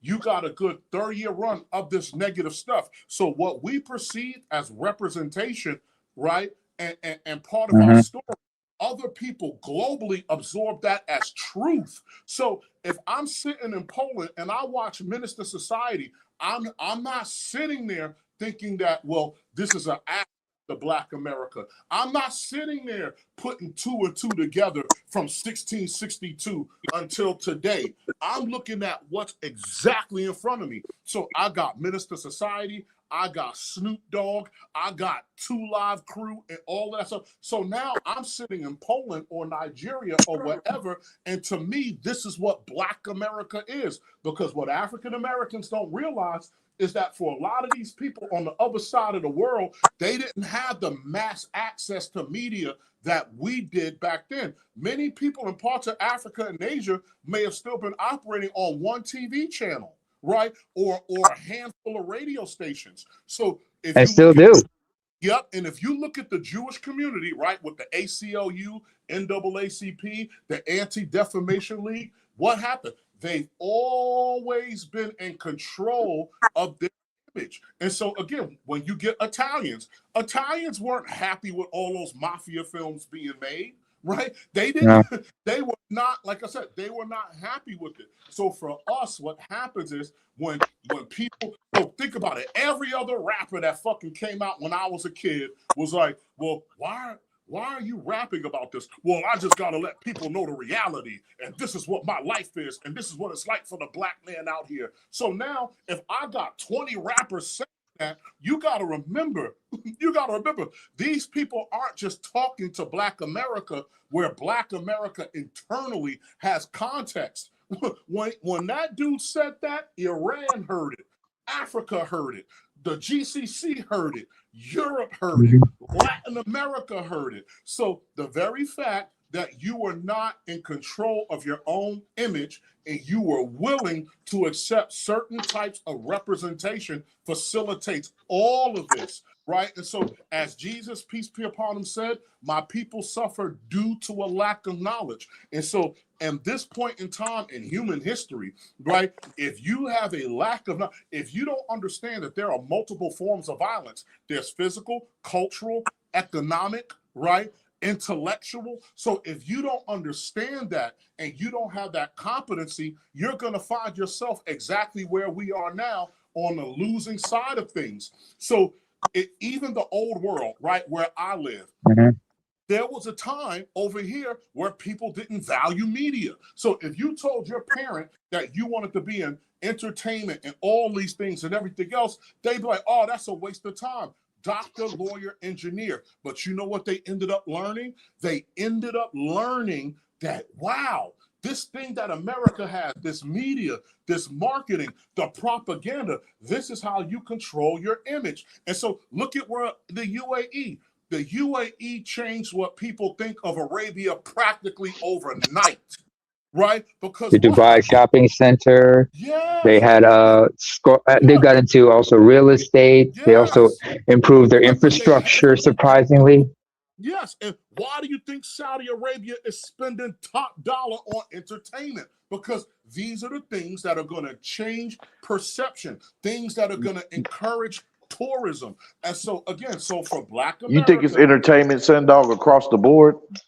huh? You Well, think it's again, entertainment like with the UFC, okay, like and all that, and all the sure, Boxing. fighting, Also boxing, think about yes, this. because Also think you about get this. but they Hold, can't touch Go ahead. Go football ahead. though. yeah, but hold if on. you get The re- entertainment, because here's the thing, entertainment is soft power. So if you get entertainment, you control culture. And if you control culture, that gives you influence, that ingratiates you, right? So let's look at Japan. Right now, everybody loves Japan. So when you think of Japan, right now, you think of Hello Kitty and Sailor Moon. Do you know what Imperial Japan was like? How evil those motherfuckers were? You They know what were I'm saying? brutal. They were brutal. It was And so, authoritarian. It was and that's what I'm saying. authoritarian. You had coups. Correct. So ask Japan's neighbors what Japan was like. So you as an African American are Oh, saying Koreans it's will have fucked something to up. talk about. You as an African American are saying it's fucked up we dropped those bombs on Japan. But if you're China, Korea, or anybody else, you're like, thank God, right? So again, your image is everything. So to you right now, Japan is nothing but a bunch of chuckling schoolgirls and a Hello Kitty face. But Japan's real face is demonic, right? So again, your image, remember when I talked about diplomacy, your image is everything. And so sad and most unfortunately for Black America as a whole, both the men and the women, we did not understand the value and importance of media. And so on this side of the world, they were guilty of the same thing until places like UAE and China were like, hey, you know what? Look at what America and Japan has done with this media thing and what it does for their image. And so that's a part of it. Remember, there's soft power, hard power, algorithmic power. And so even when black people dismiss entertainment, right? And they're like, oh, well, entertainment provides so many jobs and it requires so many different skills. And so what Black America is missing is at the peak of the popularity of your culture, that was supposed to facilitate other business interests for you because you now have the soft power. So if dudes all over the world are listening to Tupac, right? That was your opportunity to go to these people and engage them in other forms of business because you've already made yourself to some degree endearing or ingratiated to these people, right? So Black America, bad and most unfortunately, did not use the popularity of peak Michael Jackson for its interest, but the U.S. government did. Peak James Brown But before that. Peak Motown. allow me to push back on that a little bit. I would say the If real I may. demon. America has a demon face shit. That's all the hell I was trying to say. Hell, I mean, the America's real face is demonic as hell. Like, come on, man. Yeah, like but what, again, all the shit America has done.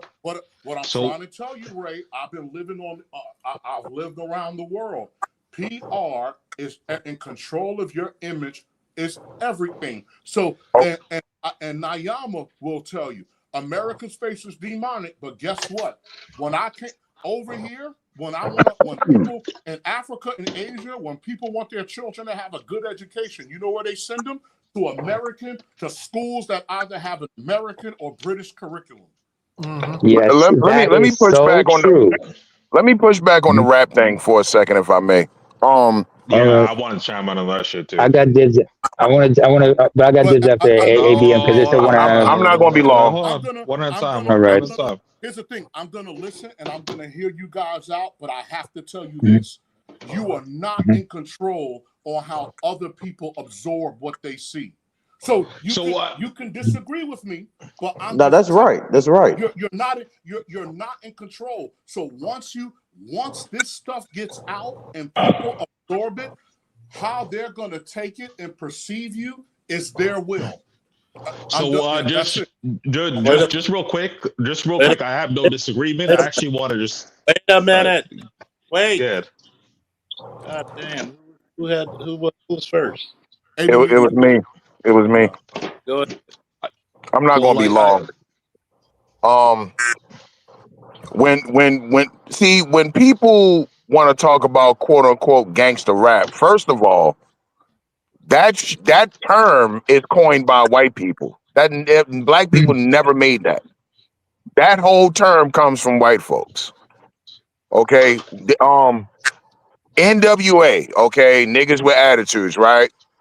Okay, so what was the problem in the 60s when the Crips formed? Because it was no NWA, it was no rap music. When you look at those what they call them, blaxploitation movies, when everybody was a junkie or a pimp or a drug dealer or a prostitute,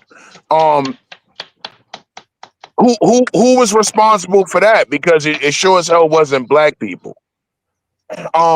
There's really never been a time, honestly, when black people have been in control of their image. And when people want to put it all on rap, right?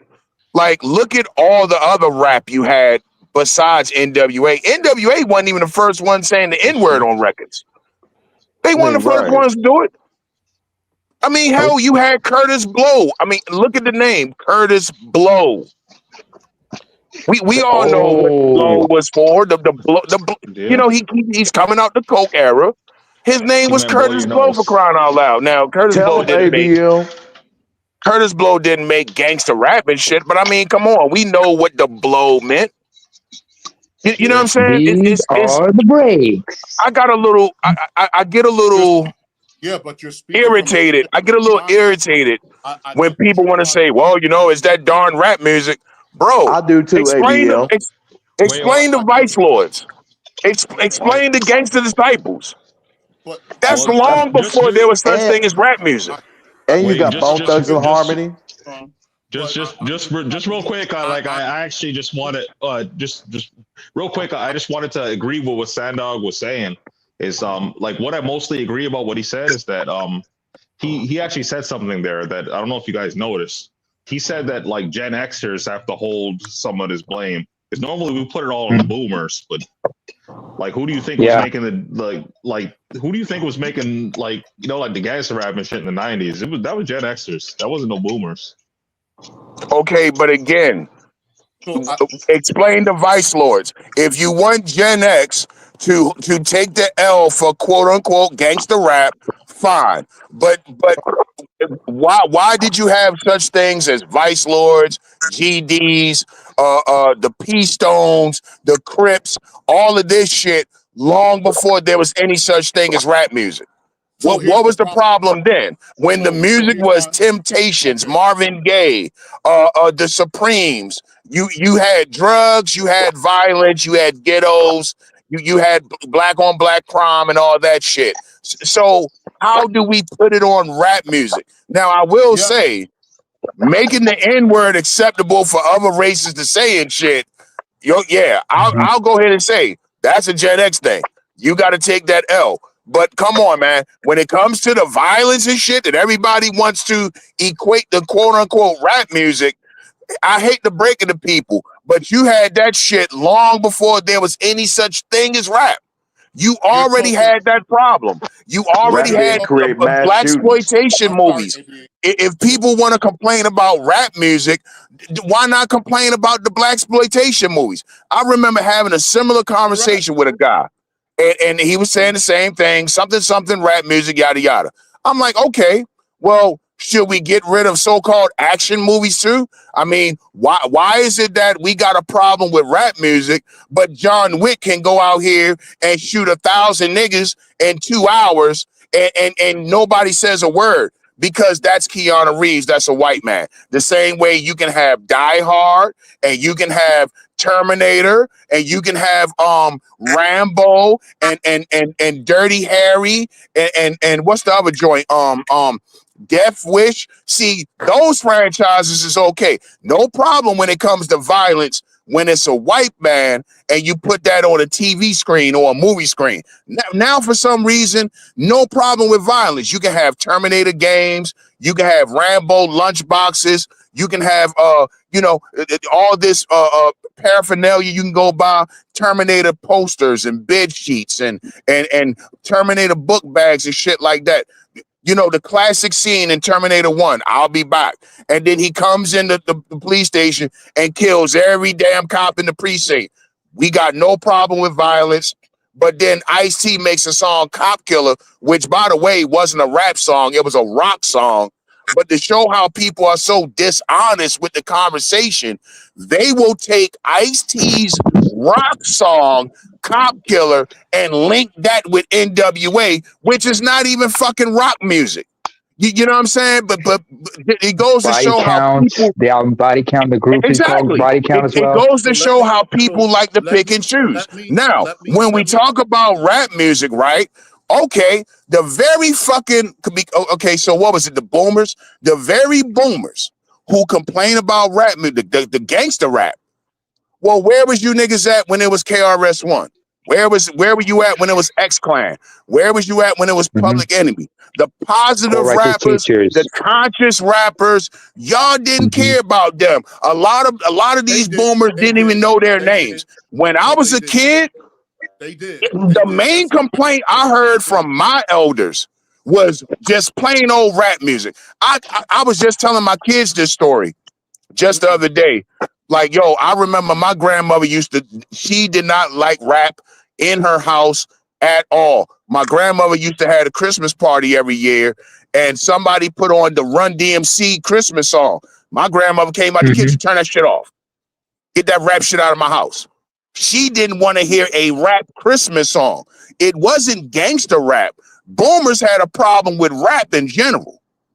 That's why people didn't give a damn about the KRS-Ones. The people you could actually sit down and actually might learn something in a damn song from. They didn't want to hear that shit. And when the Republicans got hold of rap, so-called gangster rap, when the Republicans got hold of it and had C. Dolores Tucker out here frontlining this shit, that's when it became such a fucking thing. Oh my God, it's gangster rap. And then they went at Warner Brothers.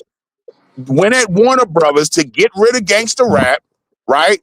But the very Warner Brothers can put out whatever fucking violent movies they want, and it's never going to be a problem. The Matrix, whatever. They don't give a shit because when the star is a white man and it's on a movie screen, somehow violence is acceptable and shit. That's all I wanted to say. ABM to go. All right, go ahead. If I could get a second, you're looking at life through a black lens. And this is what I'm trying to tell you. The world is not Black America. So now when you look at the white man, his violence is justified, right? Because remember, America is the symbol of freedom. It's the shining beacon on the hill, right? Because remember, we don't have our own state or our own country, right? So when you saw Rambo, he was liberating Afghanistan, right? When you saw John Wick, it was some righteous cause, right? So now, in part one, Rambo was just mad.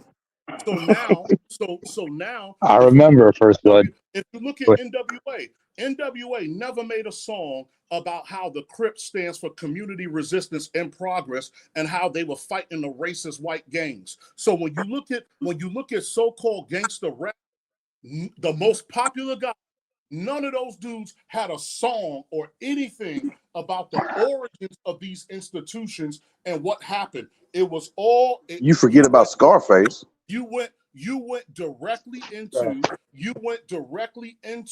the cannibalization of Black America. And this is what I'm trying to say is that again, and so one day I'll come back on the show with Charles and I'll talk about diplomacy, right? Because again, like I said, you're talking into a great deal of context and the rest of the world doesn't have that context and they don't care. The same way, if you look at what's happening with the people from Somalia now, right? So there's a great of context with what happens with those people in Somalia. But most Americans are not interested in what happened with Somali people from A to Z, right? They see a group of people behaving a certain way in their country and they don't like it. So no human group of human beings on earth, sad and most unfortunately, I wish we did, but no group of human beings on earth are going to look at shit and sit down and ingest it with holistic thinking. That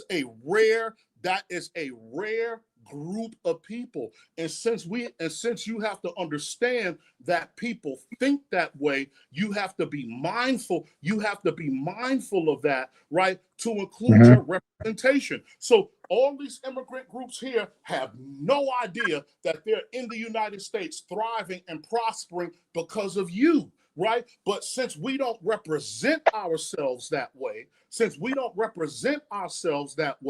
again, now these immigrant groups, they have no idea of the several civil rights acts. They have no idea about the Reconstruction Amendments, right? They have no idea how Black people helped Asians, right? In terms of, getting rid of the Asian Exclusion Act. They have no idea on how Italians lived with Black people and we got along just fine, and the Irish, up until they were accepted into being white and all of this stuff.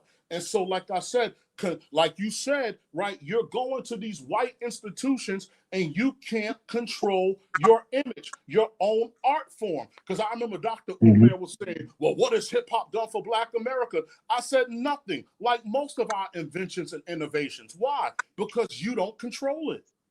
Right? You don't control it. So by proxy, because you were a slave here, right? Because you were a slave here in the current condition of your community, whatever you do or produce is an American accomplishment. Right? It becomes an American accomplishment, which totally changes. I was on the panel with one of my frat brothers, and he was upset that you got now, other fraternities and sororities of people of different cultures stepping and stuff like that. And I said, well, bro, we are a part of American culture. Hate it or love it, right? So it's not my fault. If Sandor woke up tomorrow and I wanted to be a Bollywood actor, there's only one place I can do it. I got to fly to Mumbai and try my luck.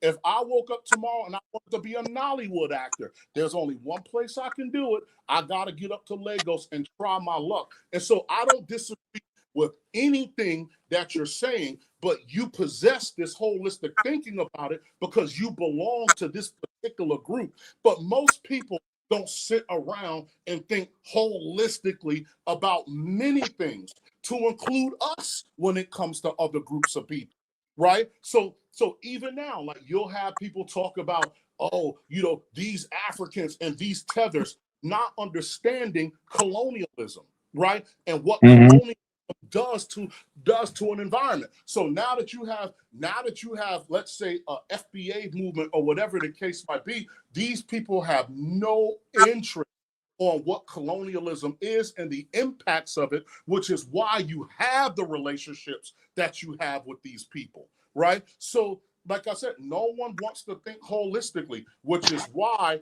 controlling your image, because sad and most unfortunately, we were ignorant of it, right? Which is why controlling your image is everything. Because Lupita Nyong'o said that shit. She said, I played a slave once, and then that they kept offering me roles as a slave, and she said, I'm not doing it. That the Egyptian actor, right? He was like, I kept that won the Oscar, I forgot his name. He kept saying they were offering me roles as a terrorist. I wouldn't take it, right? Which film was he in? It's a matter of finish. Yeah, you know what I'm saying? Again, the Italian community was mad at Robert De Niro for years for taking those mob roles and everything else.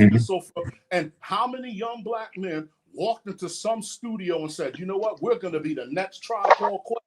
And then some executive said, that's not what sells. And so when you are not in control of your own destiny, which is why Sandog has said, since I walked into this, that you should have had your own state, because even your relationship with your women. So, Guatemala, Nigeria, these places are poor, right? Good, bad, or indifferent.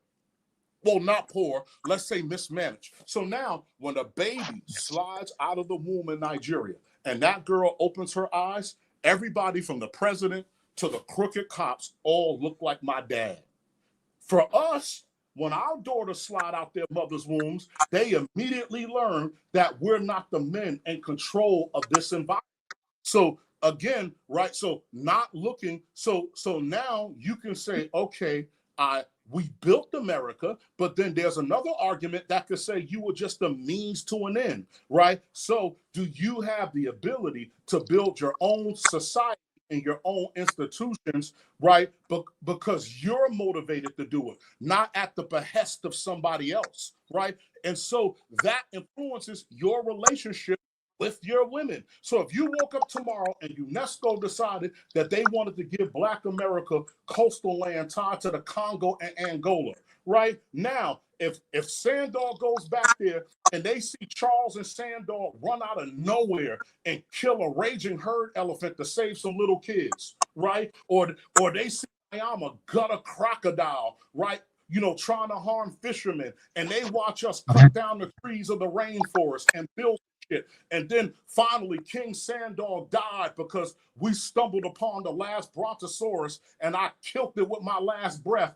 Now, you build a state on that, I bet you both my testicles, you and your women have a completely different relationship. There will be a completely different relationship. So all the things that embody statecraft, to include propaganda, right, from the macro to the micro, will influence your relationships. So, and this is what I'm trying to say. So although when you go to these other cultures, passport bros and everything else, yes, there could be a puppet master somewhere else pulling the strings, but to those women, their dads, their uncles, their cousins, the men of their culture are in charge of that environment. So I could go to some African country, cool. Yep, France could be pulling the strings. But what I see is my dad. What I see is my brother. What I see is my cousin. And so Black men have not truly valued what statecraft that facilitates autonomy could give you. Right. And so, and like I said, and so now, because you're right, you got these musicians, these thespians, they want work, they want this, right? Like what did Martin Luther King tell the Black woman that was on Star Trek? She wanted to quit the show. And Martin Luther King told her, you can't. It's the only thing I let my daughters watch because you're the only Black woman on TV that's not a maid or a slave. A positive Black male role model. You have Black female role model.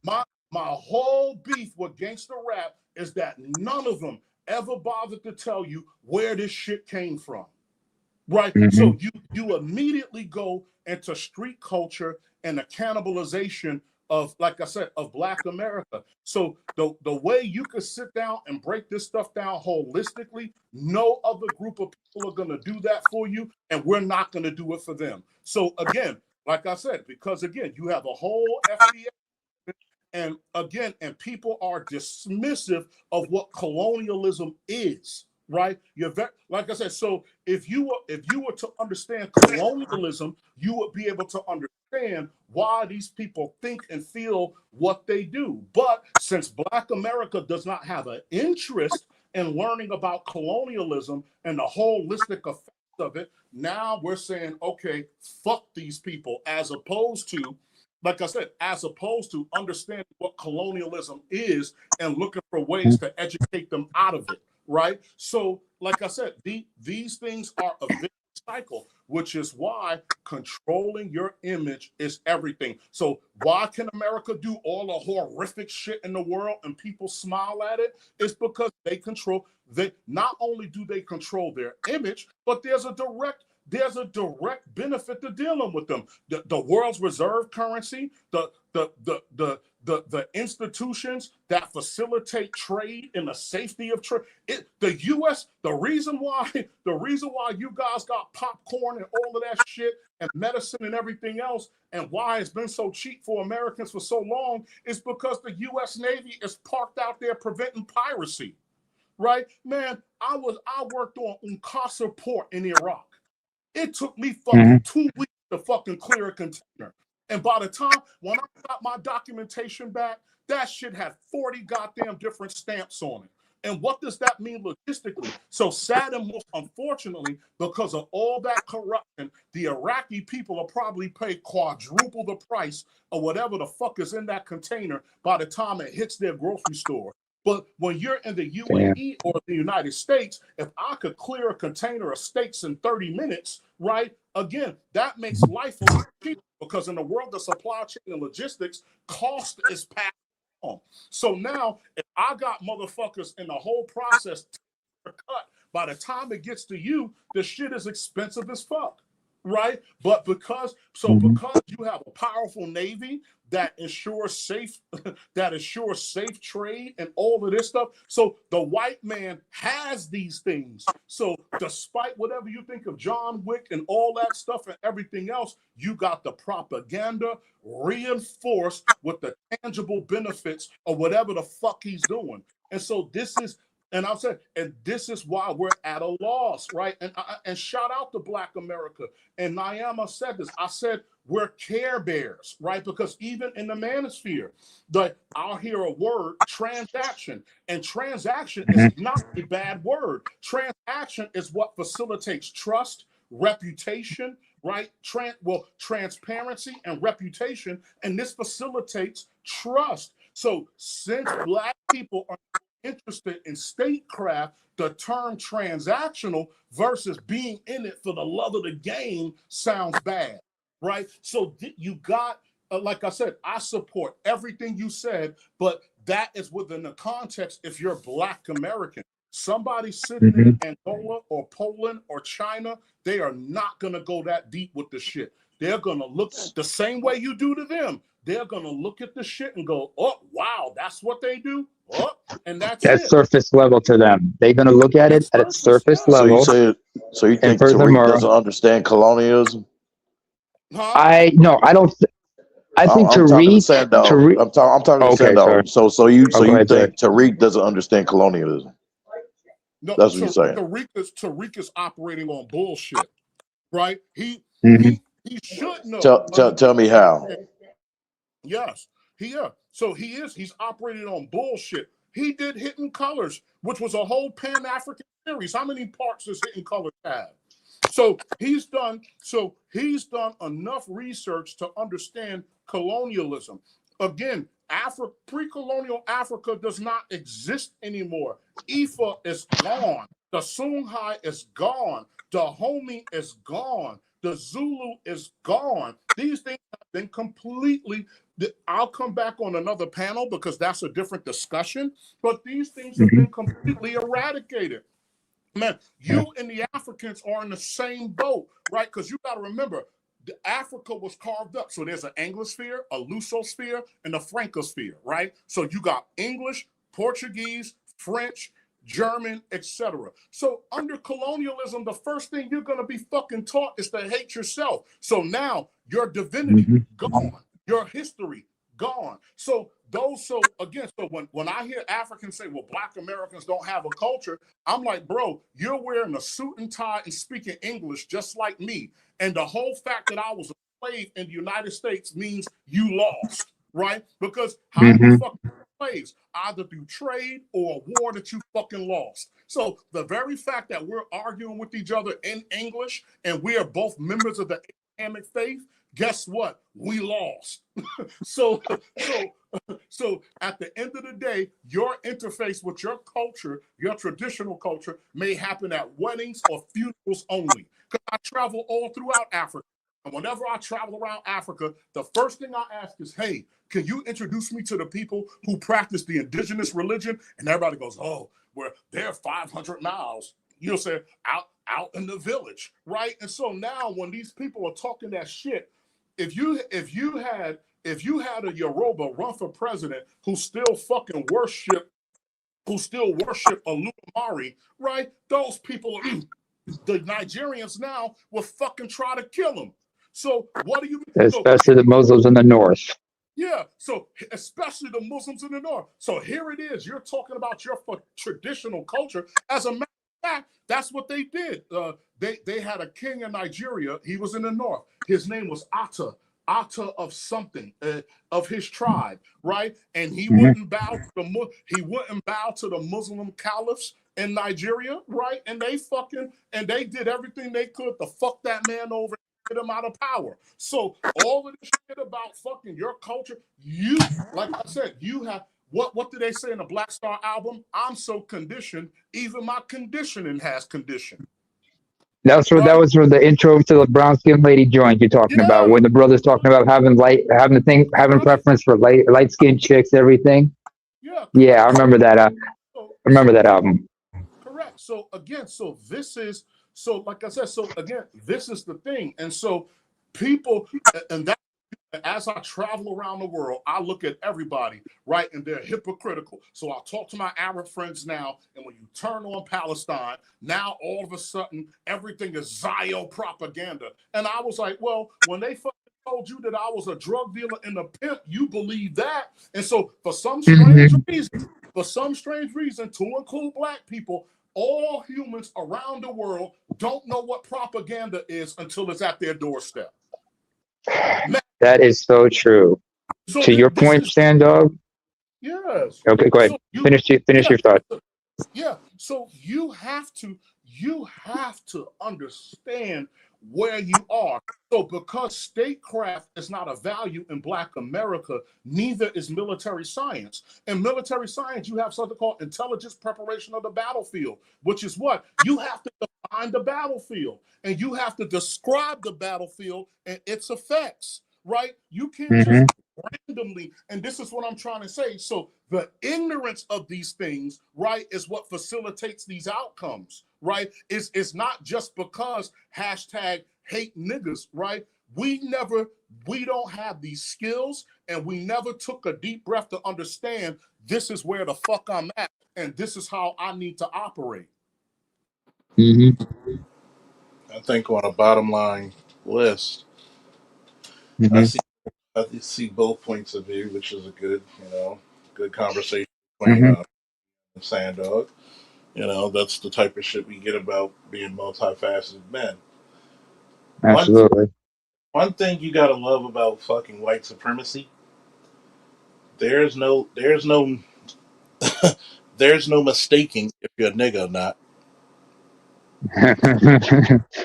I remember. Wait, first of all, what I wanted to say first of all to Sandog's point about controlling your narrative.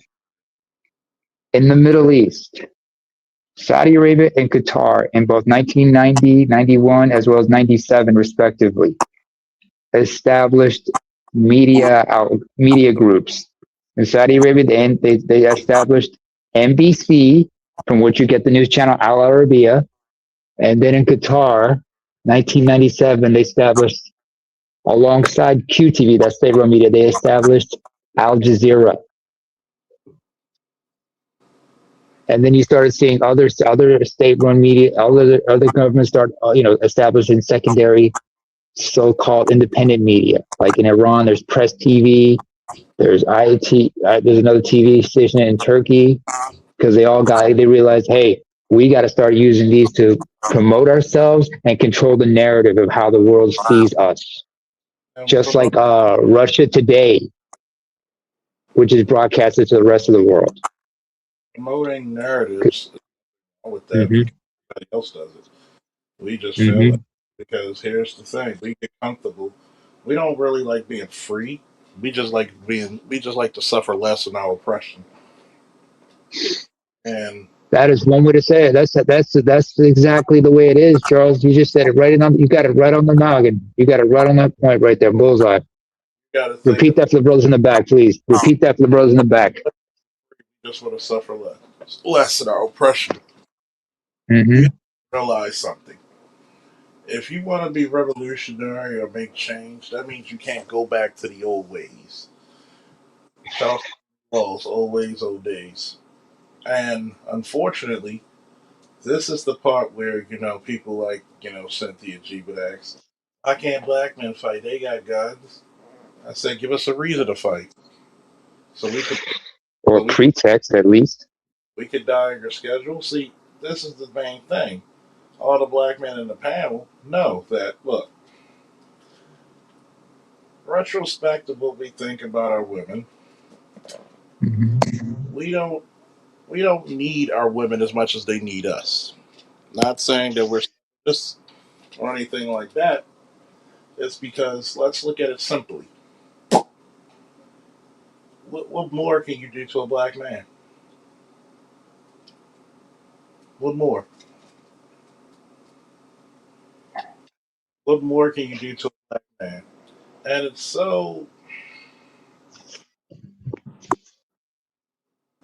interesting to me, right? Because nobody ever wants to put themselves in that plight. Nobody ever look at themselves in that way. So when it comes to this, we come at things at a very, very unique mindset and point of view. Which means what? How do I achieve my objective of not only freedom, and I'm pretty sure everybody will agree with me, freedom Mm-hmm. with freedom without power is just a dream. What would power without freedom be? You know what it would be? A dream. What would that? It'll be a dream. All right. It'll Either be way, it's a dream. Okay. All Mm-hmm. right.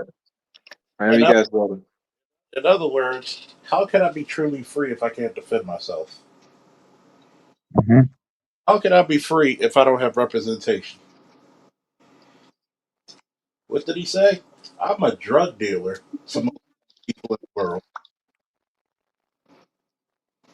How am I gonna be free without hey, usual business, go back down and come back up? How am I Hey, what's free? up, Zulu? How am I free when minging over my children? I want you to think about that. Mm-hmm. People want to look at your education in your own community. Let's look at Baltimore for a second. High school off of Eastern Avenue. This is a high school. Only 40% of the students can read on grade level. This is a goddamn high school, people.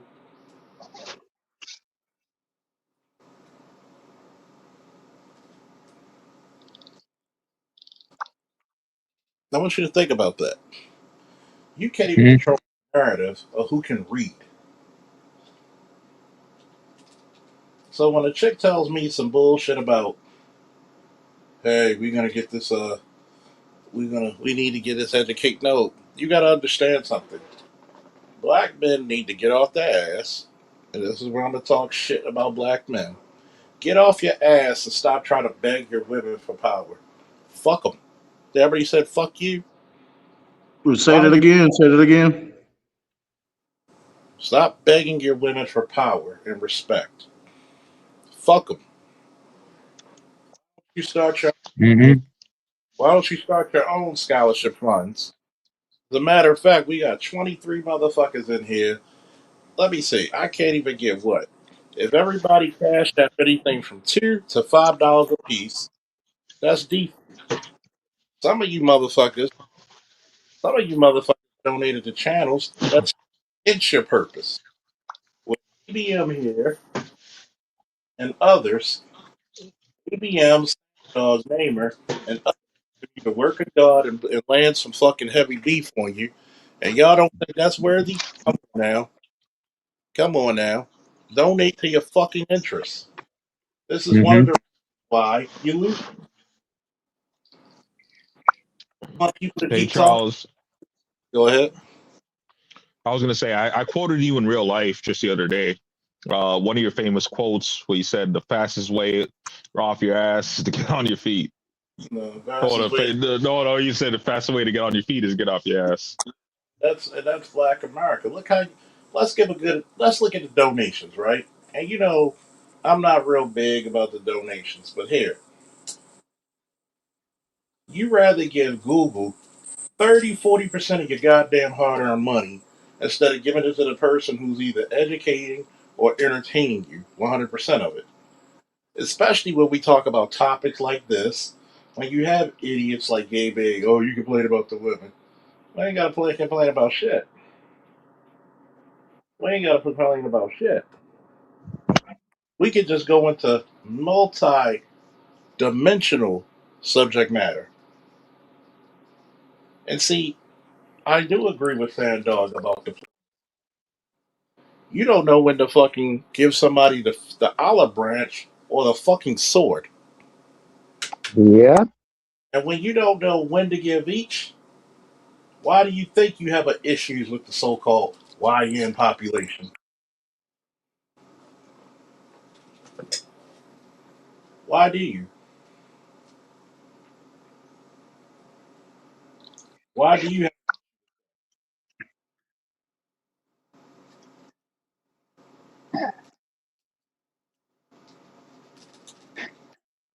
I've Why? talked about. Sorry, Hold go ahead, Charles. on. Finish. Why do you have an issue with your women? Why do you have an issue with YNs? Correct.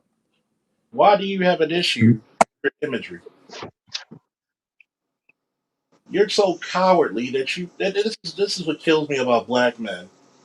You can't even speak openly about your political fucking prowess in front of your own goddamn women like I do in real life. You gotta sneak around your goddamn house just to listen to this conversation right now. Case in point, that girl that attacked Homeboy because he said he didn't like Jasmine Crockett.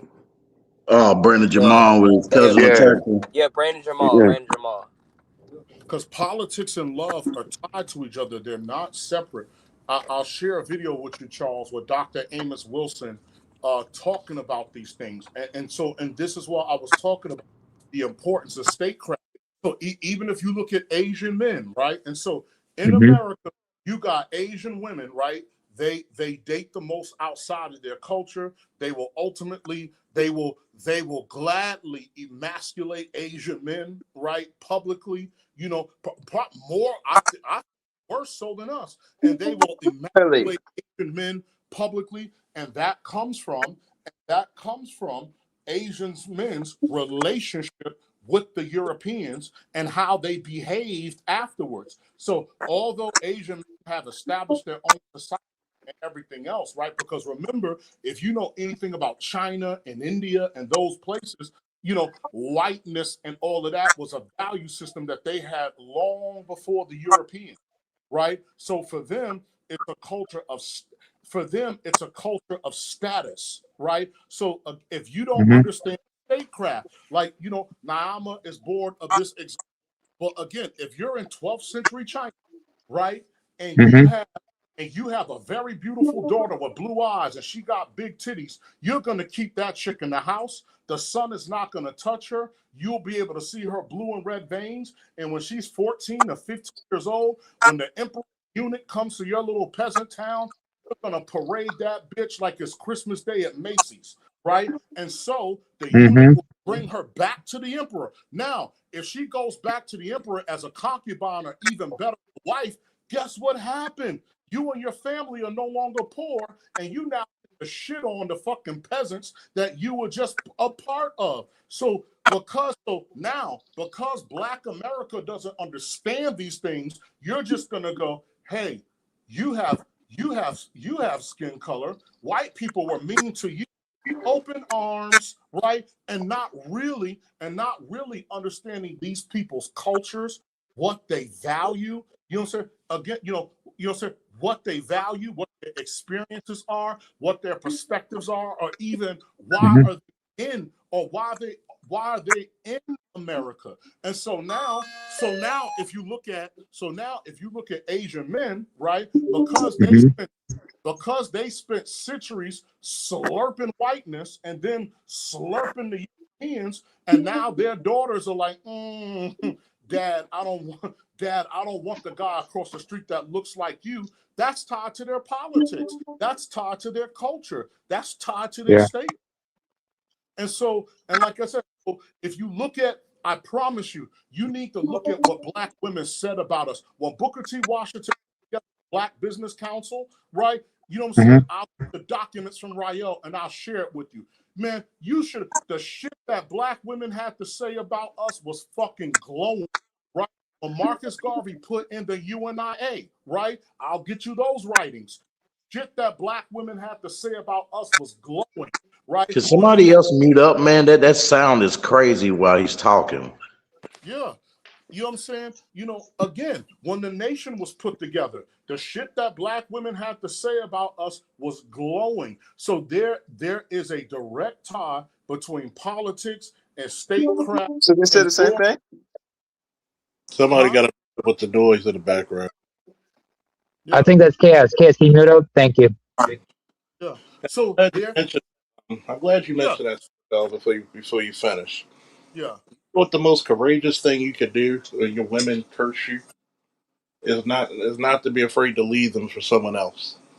Correct. That's true, man. And that's what. And again, and like I said, I've done that too. And so you have to control your image. So, for example, when you talk about freedom, right? Sandor was once in a relationship, and that relationship wasn't working for me, right? And I had a whole bunch of nice shit in that relationship. I had a house.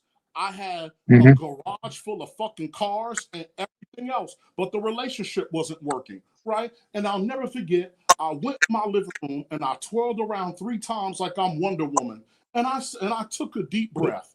And I said, you know what? Fuck this shit. It's only stuff, right? I could get more stuff, but I can't have another life, right? And guess what?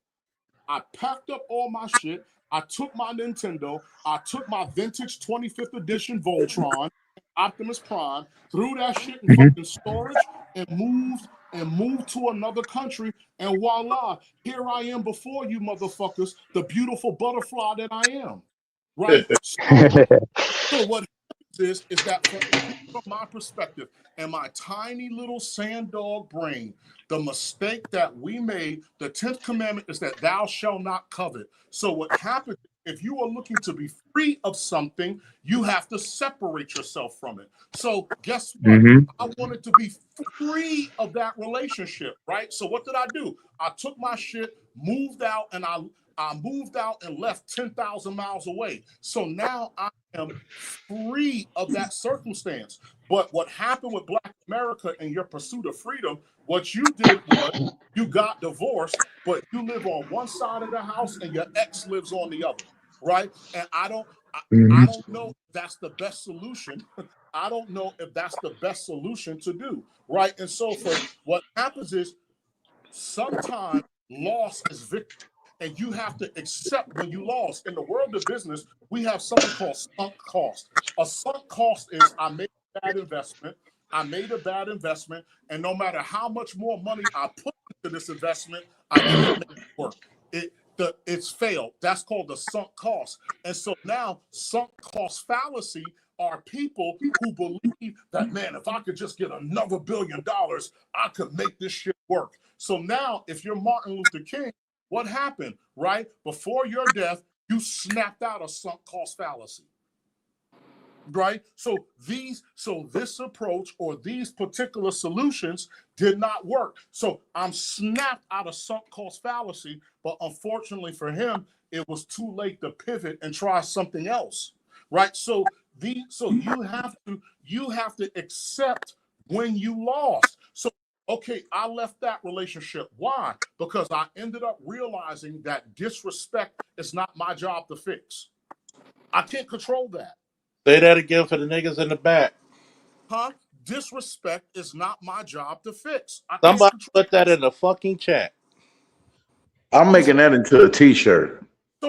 So when America told me I was 3/5 of a man or an animal, or I wish I could talk to Frederick Douglass, because I'd have been like, why the fuck do you, fam? They feed your children to the alligators. They rape your women. They eat us. They take our skin and turn it into furniture. My best friend's dick is a fucking trophy over this guy's fireplace, right? I'm picking cotton and I'm naked from the waist down. Master is gay as fuck. Why do I fucking, outside of the fact that he has nice shit and I think I want it too, Why do I want to be here? Sit me down like I'm fucking 3 years old and sell this to me. So for me, again, in my tiny sand-dog brain, I am not trying to get you guys to think like me. I'm not trying to impose my belief on you. It's just that, like I said, it's just that if I'm Black male America and I'm living during those fucking times, right, I'm packing my fucking bags and I'm trying my luck elsewhere. Because, like I said, again, in my tiny sand-dog brain, disrespect is not my job to fix. If white people wanted to stop hating niggas, that's something that they have to do. Because again, if I could talk to Frederick Douglass, I said, bro, by saying we need to fix these people or live with them, so you want me to fucking fix everything Rome, the Catholic Church, and their fucking monarchies did to them? You're asking me to fix that. Because even the racism that you're living under is a byproduct of the institutions that they were living under in Europe. So by proxy, you're asking me to fix 1,000 years of European history. Bro, I'm not a fucking psychologist or a therapist. You know what I'm saying? Like, bro, you know what I'm saying? Hey, they hate niggas. That's the Catholic Church's problem. They started it, they fix it. Exactly. You know what I'm saying? Why am I going to take my self-righteous ass and infuse myself into this argument? You know what I'm saying? They weren't talking to me. Who are you? Niggas are nothing but a distraction. I fucking guarantee you, if Black people were not in America, you would have had a whole bunch of fucking peasant revolts in this country if they were distracted by us.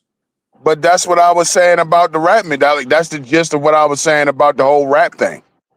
Like, at the end of the day, when it come to our image in America, dog, we didn't create the fucking image.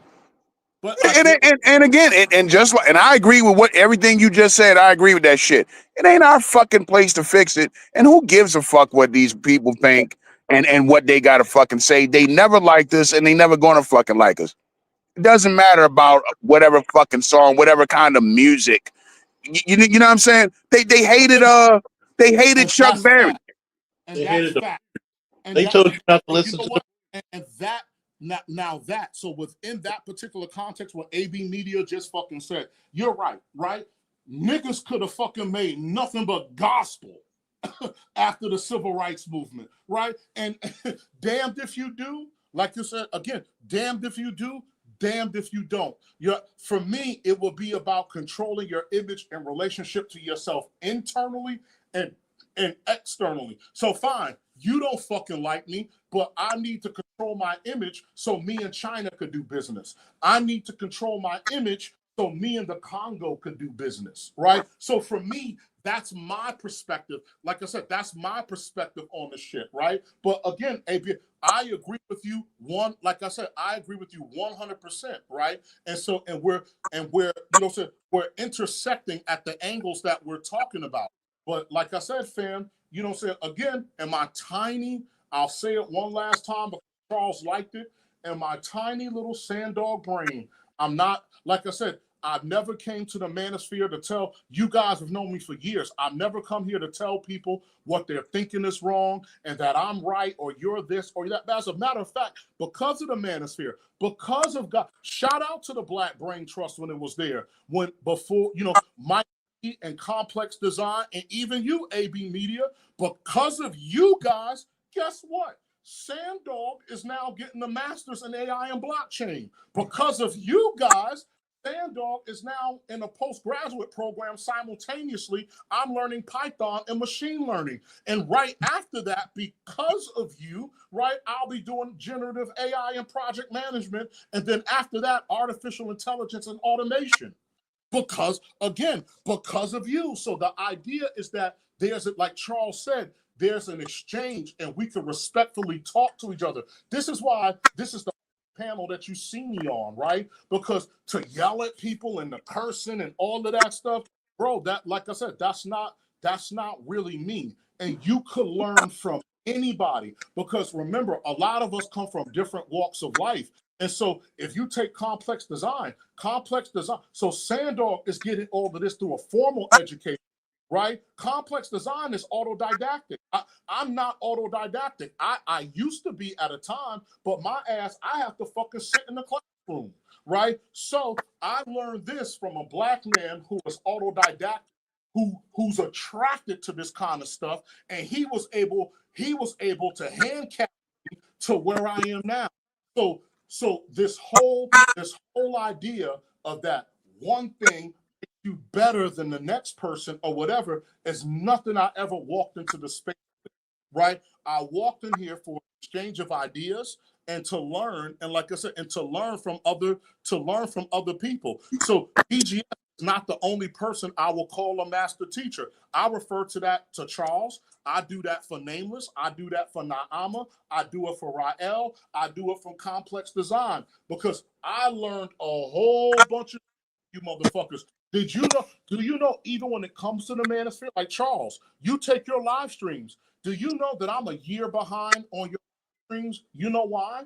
Because one of the things that people do in the manosphere, remember we talked about surface, taking things as surface. Fam, some of these panels and some of these videos that we drop, bro, I'm begging you, you need to watch these panels multiple times, especially if guys are saying that there's books and science attached to it, right? Because I told BGS the same. I'm like, BGS, I'm still listening to shit you made 3 years ago. Why? Because you made reference to this book, and I haven't read that book, right? So now I conceptually understand what you're saying, right? But now I need to go back and read that book, you know what I'm saying, for greater meaning. So now when AB Media gets up and talks about AI and everything else, now because Sandog is studying it, when AB Media has a panel, right, now I could sound like I got some goddamn sense. Well, before, you know, if you would have brought me on that bitch, I would have been up there good googly moogly, right? So like I said, so at the end of the day, man, like I said, this is a beautiful thing, Charles. And like I said, there's something magical about your panels where people could disagree and have an exchange of ideas. And the funny part is 9 times out of 10, you're not disagreeing. Just like me and AB Media, you're just seeing the shit from different angles. And the cool part about your panel, Charles, is that people get the opportunity to do that. I don't know if it's your spirit or a gift that God has blessed you with, right? But people get to do that, like on your panel. So for me, I just don't have I don't have that makeup, and that's not my desire, right? For those of you who really know about me, my life is filled with too much competition and violence anyway.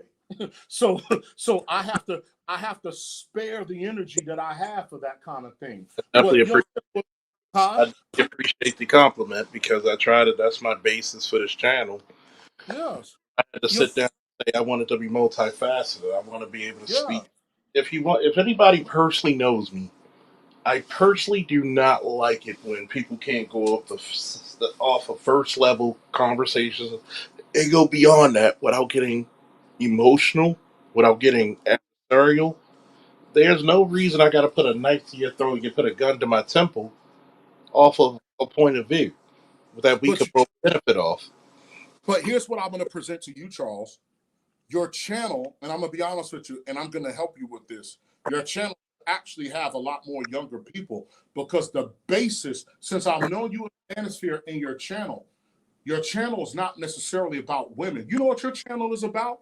Your channel, we have the same mission. Your channel is ultimately about the problems and paradoxes that happen when there's no longer a formal rites of passage.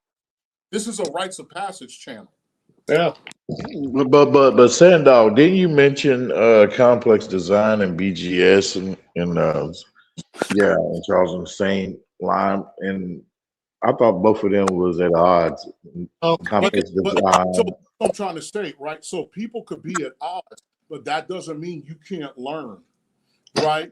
And so they may have their philosophical differences, but that doesn't mean that you can't learn. So what happens is, like I said, so from Sandog's, so remember, so Sandog's education, I learned about a beautiful thing called change management. And so what happens is in the current culture of Black America, Black Americans determine disagreement and criticism as you don't like me, right? And that's not true because, again, when you're looking to change, the first thing you need is buy-in.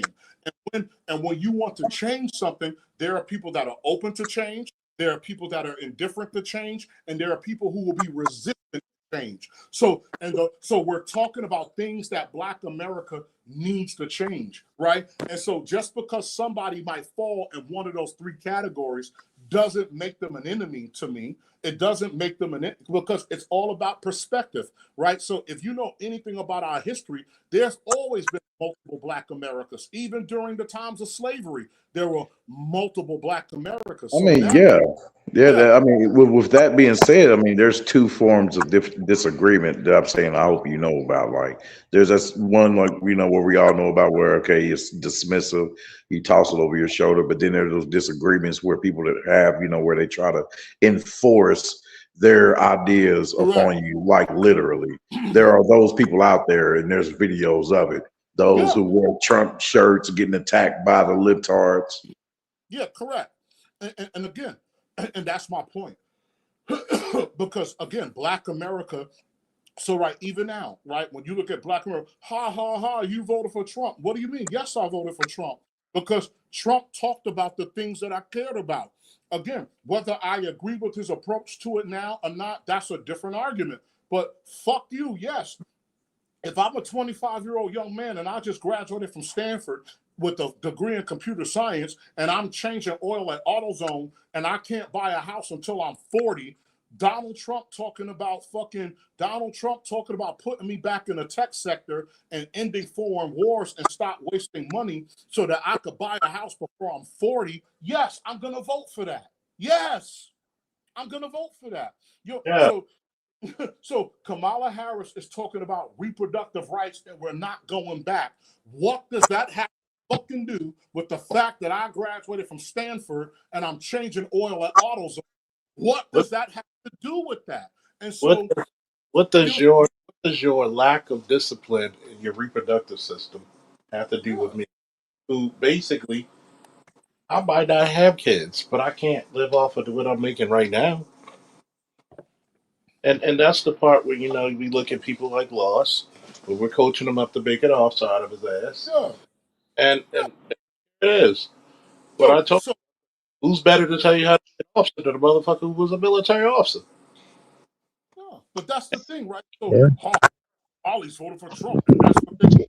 Well, yes, dummy, because Somalis are Muslims, right? So Somalis are Muslims. Muslims care about what's happening in Palestine, right? So now, one guy says, I'm going to end the war. The other person tells you, be quiet, I'm speaking. Who are you going to vote for? When Joe Biden... Not to mention, they were arming Israel in the first place. So it's like, again, who you going to side with? The people that's arming them or the guy who's not fucking arming them? Yeah, but he's arming them anyway, but you get it. Yeah, AB Media, but let Black America tell it. You know what I'm saying? Everybody That's ABM. Because they don't like niggas. Come on, man. Like, let's stop this shit. Can we really stop doing this? I mean, but you do understand too why the term tether was created too, right? And I mean, it's perfect to for the distinction of the people who come in, try to cosplay us, and and benefit off of what we should be receiving, what I mean, and and then try to take elements of our culture and stuff like that, and then turn around and spit in our damn faces, and that got weird stuff to do about it. And that is because our lack of knowledge in statecraft. Like Charles said, you don't know who to extend the olive branch to, and you don't know who to extend the sword to. So white people and Black people in America are guilty of the same thing. These groups, sad and most unfortunately, are spiteful towards one another, right? And so what happens is Black America, because they're so mad at white people, have embraced people and shit they should not have embraced because it is counterproductive to their interests. So now, like I said, here's the thing. If you're Black American and the Africans are now coming over, hey, that's cool. We don't got no beef or whatever, but you got to side-eye it because these are the motherfuckers that sold you. So you gotta understand that that's a different society. That is a different world. Classism and elitism is a real thing in Africa. It's a real thing on the world. It's a real thing. So those Africans that are coming over here because they're going to be, especially since many of them that can make it over to America are a part of the aristocracy. And let me give you some game. If your ass is a part of the aristocracy, right? If your family has been a part of the aristocracy since colonialism, those motherfuckers ain't on your side. And so for Black, and this is what Black America don't get. I'll let in the Africans who are fucking children of corrupt politicians, but they're not going to let another Patrice Lumumba come into this motherfucker. They're not going to let another Marcus Mosiah Garvey come into here. And this is what I'm trying to say. Absolutely not. Because for Black America, you have that history. Black America are the least tribal Black people on earth. So what happened? Marcus Garvey, a man from Jamaica, put together the biggest movement of Black people in America prior to the Civil Rights Movement. And he was from Jamaica. So the problem is not necessarily where these people come from. It's about who they are, what's guiding them. And that's the whole point. So you got Caribbeans so when Marcus Garvey told those Jamaicans that they were mighty people from Africa, those Jamaicans said, fuck you, we ain't Africans, right? But when he came to Harlem, the Black people there were like, yo, word, we are mighty people from Africa. Let's do this, right? And so now with the Black people in the UK and everything else, you start to get Pan-Africanism. Like my master teacher Nyama said, right? There are certain conversations that need to be had in-house. And so for those of us who are on a certain wavelength, right? So for me, if I got jumping out of pocket, I need to get Nyama on the phone and be like, fam, go get your man. Okay, I got this. Because the last thing because if you were to say, if you tried to reprimand him and if it goes completely left, now you got to answer to us. And we're going to hold you and your entire community accountable for this man's blood being spilled. And if it was the other way around, y'all will hold us accountable for it. Because we understand tribalism and fights like this. And we understand you got a problem with us. There are some of these things you need to be dealt with closed doors, not in public, and not out and not in front of white people. Secondly, as far as the Africans are coming here, they're not, you guys, because African Americans have this nostalgia for Africa.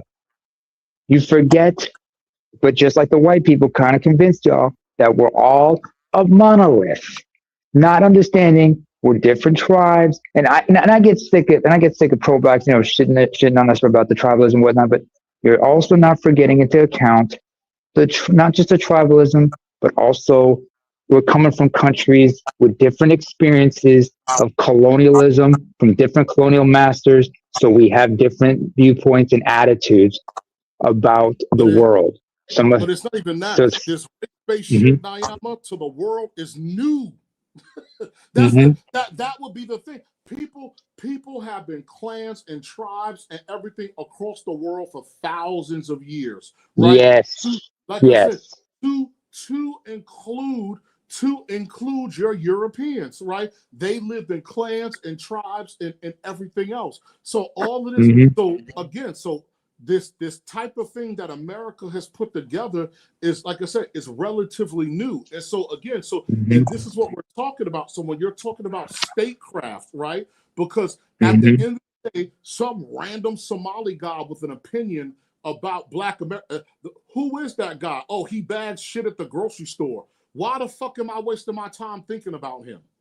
Right? Yeah. So you know what I'm saying?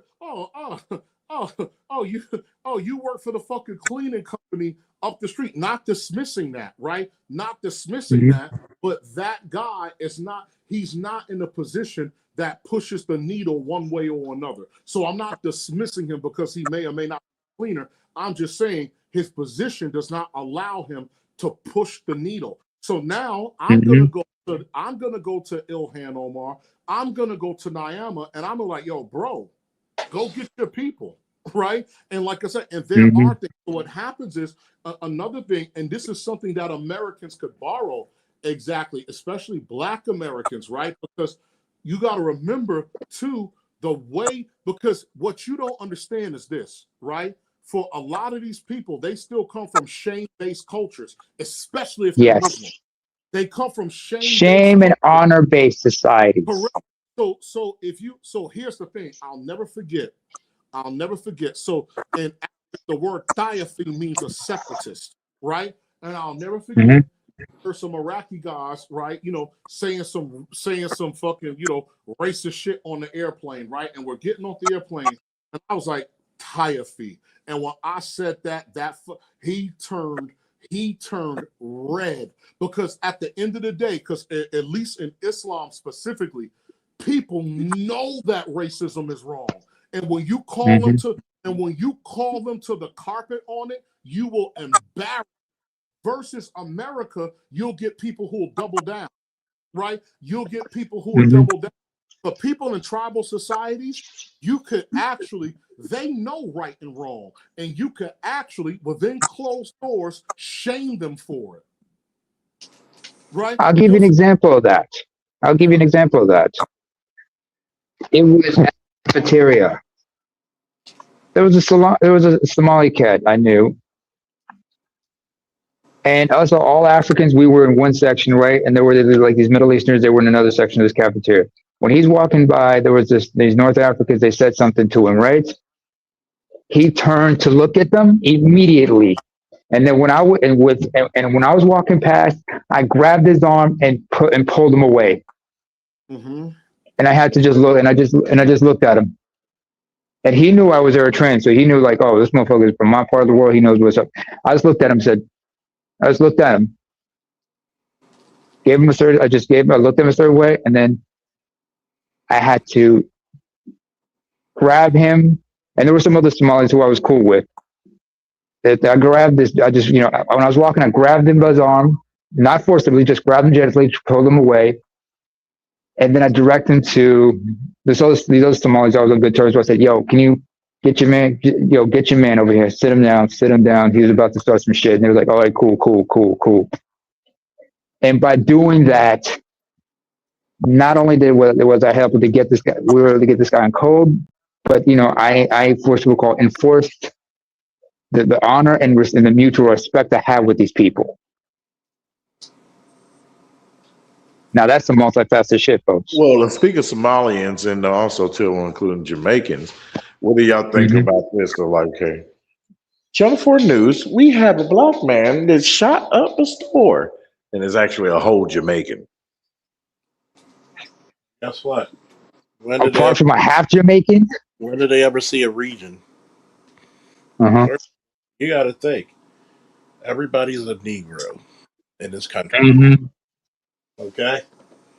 When you take African children here, do they try to look like they still dress in Africa?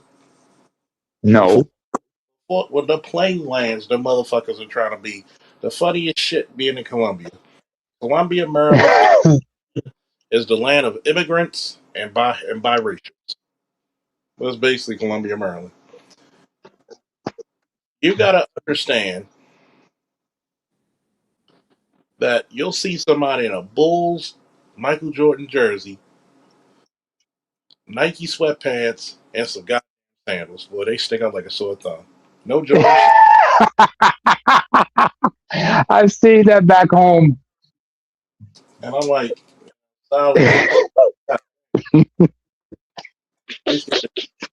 so your children are not even going to uphold your value dress. Hey, what's up? You want to get into this? Hey, Louis. You want some of this, Louis? What's up, Lewis? Yeah. By the way, Charles, before you finish your thought, I got to say this also too. What Sandor was saying. The problem, and this goes back to something I remember somebody said. Most of us traditional societies, we are honor based and it's shame based.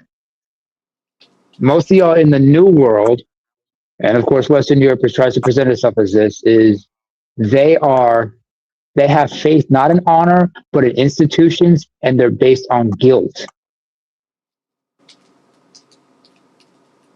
There's the difference between the two groups when you think about it. I agree with it slightly, but I'm gonna say this is the difference. Huh? There is no shame in the Western world. That's why I said it's guilt, not shame. You don't even have guilt. Do please tell. You don't even have guilt. Because if they would actually straighten up. If niggas felt guilty, they would straighten up. It would actually coincide to correcting the problem if you had guilt and shame. Because if I tell a motherfucker you cannot distribute drugs on here street corner, especially for profit, and what will happen? There's no guilt, there's no shame in it. They're gonna tell you, I gotta make money. I gotta do what I gotta do.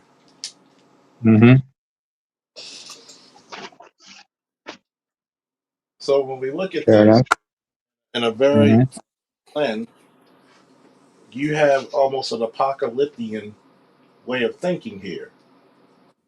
It's every man for himself, every man for himself, and fuck the children while you at it.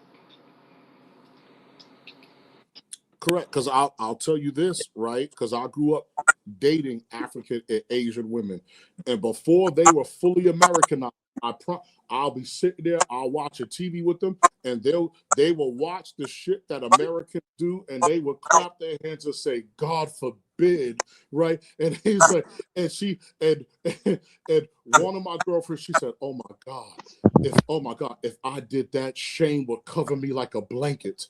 Right, so it's so it's like I said again, it is to Charles's point, and so and why, and again, what I told you about a connection to divinity, right? So when you look at how other groups of men operate, Afghan men and these other groups of men, they come from cultures where there are fates worse than death. So when people say that there's no need for God, right, or other things. Right, when you look at Black America, this is what you get. Because truthfully speaking, there are fates worse than death, right? And so a life without honor and disgrace is a fate worse than death. Indeed. You know what I'm saying? And so again, so for us, because that is something that's not in our value system, right? You know, again, like I said, here you go, right? But for those, so for example, Nyama saw pictures of me when I was a kid, right? So when I was a kid, my parents I'm in elementary school, bro, and my parents are sending me to school in slacks and blazers. In elementary school, my father did not really like the clothes that came out of the hip hop culture, and he said, "Son, you can't look like that everywhere you go in life." And so what happened was, because I'm this one Black kid in a tie and blazers and everything like that in elementary school, to other groups of people, like I said, I stood out. And what I used to get as a boy from immigrants, whether they were from Asia, Africa, or the Caribbean, you know what they used to always ask me? How come the rest of Black America aren't like you? Right?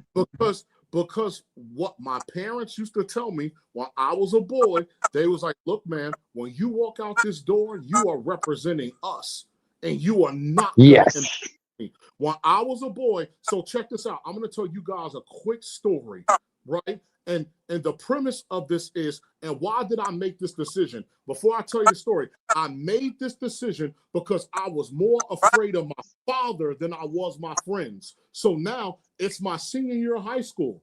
I have the chance to be the starting running back in one of New York City's top high school football programs. And so I'm walking home from school one day with an associate, and 2 New York City police officers, they pointed me and they said, "Hey, you, come here." And I come over to them and say, "Yes, officers, how can I help you?" And they said, "Listen, we know you're," and these are their words exactly. They said, "We know you're a fucking nerd. We see the way you dress. We see you talking to your football coaches. We see you talking to the Marine and the Air Force recruiter, right? We know you want a future. That guy you're walking with doesn't, and he's on our shit list." And he said, "I highly recommend, if you value whatever it is you're working towards, I highly recommend you stop hanging out with this guy, because he's on our shit list. And if you hang out with him, you'll be on our shit list too." And I said, "Say no more." I fucking quit playing, because he knew a lot of us on the football team. I fucking quit playing football. I changed my schedule. I loaded up my fucking schedule. And so what happened was, now it's spring, right? I only have 3 classes, right, until I graduate. So I get out of school at 10:30, 11 o'clock, right, before lunch. And those same cops saw me, and I was by myself getting ready to take the bus to go home. And that cop looked at me, and this is back when cops still wore the hats. That cop looked at me, he tipped his hat and said, "Smart." Right? And I went on with my life, and he went on with his life, right? But how many young black men would have said, "Fuck that pig. He can't tell me who my friends are." You know what I'm saying? That white motherfucker, he don't know me or what. So I was smart enough to understand when somebody was looking out for me. And my father told me, he said, "You fuck around and get arrested if you want to." My father said, "I don't care if you're not at fault." My father said, "Not only will I tell the cops to keep you, I'll tell them to beat your ass more." And my dad said, "Son, listen, if you're gonna go out in the streets and do some dumb shit, tell me now, so I could do myself and the American taxpayer a favor. Tell me now, so I'll blow your brains out right now, and it'll save me the stress and the American taxpayer." So Sandog? I was far more afraid of my father as a boy than I was my fucking friends and their opinions and everything else. And God forbid, if it is my destiny to go to hell, that demon that will drag me to hell will look just like my father when he whooped my ass for cutting school. You know what, Sandog? To your point, and I've said this before, growing up in KSA, Saudi Arabia, folks, as well as back home in Eritrea, I learned from my father, I learned from my family this. And if you're going to do something not supposed to be doing, you got 2 don'ts. The first one is don't do it. The second one is don't get caught. And trust me, choosing option A, don't do it, was a whole lot more profitable. Because Charles, if you would have been the one to arrest me, I would have begged you to keep me in that cell than to let me go home. As a matter of fact, Charles, check this out, because we were both in the military, right?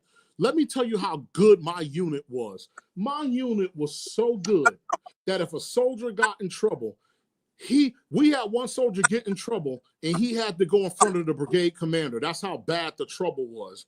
And that motherfucker breathed a sigh of relief. The brigade commander was like, "Don't bring him here," right? Versus my soldiers were far more afraid of my squad leaders, my platoon sergeant, and the first sergeant than they were of the fucking general. Yeah. You know what I'm saying? For me, shit, even for me, if I got in trouble, I wouldn't want to fucking have to see my platoon sergeant. I wouldn't want to. I'll never forget, Charles, one of my soldiers did something, right? And we're all in first sergeant's office, and the NCOs are talking. Then all of a sudden, they get quiet, and everybody's looking at me. And I said, "Oh, shit, I got to leave, don't I?" Right? And they ain't say nothing. And I promise you, Charles, I turned around, I looked at my soldier and I did the Jesus cross on it, and I was like, bro. and the next time I saw him, he looked a tad disheveled, right? and all I could do was touch him on the shoulder and say, bro, I'm gonna pray for you, right? You know, so again, and so that's how you know. That's how you know when you have a good home. When you are more afraid of your family than you are the fucking state, right? Like I said, that, you know, that's the kind of shit that facilitates that. Like again, that can facilitate. You know what I'm saying? A good home, and so even for Black Americans, right? Because we've adopted more of the mainstream culture. Because if you go back 40 years, Black America will look at shit and be like, "Oh my God, we would never do that," and now we do it. Yeah, right. You know what I'm saying? And like I said, it as a result of that, you know what I'm saying? Now we do it, and so you know things like having things like God and standards and shame and guilt. All of these, like I said, all of these things are important, right? You know, my homeboys that I grew up with that fucking was into the streets and shit like that. Shout out to the dudes when they came home, they had nothing in their refrigerator, right? But that wasn't the case for a lot of those motherfuckers. They went out and did street shit only to turn around and get fucking designer clothes or whatever the fuck that they were getting, right? They had no reason to be out in the street doing the shit that they were doing. None.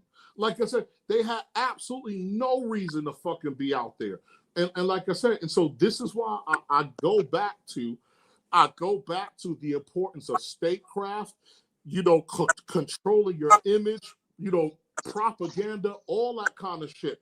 All of that shit is important because everything has a macro level and everything has everything has a micro level. And so, you know, now that we're becoming more knowledgeable of these things, right? We're gonna have to adjust our tactics and move differently, right? But you know, I'm here, like I said, bro, I'm here to fucking tell you, you know what I'm saying? Guilt and shame could fucking help your community a long way. Absolutely. You got to think about this, right? Were you allowed to talk shit to your teachers? Nope. Are you crazy? Were you allowed to talk shit to a cop? Nope. What happens when your women run your fucking communities? Ask it again, Charles. Say it again. What happens when women what? When your women run the communities. Women normally don't understand violence. They don't understand if a man has to pay a certain way. There's a reason why I don't talk to men a certain way. Because depending on how you speak to them, we might go to blows and we may not walk back. Mm-hmm. And that fear of violence, see, they want to talk about, oh, if that man would do something to me. No. Here's the part. You get leeway because men will feel sorry for you. What happens if we did treat you like we treat each other? We're not going to feel sorry. It's so funny you said that, Charles, because I have put something on your box like that on Instagram, right? So you have these bull dykes like swinging on men and shit like that. I sent it to you. It was about like 2 weeks ago, and I said, shout out to America for making such a safe society because these women will not do that to M23 or the RSF in fucking Sudan. I fucking guarantee you that. I guarantee you. If I could drop those women off in fucking Juba or Mogadishu, they ain't gonna be doing that shit. You'll learn very quickly when yeah, because and that's what I was arguing with my homegirl. She was like, "Well, if I wanted to do it and if it was fake," I was like, "Fam, I'm trying to shield you from violence. I'm trying to shield you from violence. You, like I said, you're talking a lot of shit." When you don't know the fucking, you do not know the depths of fucking evil that's out there in humanity, right? So again, right? So have you ever met a woman who was raped 24 times in front of own children and has to wear a colostomy bag? I have. Uh-huh. So you up here talking all of this shit. Well, if it's my choice, again, it ain't your fucking choice. As a matter of fact, and you will go nowhere near it, which is why you are where you are. And like I said, and this is what the problem is. So and like I said, man, I despise the black people who are Marxists and all of this other shit, because at the end of the day, fam, listen, any change that is sustainable is gradual. Immediate change is a revolution. Reform is gradual. Immediate change is more to the tone of revolution, right? So if you're not about to fucking flip the table over and you're after reform, your language has to be different. You know what I'm saying? How you deal with shit has to be fucking different. So, like I said, again, this would, like I said, this would be the thing. So what happens is when it comes to integration, right, America is still in the process of doing it, right, because it was forced, right? So again, the integration that you did have was forced. And so over time, people are going to come to their own decisions about how integration is going to work or not going to work, right? To include the fact that people do need their own ethnic conclaves, because integration is a skill. Not everybody can move between classes, and institutions, right? That is not something everybody is capable of, right? So when people are complaining about immigrants and the refugees, that's because when you take in refugees, you're taking in people who may not necessarily have the skills to integrate or later assimilate, because that's not who they are. So now, if I'm gonna take a mechanical engineer from Eritrea, right, who specializes in robotics, right? That guy grew up in the UAE. He was educated at MIT. Then he got a master's in China. So now when I'm going through immigration, that's the guy that I want. The dude that was a fucking cattle herder in Hargeisa in Somaliland, right? That guy may not necessarily have the fucking skills and the education to be able to integrate or assimilate into this type of world or into this type of living. So all of these things are things that have to, like I said, that have to be weighed.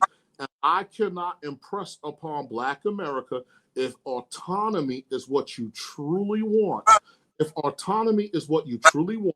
your focus should be in statecraft, and not just in statecraft. Damn the Marxism and everything else. It needs to be influenced by everything that led up to the American Revolution, right? Because the reasons for the American Revolution are the solutions to your condition, right? Which is what you've been denied: access to land, labor, capital, and entrepreneurship, right? So for me, if I'm making pushes in America, that's the language that I have. I'm not talking about racism and all of that shit anymore. If I'm not talking the language of land, labor, capital, and entrepreneurship, we don't have a discussion, right? I'm not interested in the social shit. I'm not interested in whether you like me or not, right? And again, I'll shut up and I'll drop from this panel and I'll let you know, and people can talk. Sandog saw it with his own two eyes. The peak war on terror. Oh, fuck the Muslims, fuck the Arabs. Y'all are paying $110 a fucking barrel for oil. First, Condoleezza Rice comes. Can you drop the price? Nope, that's the market.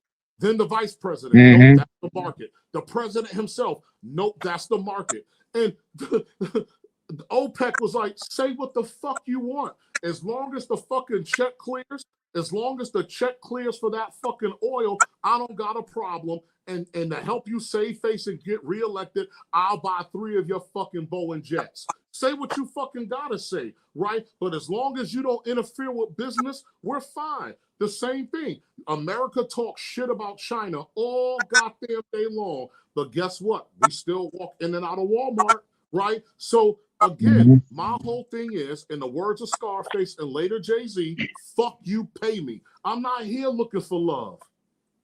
This shit isn't about love. Fuck you, pay me, right? So with that, I'll shut the fuck up, right? I'll get off of Charles's panel. And remember, man, statecraft. What I you want to ask want a is question, though. I'll say this. What you want is autonomy, because equality is nothing more than privilege and permission, right? You want to be able to control your own destiny, which is why they call it life, liberty, and the pursuit of happiness. And that is done through controlling land, labor, capital, and entrepreneurship. That's it. My question, Brilliant. my question, in regards to all that, damn, I'm trying to see a lot of things just came out on mine, but I will say this, in regards to gold, steel, and etc. They were talking about these things about the markets and how they understand we're in a monetary system that, you know, the interest rate has not changed in over almost approaching 18 years next year. Yes. So I'm not sure what men are not understanding is someone made a deal when the last administration was in office to keep interest rate the way it is in America. You're familiar with this? Yeah. So to keep with interest. Yeah, go ahead. Yeah, so in regards to interest rate, they're keeping it maintained for what? For a greater collapse or some other schism they're doing? Why they keep it the way it is? Zero interest rate. Zero interest rate. You gotta realize that the world's going through a flux. Okay, Mm-hmm. we're not only money, but also living quarters, banks, institutions. Then we also introduced strongly with crypto. So you're getting the flow, the ebb and flow of white supremacy dying. The old system is falling apart. Why? Because white people are going to white people.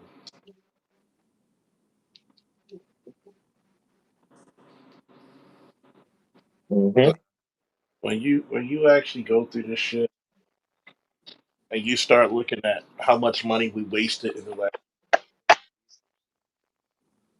and we won't even just talk about this administration, the last 20 fucking year, 20, 25 years. Mm-hmm. That lets you know you dealt with a system of government that could have employed, educated black men. If they would have made sure black men by themselves get a proper education, they could have literally have Wakanda on Earth. You rather just disenfranchise and imprison black men and try to put black women and white men over the top, so much so that it failed you. And look who's failed miserably. It's not cute. This is the reason why. You don't have any innovations. When the last time you heard America innovate something? We can't even make the iPhone look like become different. Must make it affordable either. iPhones are overrated. Yeah, they're definitely. I don't own iPhones, so I don't worry about things. Good move.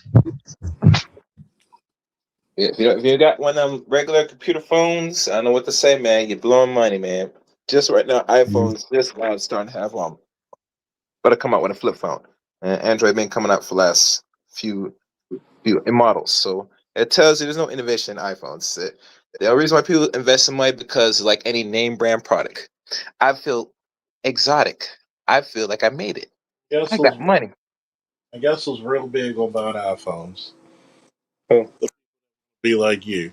And by the way, hit the cash app. I didn't get one cash, and if I don't get minutes, I'm gonna shut this bitch down.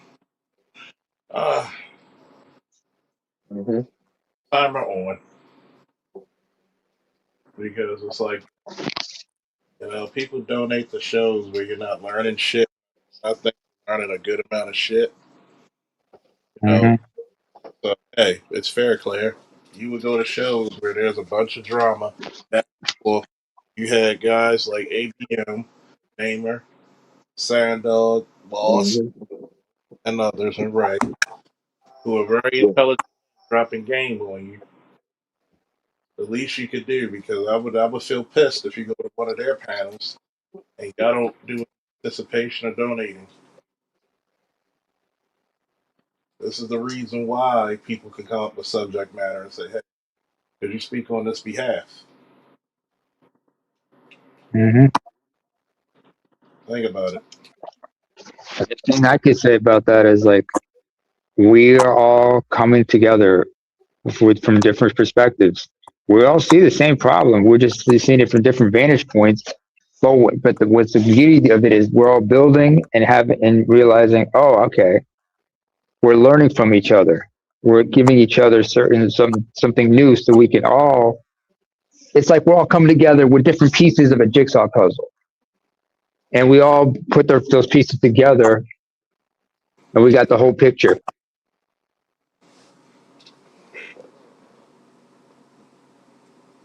So That's the beauty of this space. All of us coming together like this, and we building because I never knew much about about being an electrician or learn about this, that, and the third, except when I came into contact with some of y'all.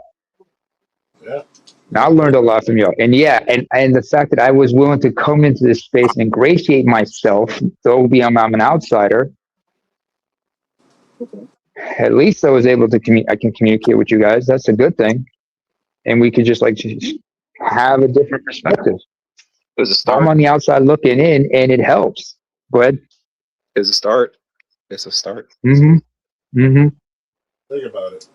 There's a lot of stuff we learned in this space that a lot of people don't even. Yep, form Voltron, and I'll form the. Mm-hmm. It's like I'm surprised when people actually learn shit from me. I have a Mm-hmm. particular mindset set of skills that not too many people can take. Oh, you hate women. Okay, tell it to the guy who has almost 400 of them. So, I mean, Codename Eric Hormonger. either that or they just love me. We know Black Dynamite. Yeah, don't wake up the other bitches.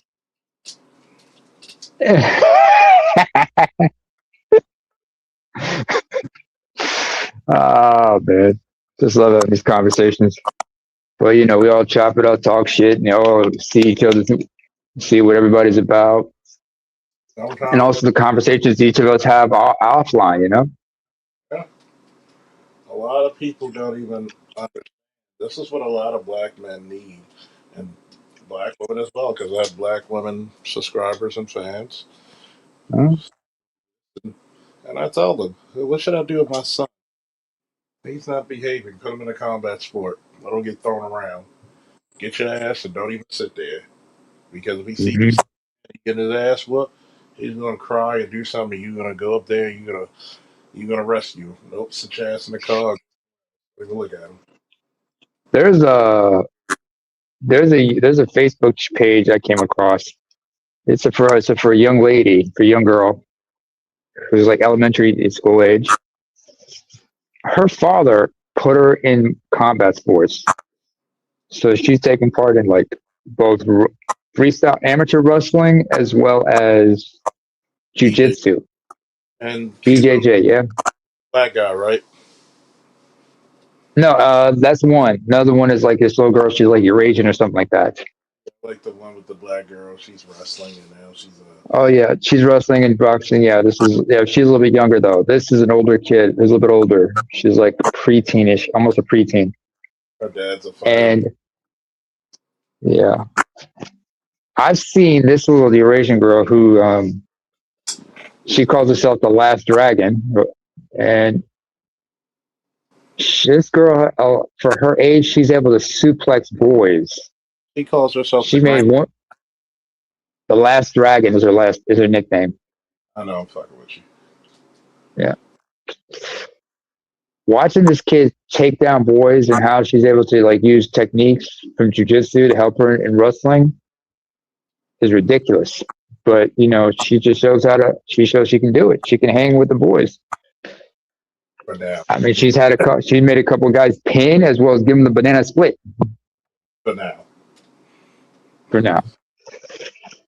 But eventually she's gonna have to start wrestling with kids kids of her gender. Excuse me, her sex, not gender. Because what's gonna happen? Them boys get a little bit more muscle, get a little bit meaner. Mm-hmm. Yeah. There were clips of Ronda Rousey trying to wrestle with some guys, and yeah, it didn't work. She got taken down. So yeah, technique. Don't get me wrong. Mm-hmm.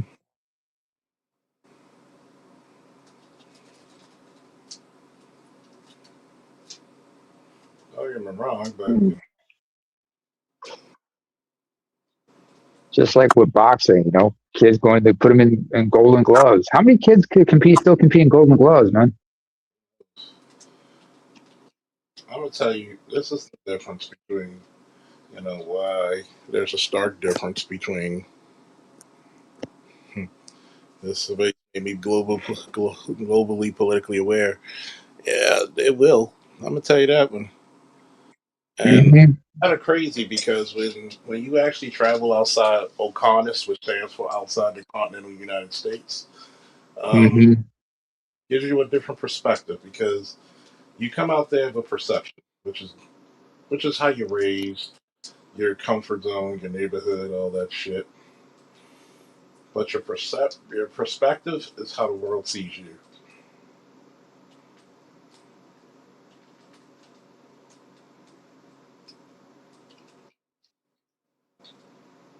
That's some heavy shit.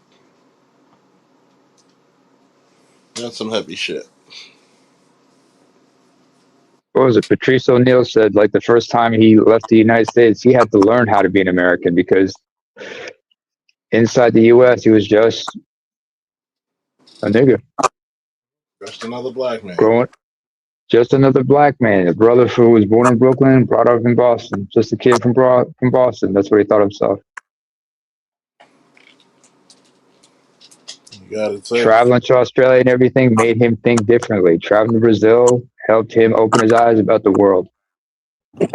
Hell, being from Baltimore and you go to live in the country for a few years, that'll change your perspective.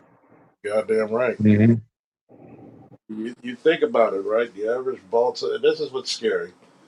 A lot of these young kids did not have the summers that we had. They don't even travel down south like they used to. Because, a lot of them don't because they had their babies, not married. But it's funny when you have your kids and you get married. It forces you to learn the other side of the family. Mm-hmm. It forces you to communicate, converse, and fellowship with the side of the family. When you become a single mother, you just took away 4 times the amount of support from that boy or girl. Because now he doesn't even know.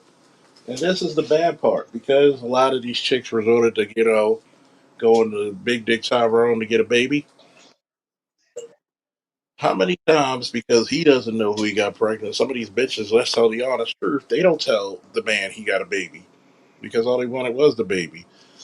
Your son or daughter could be fucking their half brother, half sister in the same city. Facts. Not to mention the prevalence of STDs, especially HIV for that matter. Yeah. And I know that's a stereotype, but that has to be addressed. The biggest STD is children. Oh yeah. Put that in the chat. Hold on a second, Mr. J. Hold on a second. Miss Johnson, you can. We found you tested positive for pregnancy. No.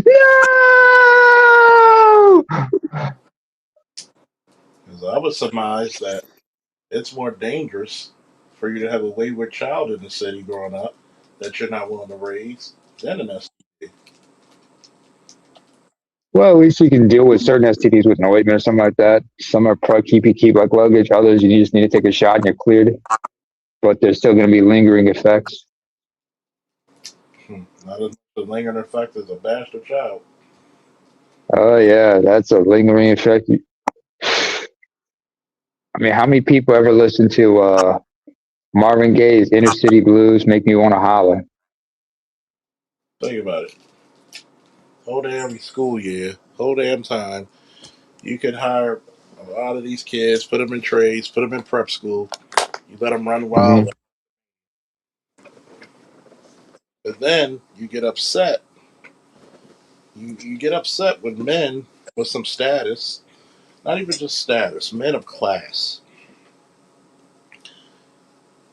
Go out there and publicly announce, you bitches need to raise your kids.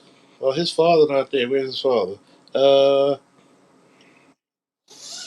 that's what some of my female friends make. Never, never So mind the father. What about you? You're the No, parent that's present. Charles, you skipped a step. Well, these men, they abandon the kids. and every time I hear that shit, I'm gonna put this edict out. The next time I hear a bitch or a nigga say bitch, niggas abandon kids, I'm gonna take everybody. I want everybody to go on mute or drop down before I pick them up, and I'm a one-on-one cuss that dumb motherfucker out. Yeah. How you literally picked the worst mother? There's many motherfuckers like lost. What's your degree in loss at 25? What's your degree in? Why aren't they picking loss? We're not even doing the 40-year-old motherfuckers like we are. We're gonna go to 20-year-olds. What's your degree in loss? Why aren't they picking him?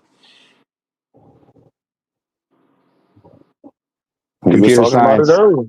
You know what? It's a template. Computer science. If I had a daughter instead of a son who turned 18, yeah, go fuck his brains out. Fuck him till he nut dust. I'm already talking to my daughter, having these conversations. She's not at the age I want for me to really get me say what I want to say, but I'm already saying, like, yo, anybody in your presence should be reading on grade level. Exactly. If that That motherfucker, motherfucker can't read. He has no business being around you. Why if do that, you want to hang out with some dude who can't fucking read? if that motherfucker cannot read on grade level, doesn't know how to properly wear a belt, not own a, or at least the bare minimum look and that are tailored and don't look like he's wearing his daddy shit. Because right now, if you can afford Jordans, multiple pairs, you can afford suits. Men's JC Penney suits are not much. men's Hmm. warehouse. Like even with today's young people standards where they'll wear suits with sneakers, like, dude, you can just have a blazer with a polo shirt under that motherfucking and a pair of jeans. Yeah. Hmm. If he can't go to a formal outfit with you, if his friends are, I'm sorry. I've told my niece, who's what, 36, I wouldn't date you. I love you. I love my great niece, my great nephews, but you have 6 kids. I cannot take you seriously, and you know that. You need to focus on what. Yeah, she's a good mom to her kids, but she knows that now. She knows that, especially 3 out of fucking 6 of them are diapers. The hell? Where's the dad? Are you picking the dad?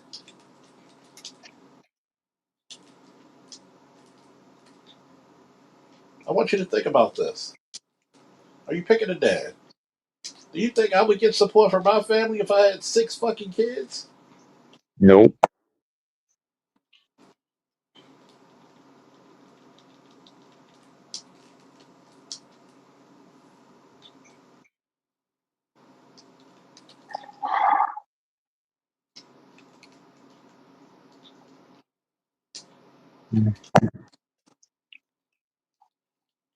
I mean, you wouldn't get support even for having one kid. They'd be like, what are you doing?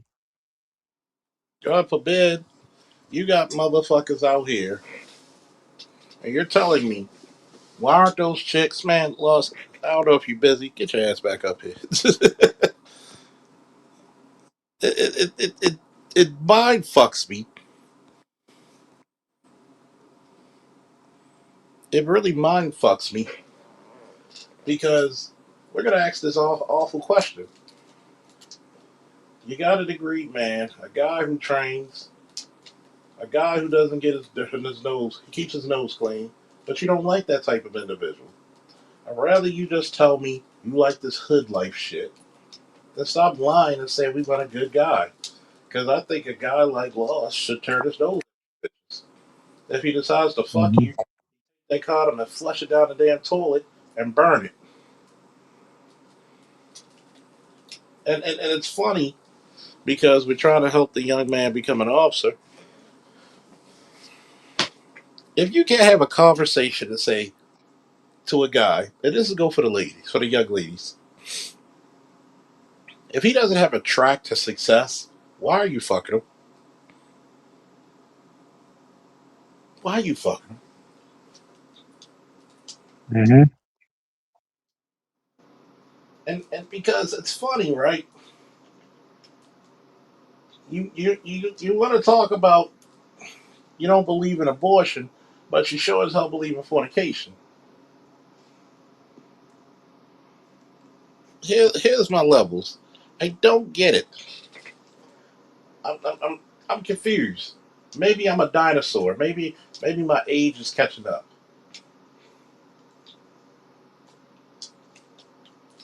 How many of those chicks that are in your age bracket from college are dating bums, drug dealers? Oh, a lot of them. Like it was typical drug dealers, scammers, boys in the neighborhood. If they were dating dudes on campus, then it would be mostly like student government, frat, but the regular guys, we really didn't get any shine for real like that. Yeah, they wanted the fun guys. Somebody could get them at the party for free or give them some money. Hmm. There's one of those things. I will never be insulted by a bitch with a general studies degree. Like, don't get me wrong, like people knew who I was on campus. Like people knew what I looked like and like my what I had what I was dressed like. So people knew who I was. Like I got a full round of applause when I graduated. So people knew who I was, but it's just wasn't big man on campus like that. Yeah. Sometimes we are, sometimes we aren't. Like sometimes popularity is thrust upon us, and we don't know like how the fuck did this happen. And what makes it even more funny and hilarious is that that's why I always tell younger cats, all you gotta do is just live a little longer. All the women not paying you any mind, see them about 5, 10 years down the line. They're not worth as much then, but I mean, not you, but she's not worth as much then. But especially if she's having children by wayward niggas, which is the cardinal sin. My God, my God,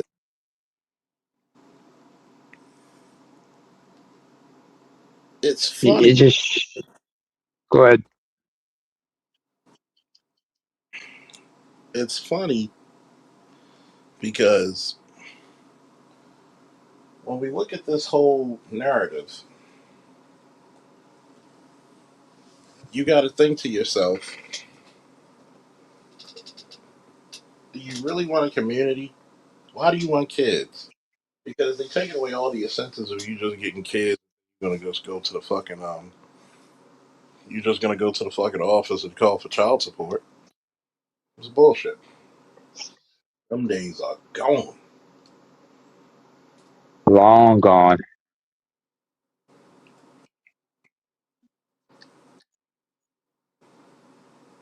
And I don't feel bad about it.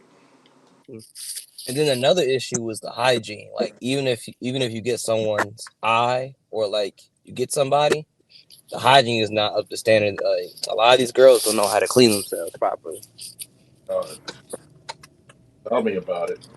Arr, I'm in Atlanta. And trust me, I was down there visiting my girlfriend when I came. And a lot of people don't know this. Spelman and Morehouse is surrounded by hood. It's Yeah, around yeah. Yeah. It's surrounded by the West End, and then like Bankhead is not that far away. all the shit that you don't want to go to. You know, like God damn, I'm walking up to get to her shit. I'm like, yeah, where the fuck is this place?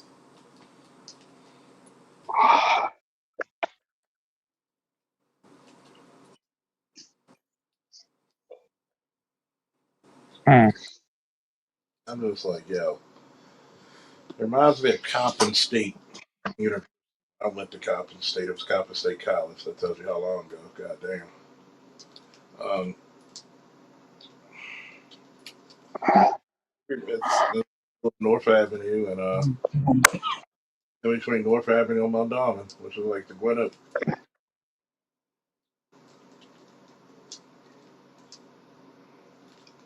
So you have a lot of these issues going on.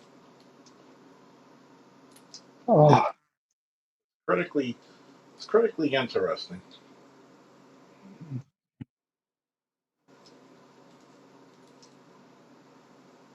It's critically. You'll see a lot of these broads wanting to put a lot of restrictions on the guys they don't because I'll be like, wait a minute, I can't find a good man. No, you trying to find a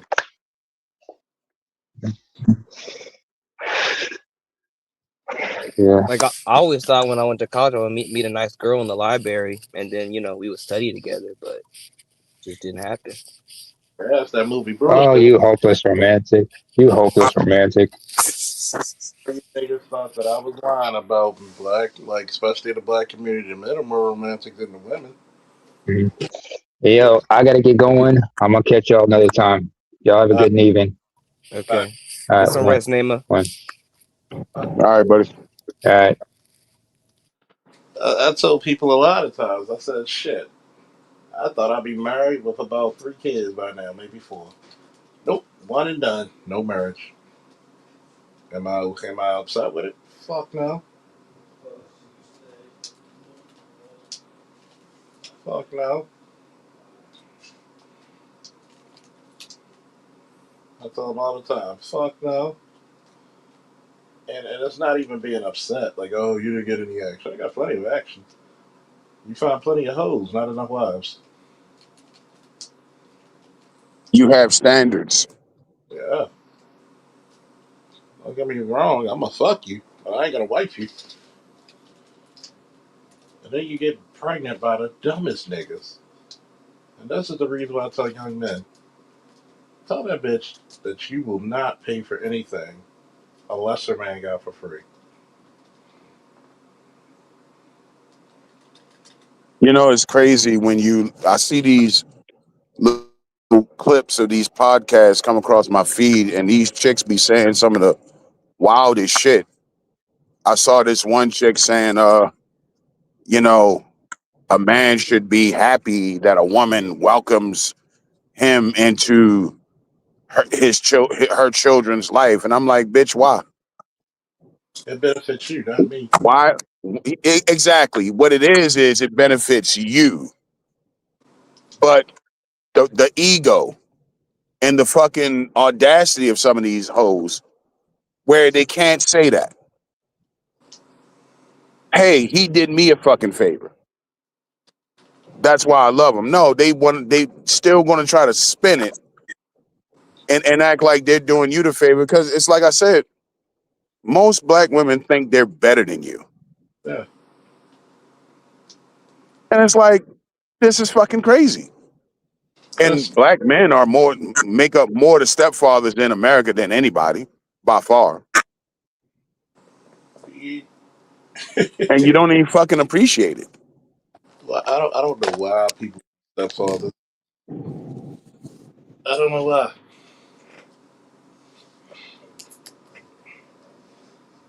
I'm just like, it's a thankless job, even dating a chick with a kid. It's We like, were raised that way, Charles. oh Black my, men are stepfathers because so many households, that's what it is.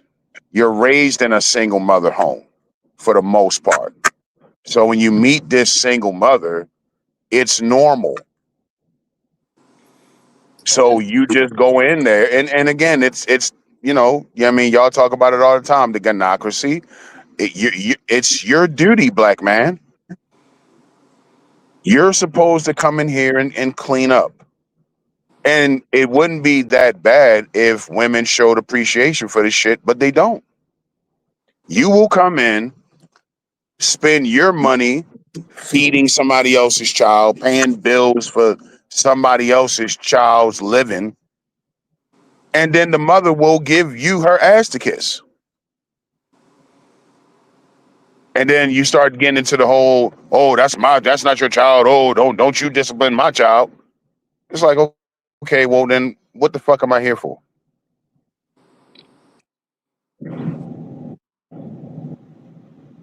And nobody sees the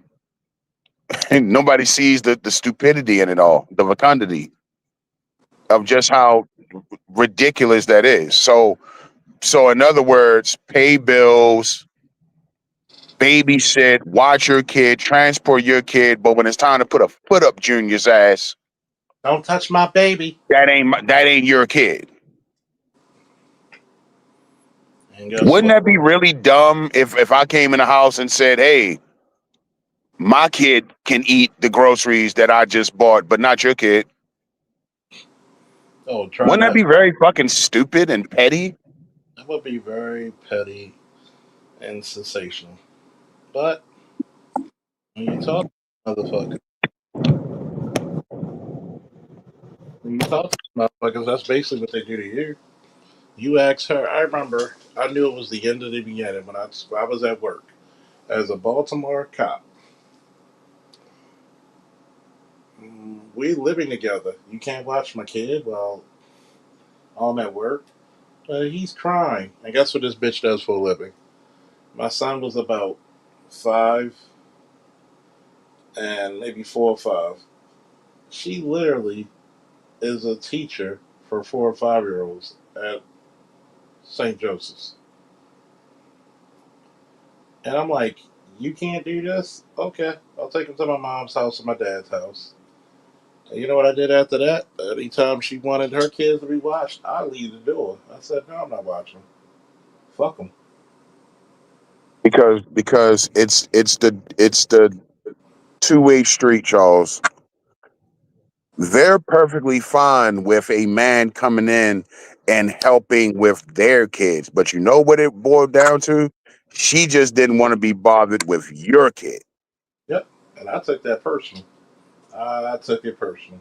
And So rightfully. I'm supposed to give a shit about your bastard. Hmm. But you see me at work. I'm not at the club. I'm at work. And one of the most stressful, most dangerous jobs in a fucking America.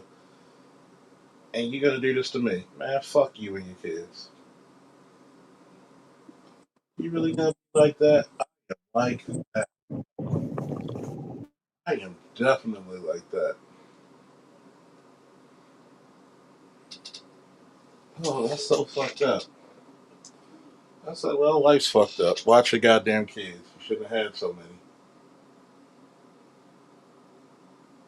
You shouldn't have had so many. Oh, that's so fucked up, you know. I'm just trying to help your struggle. I said, but yet, where the fuck is my help? You're a man. Fuck you. Exactly. It's pretty much how they think. And that's how I treat them.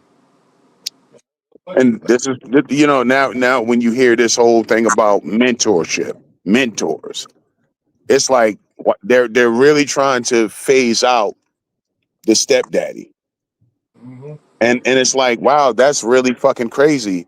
You know, at least the stepdaddy gets some pussy out the deal. Exactly. Now you want to lower it to mentor. So now you don't even got to kick out pussy no more. But teach my son, help my son, show my son the ropes, show my son how to be a man, take my son off my hands for a few hours. And what do I get out of it? And I don't even get pussy. Not even a smidge of pussy. Not even a smack of crumb. I tell him, I say, you better send him to the sensei. Yeah. Better send him to fucking. You better send him to Dagestan or fucking You, China. you better send his ass to the basketball coach or the fucking football coach or something. Like these people are out of their goddamn minds to think that you got men that's going to sign up for that shit. Yeah, yeah, you're right. You know, we tried that shit in the 90s. It was called the Big Brother program. Mm-hmm. It What didn't happened? work. What happened? Mom kept getting in the way. Only time It she didn't wanted, fucking work. only time she wanted you around was when the goddamn kid got unruly.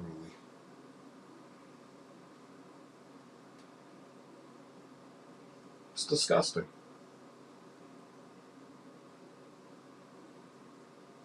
Oh well, Charles, you gotta understand. That can happen to anybody. Okay, that's cool, but we ain't gotta deal with that. Mm-hmm. And the sad thing about the Big Brother program, it would work if you had a different mother.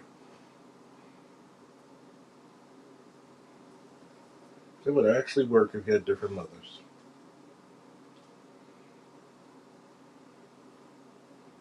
And that's sickening. That is fucking sickening. You can't even sit down with a man helping your kids out and be respectful.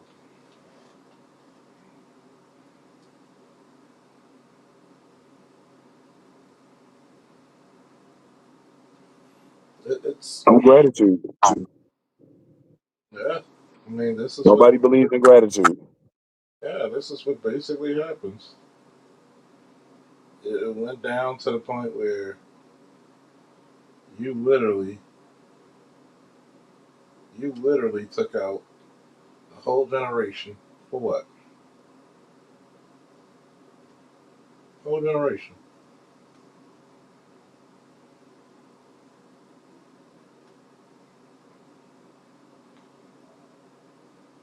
The worst thing about it is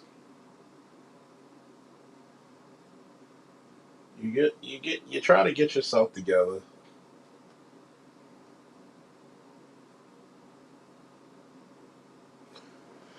You try to make something of yourself, like Lois and other young men,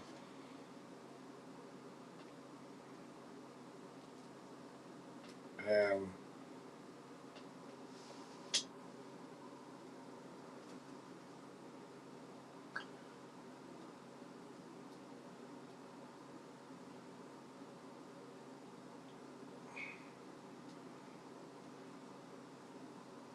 and then it's like you're not gonna make it out here when it comes to mating and dating.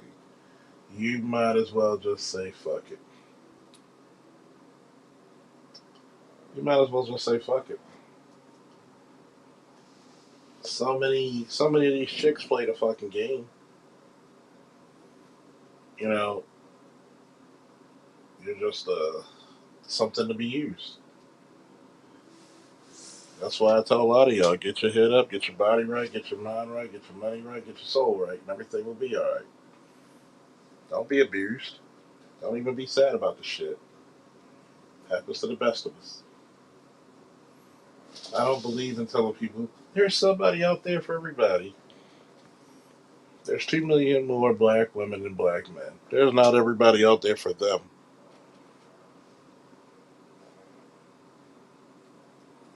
So when we're looking at it on a fundamental space, You got to do what needs to be done first. Your dreams, your goals have to be met. Don't put your fucking dreams on hiatus. She's not going to do it for you.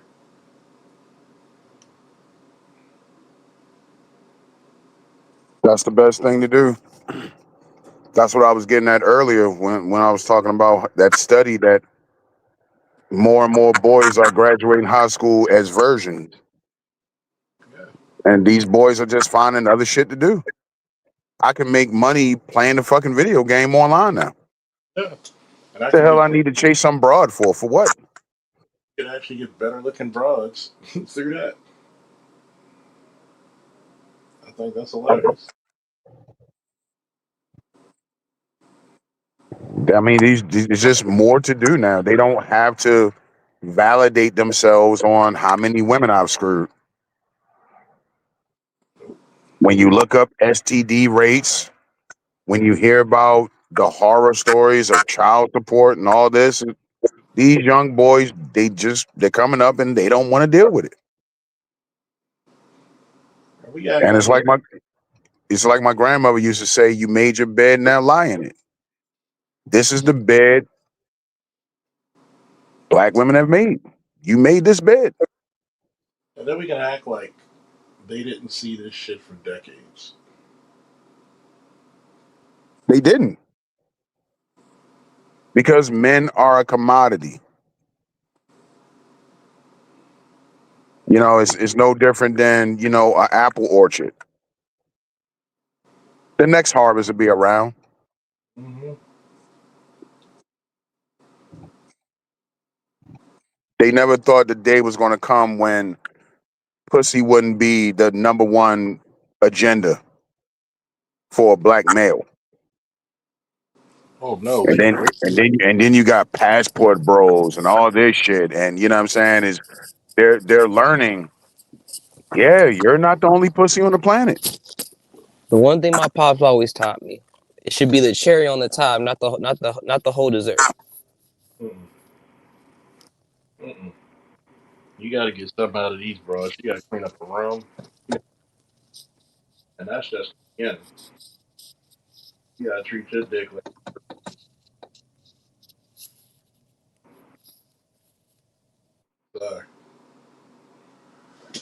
Treat your dick better than her pussy.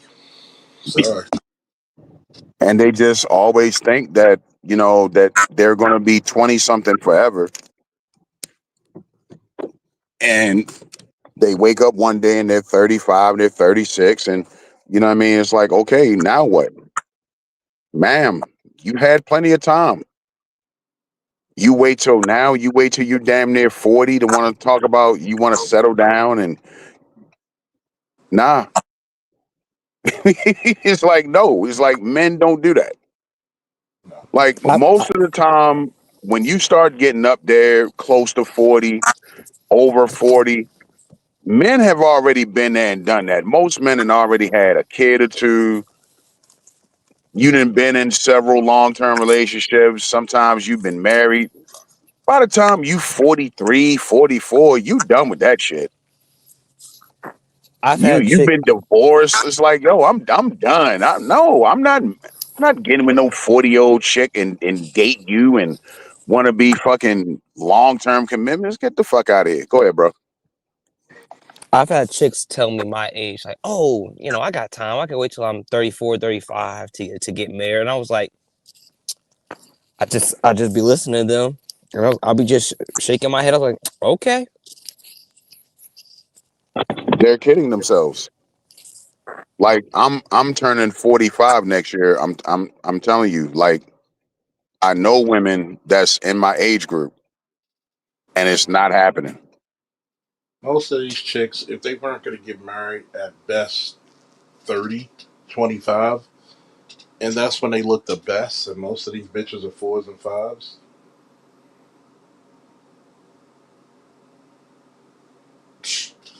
You got something else on your hands. I'll be a little more generous. I'll say if you're not married by 35, it's probably not going to happen. Most of these bitches are not going to do it. Especially when you consider you're probably going to have a kid or two. When is the yearly estimate of half the female population being childless and single? About 2030, 2035. Half the population of women are childless and single. And you know that psychologically fucks with them, right? Yeah. Because as much as they try to pretend, because in America, women want to be men so fucking bad. So they try to pretend that they're not wired to push out babies. You know fucking well you want babies. Mm-hmm. I call You're them gonna want. I call them pseudo males. Yeah. But like, you know, Cheyenne Bryant, you're too busy listening to Cheyenne Bryant. Yep. A woman with a barren womb A dyke. that licks carpet. A dyke. You're listening to a dyke tell you how to deal with men. The fucking dyke. She hates men that bad because she got. A carpet muncher of all people. And what's crazy is once again, black men let me down. It was people like 50 Cent and Shannon Sharp that put her on. And then look what happens. Y'all help her get on, and then this is what she talks about. Yeah. Talking about God say and damn, black men make me mad with this shit. And listen, here's worst thing about they're promoting this bitch's book. Talking about like she knows about the heart and what do you call it? Those words trying to take that she admit she stole from Kevin Samuels because they found out this is a hustle now. So anybody can come in and spread their bullshit.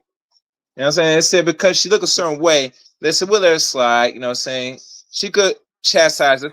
This bitch eats cooch for the living. You see, never trust a bitch that talks about the man promise, go hard, and tell a strong man not talk one about the woman. That means, baby, you're selective because you got too much pussy juice in your mouth. She's not even a real therapist. Corey Holcomb called that shit out a long time ago. Of course. Yeah. But yeah, the first thing about a therapist is notice she never talks about what's the first thing once you become a so called licensed therapist you're supposed to do. You're supposed to get therapy. She's not even registered because the thing is, Corey Holcomb had a licensed therapist come onto his show and literally break down like we can't even find any record of her having join up with the licensing bureau. She should be searchable in the database. She's not even in the database. Oh. What was I saying earlier about how black women are very easily pimped? Oh man, I mean they pimp like a motherfucker. If you want to pimp black women, all you gotta do is just build your platform on bashing black men, and you will be able to pimp black women. Easy. Derek Jackson, anybody? Yep. I mean, think about that. Derek Jackson was married y'all bitches because y'all wanted to have this goddamn fantasy about this man. You let him take you for a string.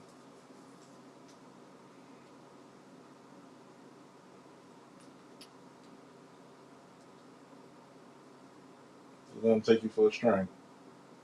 And we tried to tell black women he was full of shit.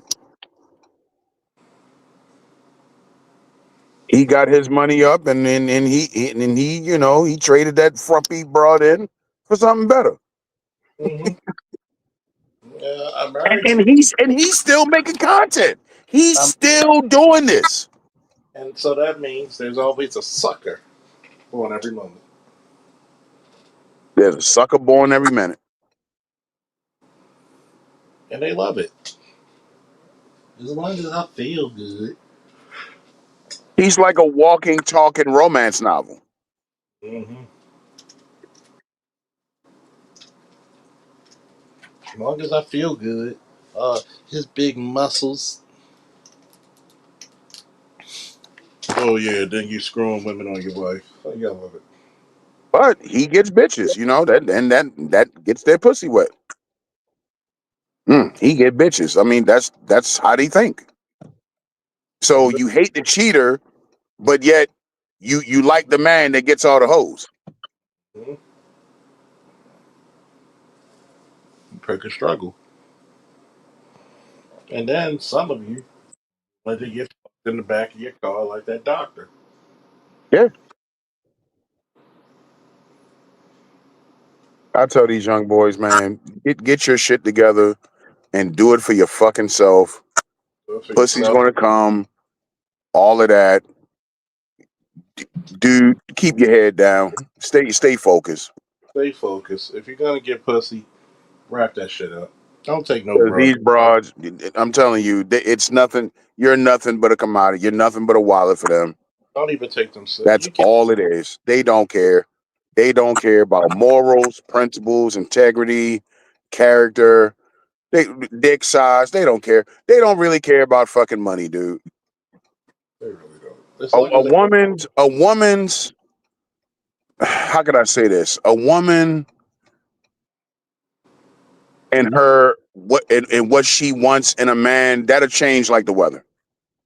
Sure, the weather's more stable. You don't fucking know what they want because they don't know. They're not gonna know until they hit damn near 40 and they got those bastards, and it's gonna be I need help. Because all throughout their 20s was just fun and games. And halfway into 30, they were still trying to hold on to their 20s. Mm-hmm. That's why my motto is don't take none of them seriously. She got to break herself for you. I've been telling black women for years, y'all better start learning how to get back with them baby daddies. Because these new dudes coming up, they don't want to be stepfathers. They don't. You know, don't come to me with a bunch of young kids. You know how irritating that is now to have an 18-year-old and a bitch who's your age with young kids. Fucking ridiculous. You got to deal with some kid and his fucking attitude. Like, Mm-mm. bro, I don't even got to be here. Right. Like, yo, I don't have to be homeboy from Baby Boy, yo. Like, he stayed with Shorty. I can just dip, nigga. Yeah. And then you got to deal with the fact, she might have baby, and most of them have baby daddy issues, but they still fucking.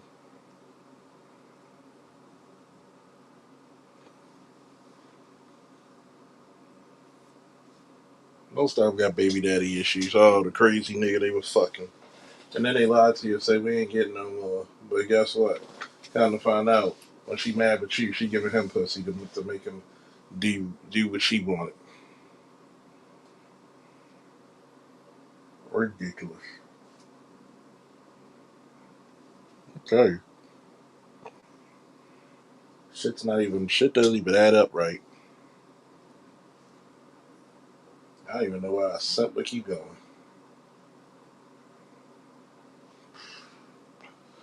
If you simping out here, something wrong with you, man. Especially the price of pussy is not even worth it. Really isn't.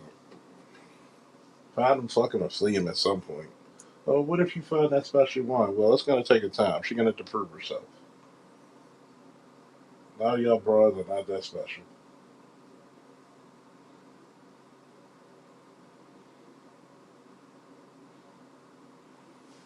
A lot of y'all broads are not that special. Shit. Let me get out of here, folks. Another good stream. Woo! We out. All right, buddy. Good show. All right, man. Thanks.